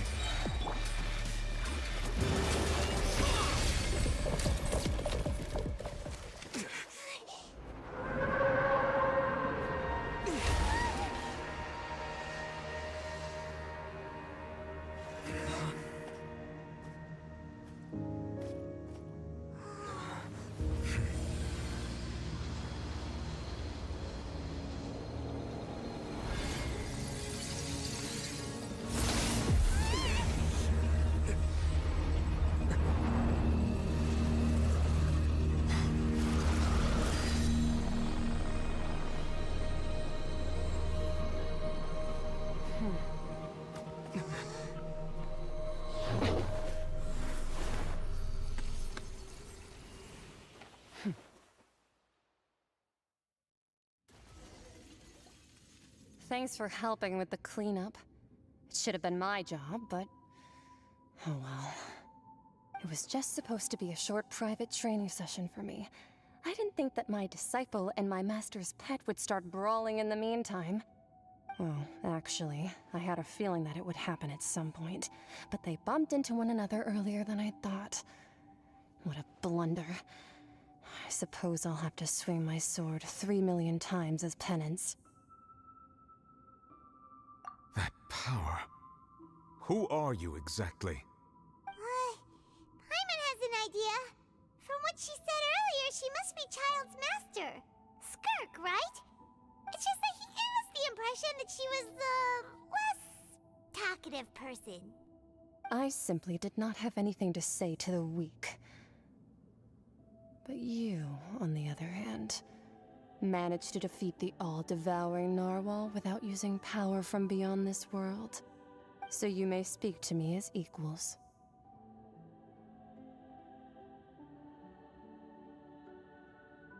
I have to agree. It's a strange use of a planet's primordial waters just to raise an all-devouring narwhal. That kind of power is wasted on it. It's not cooperative. It eats too much. And I have more important things to do with my time than pet sitting. The only thing that creature has going for it is its looks. All in all, it fails as a pet. Miss Skirk? I think you might have missed the point. The point being? Well, being that this pet almost destroyed an entire nation. So what sort of person is your master? Well, Child's master's master. Wait, is that right? Oh, right. So you don't know him. Sorry, I assumed you did. His name is Sertologi. Huh? I am unfamiliar with that name. Huh. So Master isn't sufficiently famous. How should I describe him then? Have you heard of the name The Fowl? The Fowl? Still nothing? Well, how about the Visionary?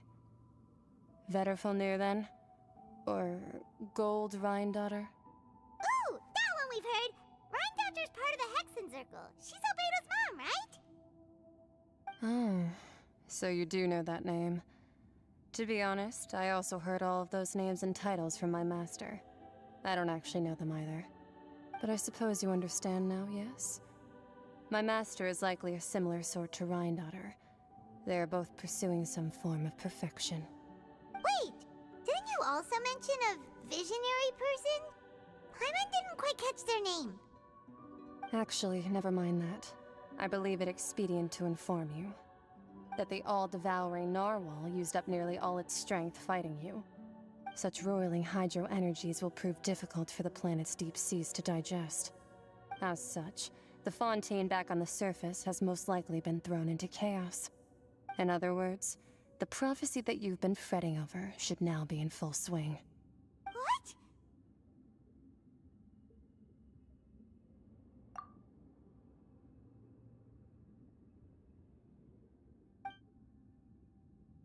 Not to worry. Focalor has already managed to deceive the heavenly principles.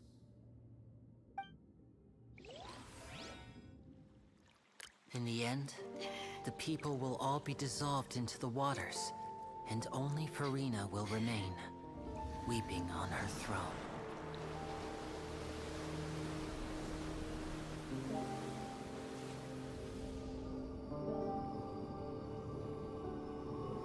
Only then will the sins of the people of Fontaine be washed away.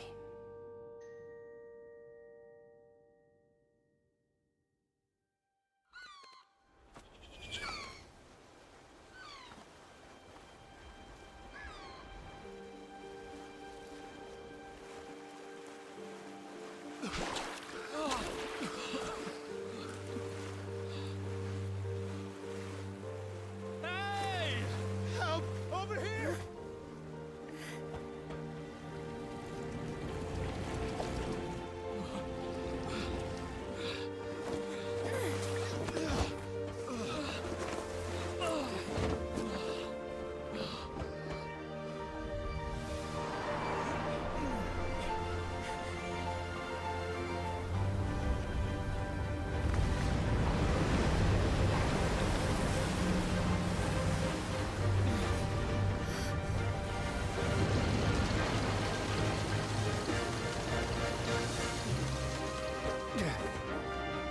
Atlan's initiate emergency rescue!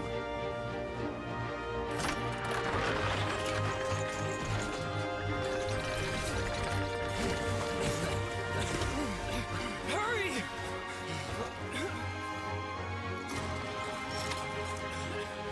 Hey, lend a hand!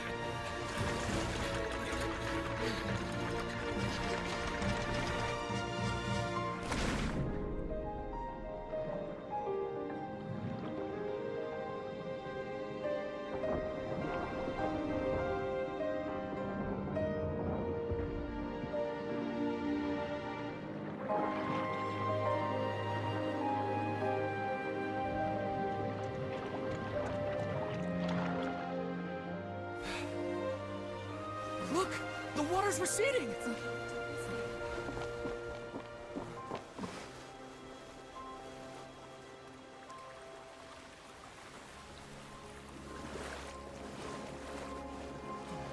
It's a miracle! Water's receding. We didn't dissolve. The prophecy was wrong. The prophecy was wrong.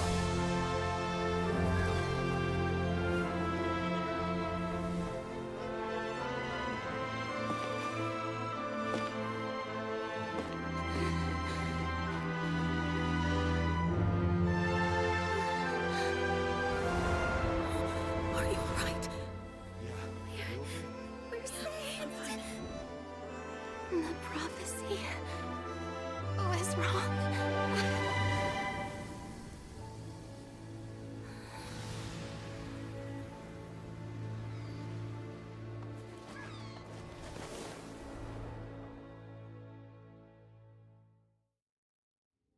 The steam.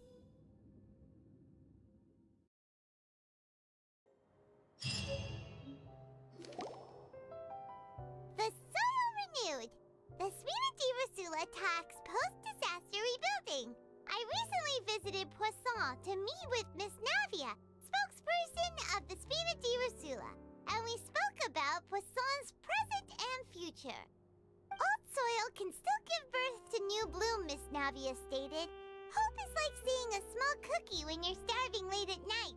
You just need a little of it. Skyship Winglet, boon brain of the Fontaine Research Institute.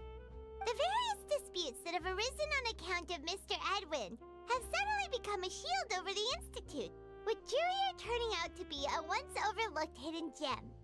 People always call the first researcher mad, but few know what to call the second. And should that latter person achieve a miracle, they would find it all the harder to find a word with which to classify him and his team. Wow! Paimon barely recognizes the people in the reports. Are those really Jurier and Navia? They sound like real big shots.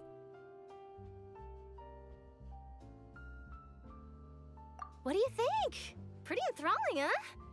The Steambird's idea was pretty simple. With the disaster just having passed, we would print a free edition packed to the margins with good news to calm people down. The value for these big scoops lies in their inevitable follow-ups. We'll publish further reports and go into the stories behind those people. Edwin's assistant, Jurier, created a true flying ship, while Navia is leading people in the reconstruction of their home. I'm sure that these stories could draw even your well-traveled eye.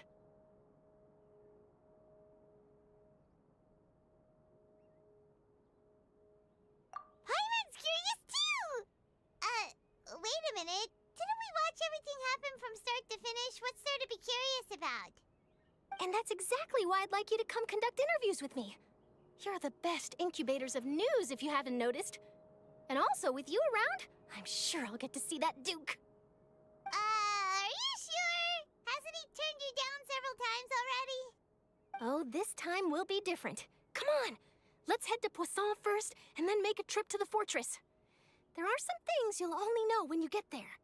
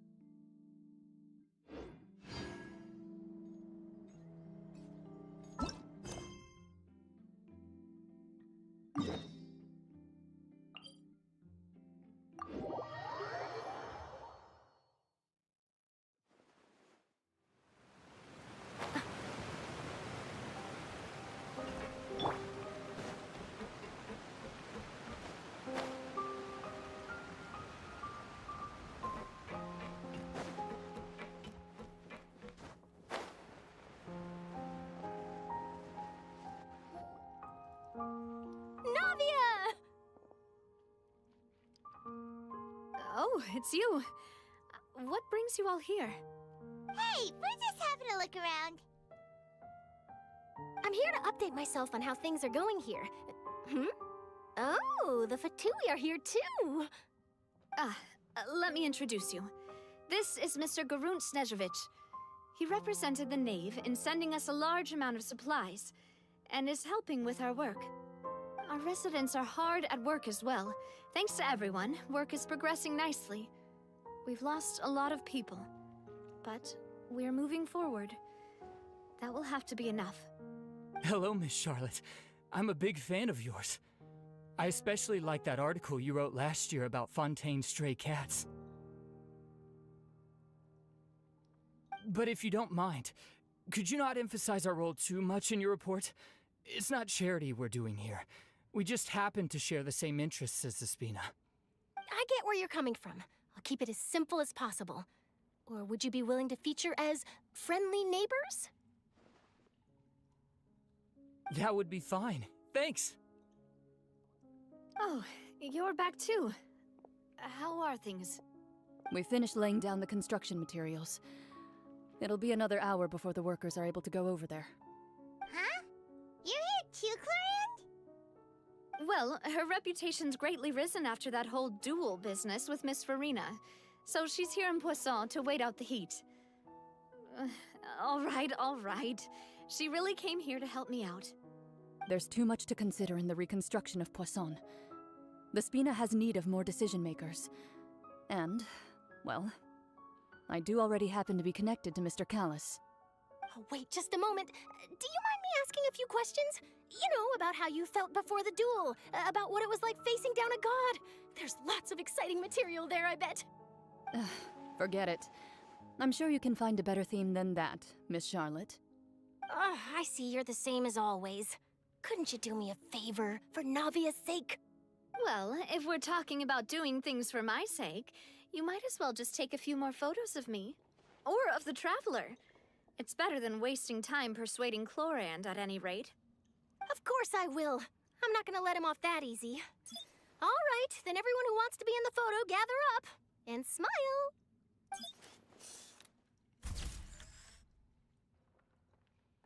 How did it go? Was it a good shot? Did Paimon look cute in it? Not bad. Your addition really helped the composition of the picture. All right, hang on a moment. Let me snap a few more shots.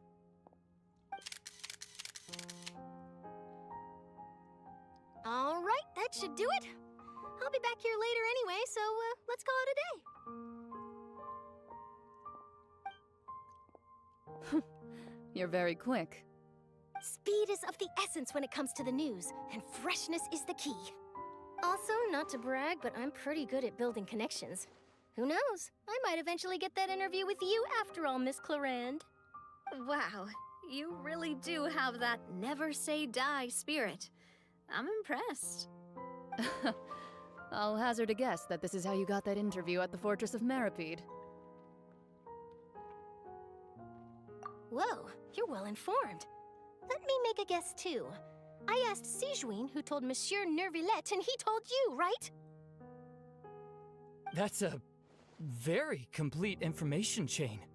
In truth, all Monsieur Nervillette asked me was, when did the fortress become so friendly towards the media? I told him that it was best not to speak too soon. There's no guarantee that Ridesley will make a personal appearance. You're right. I've got to treasure every moment I have with them. In which case, I'll be making a move first. Stay safe now. And tell me if you hear anything interesting. I'll treat you to afternoon tea in exchange.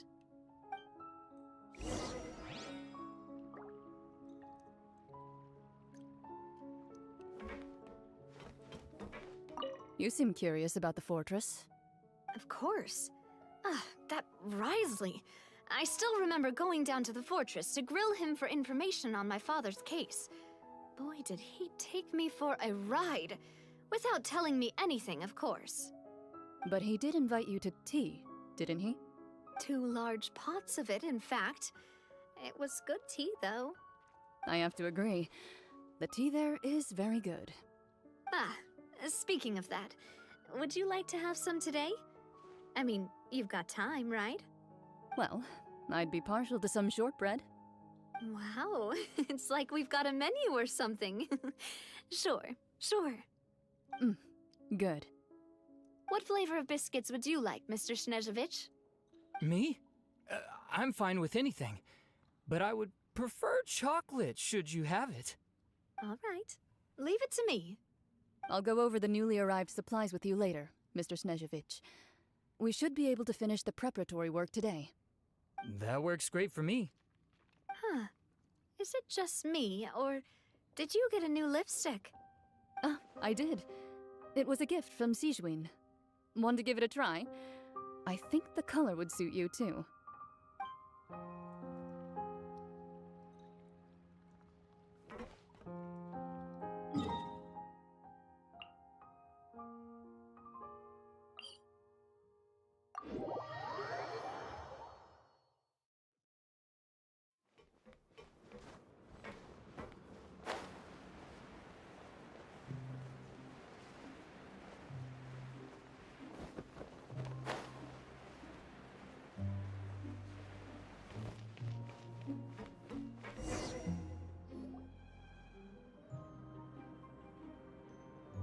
Wow, guess we're here again, huh? There's a real nostalgic feeling to this place. Looks like you've been missing us. Duke! Did you come all the way to the entrance to greet us? Of course. I'm here to welcome you and our dear Miss Charlotte, whom our good head nurse recommended to me. It's an honor to finally meet the much-rumored Duke. Thank you for consenting to my visit to the fortress, sir. No need to thank me. But that said, I shouldn't be the focus of your interview. I trust you recall our agreement? Of course, of course. All right then, this way.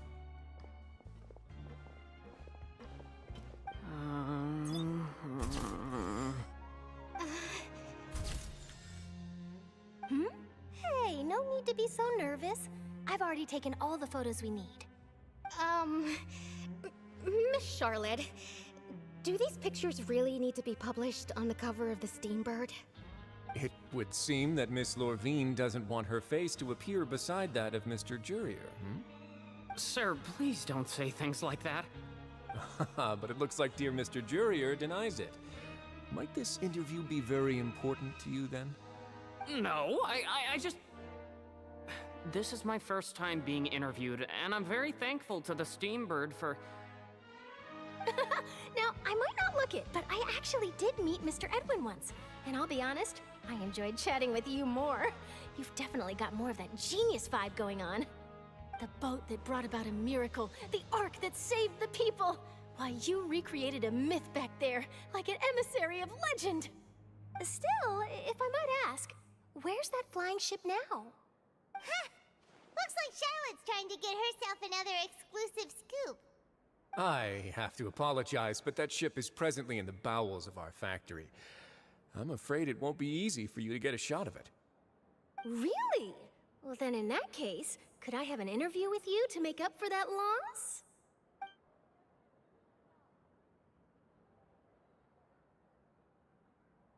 You already know my answer, I'm afraid. Best you interview our head nurse instead. Or perhaps you'd like to take another photo of this couple of researchers? Did you really have to use the word couple? Well, then, 2 solo photos will do. Is my hair messed up? Please, someone help me have a look. Things sure are getting pretty lively here. We've seen this kind of thing before.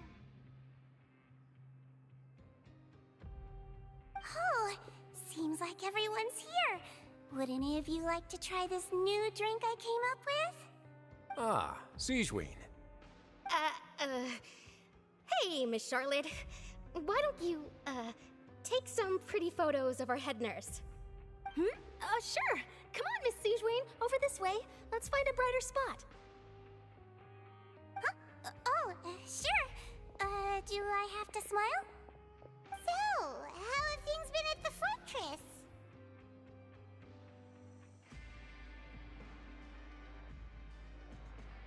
Same old, as you can see.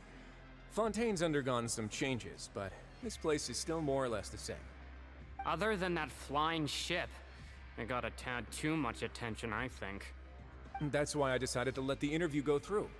We should direct more public opinions toward the behind-the-scenes heroes. Am I right, Mr. Jurrier? Miss Lurvine? You're too kind, sir.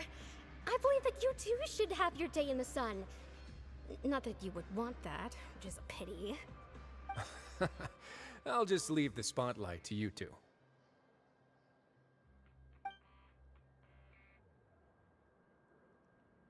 I see.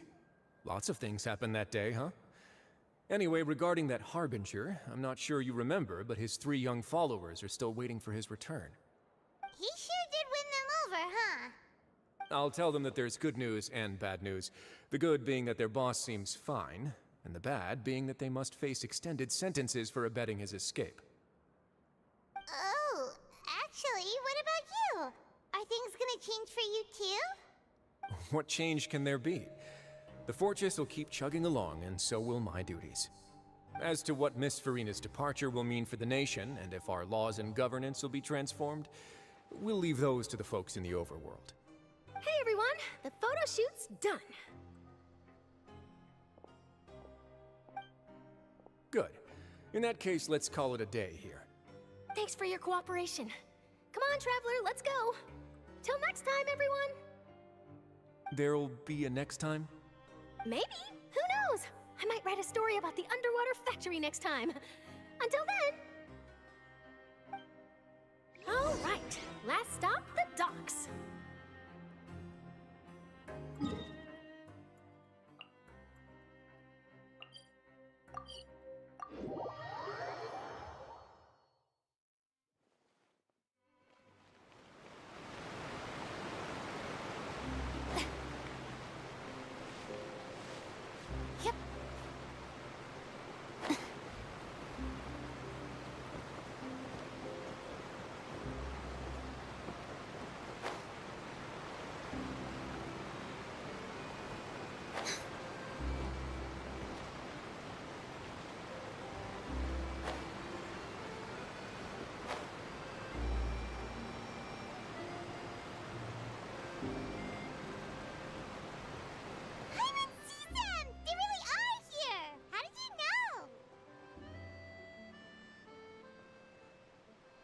Navia mentioned that she stayed in touch with Linny and the others after working together.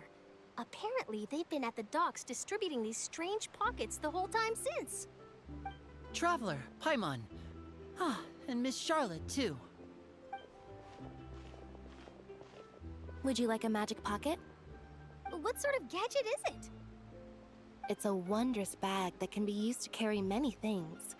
The water level has returned to normal, but if you see any of your things floating around, you can use this to carry them. Or you could trick a friend into doing it for you. Trick a friend? I wonder which of my friends would fall for that.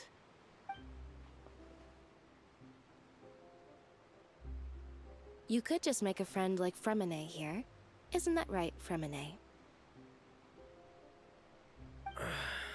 Is this what you meant by, I'll help you make some more friends? To be honest, that sounds pretty sweet. Could I have your contact, please? Sure. Please, write down my address. Lynette sure is working hard to help Fremine socialize. He was the one who proposed doing this. He even wants to assist in our magic shows. Yes, I was planning to first introduce Pear as an assistant, and later Fremine himself. In the future, I think we can leave underwater escape magic to him too. That said, would anyone want to see a diver escape underwater? Oh, it'll work out. Every journey begins with the first step. He'll become a part of our show eventually. Lynette, could you come over? Miss Charlotte says she wants to take a picture of us. Got it. My, that Charlotte is rather perceptive. She got rid of everyone the moment she realized I had something to say to you. So, how have things been, Traveler? Father says that you did a great deal during the latest events. She's very grateful for your contributions to Fontaine. That's all right. We were more than happy to help.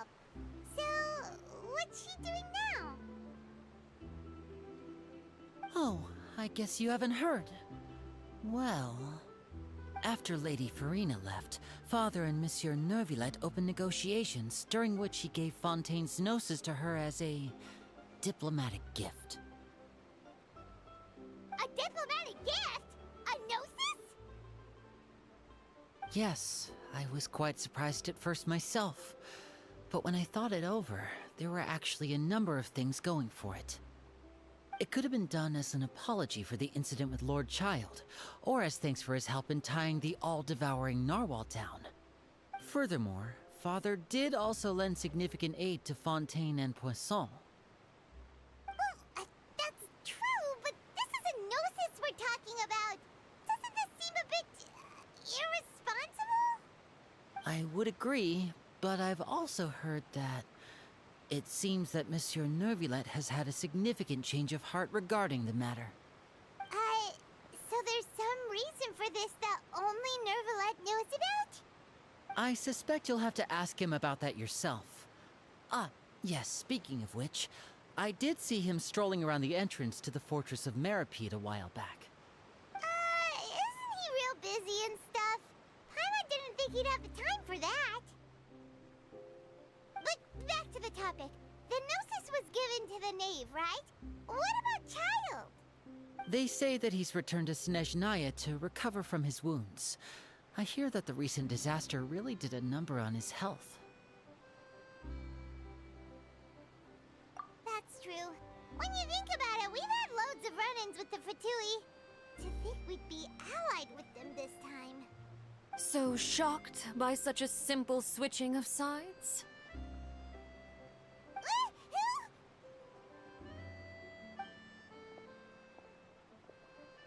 Father! Well, what do you know? Come to the docks to see how my children are doing and meet the Traveler by chance. Please do not pay my accomplishments in Fontaine too much mind. I would have done them regardless. Are you going to take the gnosis back to Snezhnaya? That is our duty as harbingers, yes. Don't be too preoccupied with sides. The goal of the Fatui concerns not a single place or person, but the entire world. With such a grand goal in mind, it is inevitable that we must wear many masks. Switching my masks is something I've always done. Well, that depends on many things. No one truly knows what the future holds. What good is honesty if you can't rely on it forever? As for you, I very much look forward to our next collaboration. Good things cannot be achieved alone, and you've proved yourselves to be great partners.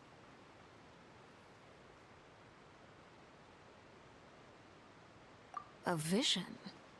All right. I'll remember to return it.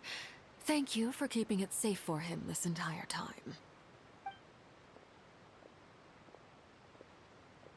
And that's a wrap for me. Huh? You're... Greetings, Miss Journalist.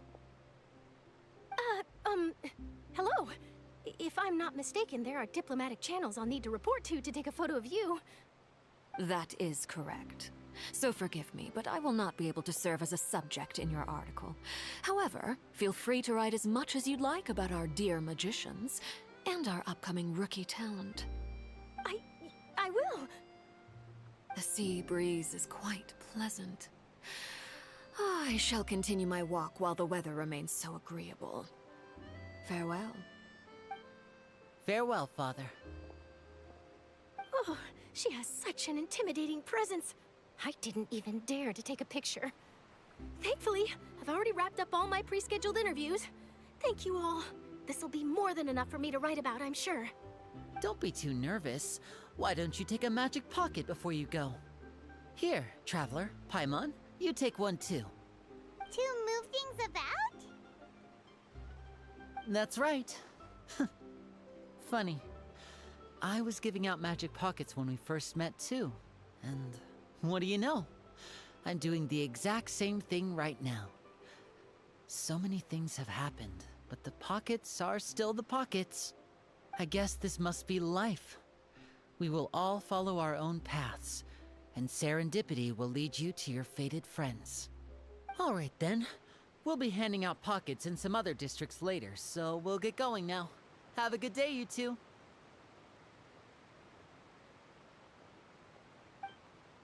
Well, guess we sent Charlotte off. Shall we go see what Neverlette's doing? As long as he's not so busy that he doesn't have time to chat anyway.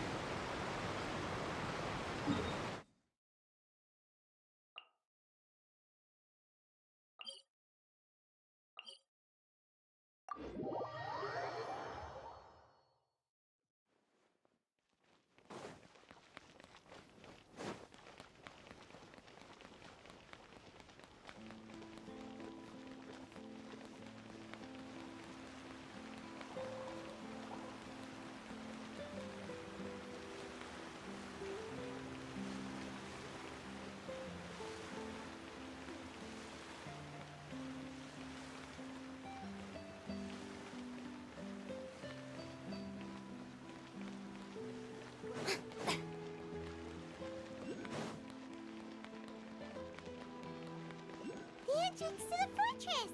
Ooh, he really is there!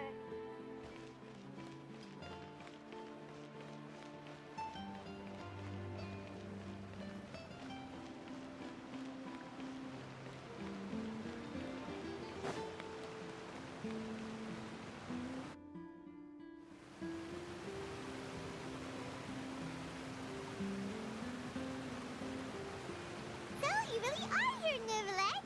I didn't think you were going to have free time this hour of the day. Really? Oh, I suppose you must have met Mr. Linney. He took the time to greet me earlier when he passed this way. In any case, you came at a good time.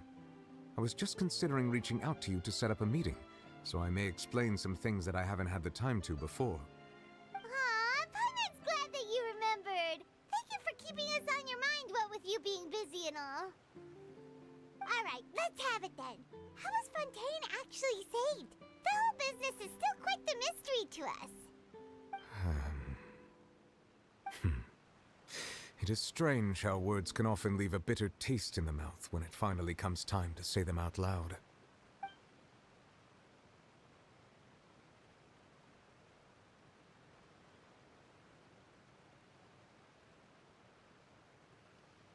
Whoa.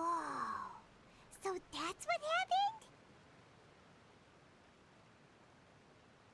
Fossilor destroyed the divine throne of the Hydro Archon and restored your power to you, transforming you into a fully fledged elemental dragon sovereign. But Paimon still doesn't quite get what you did to save the Fontainians from dissolving. For me, the authority of the ancient dragons refers to absolute control over the hydro element. Fontainians were incomplete humans born of Egeria's use of the power of the primordial sea, with constitutions similar to that of mimics. But so long as those primordial energies remain within them, I could use the ancient dragon's authority to grant them true blood, after the fashion in which life was first brought into being on this planet. In other words, when I gave my verdict, Fontainians became true humans, and thus would naturally no longer be dissolved by water from the primordial sea. Fossilor must have counted on you to make that decision as well. Your verdict was the key to making the prophecy appear to have come true while saving everyone.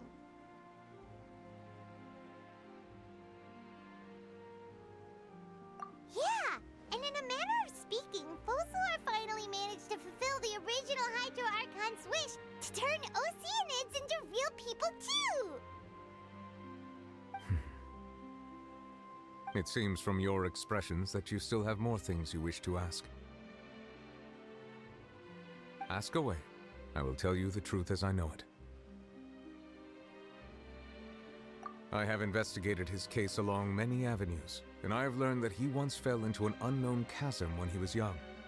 There, by chance, he awakened the all-devouring narwhal. But whether it be by sentiment or reason, that should not have been enough to consider him the root cause of the disaster. At most, he would have had tangential liability. As for the judgment passed by the Oratrice during the trial, whether it was due to that liability by association or Focalor deliberately using him to buy time for us on the assumption that he would be able to hold the creature off. I cannot say. Guess Focalor had Fontainians in mind the whole time. In the end, it was thanks to her that they finally became real humans. Hang on a second. Paimon suddenly got another question. Back when Fontainians hadn't yet become real humans, were the children they had also transformed Oceanids? Life has always flowed like water. Do you recall how Fontainians would often come to the Fountain of Lucine to pray for children? Yeah, Lynette said the fountain is where all the waters in Fontaine converge. In truth, even those couples did not know that such prayers were no mere custom, but instead a form of ritual. Those Oceanids who were blessed within the spring water would later descend as new humans in the coming months. Paimon sorta gets it now. Either way, seems like this ritual won't be of any further use, but it'll probably live on as a local custom. Ask away. I will tell you the truth as I know it. Yeah, about that. Risley said Farina has already left. What's that all about? Ah, Lady Farina. The people are only aware that her death sentence has not been carried out. She abdicated the post of Hydro Archon and left affairs related to that title to me, before leaving the Opera House. I related Focalor's words to her faithfully and completely. After hearing them, she seemed neither saddened nor comforted. She simply said that she was tired and needed to rest. Having said that, she then packed her things and moved out of the Opera House, not unlike how an ordinary person might. But she's still got a place to stay, right? You need not worry. I will make arrangements to ensure that she will not want for food, clothing, board, or travel. In truth, I am somewhat happy for her. The wear and tear on her spirit will, of course, take time to heal. But now that she no longer has to play the role of Focalor the Hydro Archon, she can finally lay down her burdens and lead a normal life. What about you then? What are your plans now that you've regained your full powers as the Hydro Dragon? After Focalor passed on, the Oratrice also ceased to function. This matter will directly affect our trials. After much careful consideration, I've decided to take over its role in our courts. From now on, I shall hear cases and pass verdicts by myself. Looks like you're still considering stuff from the perspective of the Udex, huh? As an elemental dragon, there are indeed many things that I must do. But this power and this duty, in a manner of speaking, you could say that both were granted to me. As such, before I attend to my other responsibilities, I must first and foremost continue to serve Fontaine as its highest judge. The duty of the Hydro Sovereign and the duty of the Udex shall coexist within my person. Additionally, the Hydro Archon's departure has brought about another problem, which is that the Opera House shall no longer produce indemnitium. That's true. That power was derived from the people's faith in the Hydro Archon, wasn't it? Wait, but the various mechs and machines in the city are all still okay. Where are they getting their energy from? As I am now, I have full command over Umamusume, and it can serve as a complete substitute. Another reason why I cannot quite leave Fontaine immediately. Wow. This ancient dragon's authority stuff is really quite useful, huh? Ask away. I will tell you the truth as I know it. Oh, that's right! They say you've given it to the knave as a diplomatic gift or something! Leaving aside their intentionality, the two Fatui Harbingers have indeed done much for us during this crisis. Their sole remaining goal in Fontaine, at least at this point, would seem to be the Gnosis. The Oratrice has ceased to function. The Hydro Archon's divine throne is now no more, and I do not need the Gnosis's power. As such, it has lost all meaning for Fontaine. If the Fatui have impure designs, then we might as well accede to their request now, and avoid unnecessary conflict. What complicated considerations! Paimon thought you were just giving it to them out of gratitude to the knave and as an apology to Child. Ask away. I will tell you the truth as I know it. You will soon be heading to Atlan, I presume? I'm afraid that I have little talent as a travel guide, so all I can do is tell you what I know about that land. As far as I'm aware, Atlan can be said to be a nation of dragons. A nation of dragons? You mean like you? No, I suspect that I would not find myself welcome there. Unlike ancient dragons such as myself, the dragons of Atlan have undergone long years of development and evolution. Large numbers of them have entered a form of coexistence with humanity. Atlan is also the nation of war. War ravages those lands like an undying flame. There is one other piece of information I got incidentally from my negotiations with the Knave that I believe may be useful to you. The Harbinger known as the Captain has thrown his hat into the endless ring of war. The Captain. Sounds like a real tough customer. Seriously, everywhere you look, there's a Fatui Harbinger doing their thing. I suggest that you fully prepare yourself before going to Atlan. In the meantime, Fontaine's doors will always be open to you. Ask away. I will tell you the truth as I know it.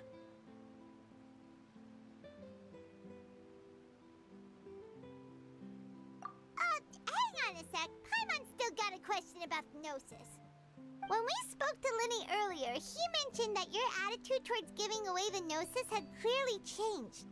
We guessed that there might be some reason for it that only you were aware of. No wonder the House of the Hearth is the Fatui's intelligence division. They are certainly sharp. So regarding this specific issue, I was just getting ready to share something with you. What is it? In truth, I exchanged some further words with that lady named Skirk after sending you two back to the surface. It went something like this.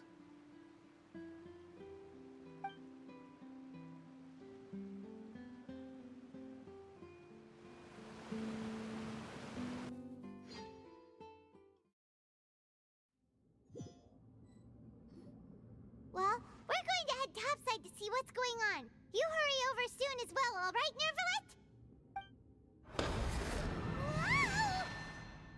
What next? The all-devouring narwhal isn't here, so I'm no longer getting any interference. I can finally catch the scent of your power, what it's made of. It is the authority of the planet's primordial dragons, but with something very similar to a god's curse mixed in. It's quite a novel blend. I'm sure I've encountered something like this before. What was it again? I do not know what you speak of. Of course. How could I forget? You should have the remains of the third descender on your person, yes? Remains? I've never heard of any such thing. According to your parlance, I believe it may be called a gnosis. Well, that much is true. After Focalor's divinity faded, she handed her gnosis to me. But I fear I have never heard of it described in the manner that you just did. I've been training with my master, the Fowl, ever since I was young, and I have never returned to the surface since. So most of the information I possess, I got from him. It is only natural for those who are greater than humanity to possess a different sort of common sense, which is why there are so many problems in our attempts to communicate with humans. Regardless, you should probably get rid of objects of misfortune to prevent any disasters from befalling you. To live in itself is a blessing. But once a person dies, the bonds he once had with this world shall all turn to curses. What do you mean by that? No need to fret. These are just my personal thoughts, and my reason for no longer wishing to return to the surface. This third descender you refer to, who are they? And when did they die? Master never mentioned them to me. Perhaps it just wasn't that important for me to know. If you're interested, though, I could ask him. I'll be sure to pass the answer on to you next time. Next time? You believe we will meet again? I do. Wait. I have a disciple of my own, don't I? He can be the messenger then.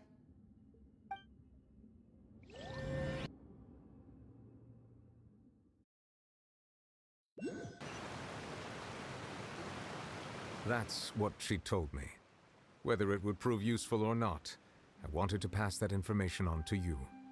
The remains of the third descender?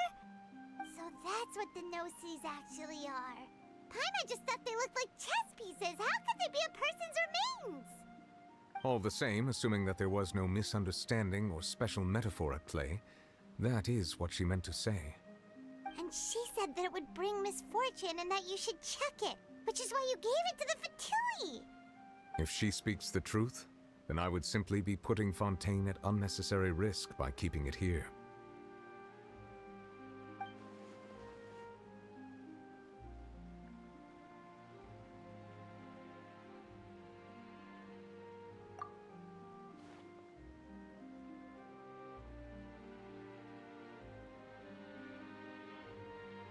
I had guessed that you might already be familiar with this concept, but I did not expect you to be one of them.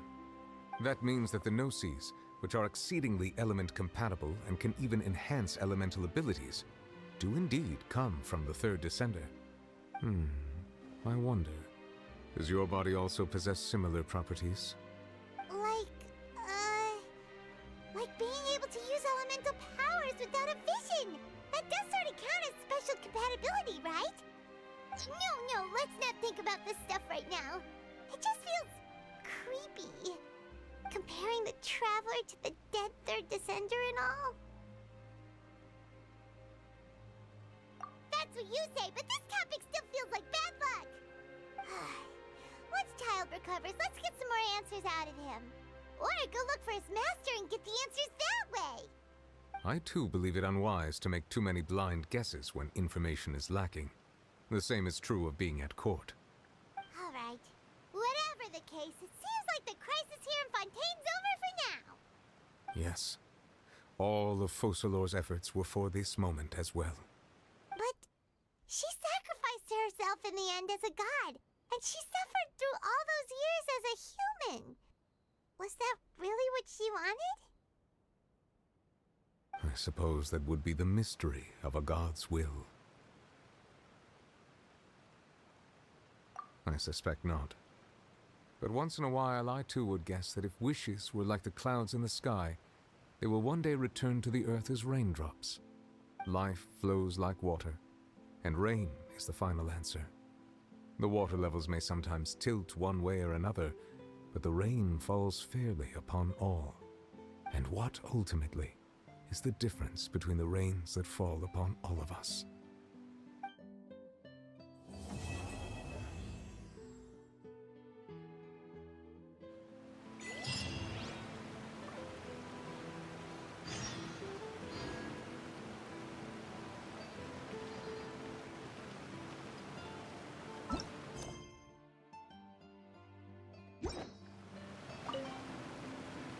It seems from your expressions that you still have more things you wish to ask. Ask away.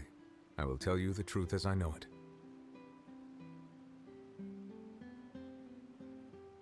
I suggest that you fully prepare yourself before going to Atlan. In the meantime, Fontaine's doors will always be open to you.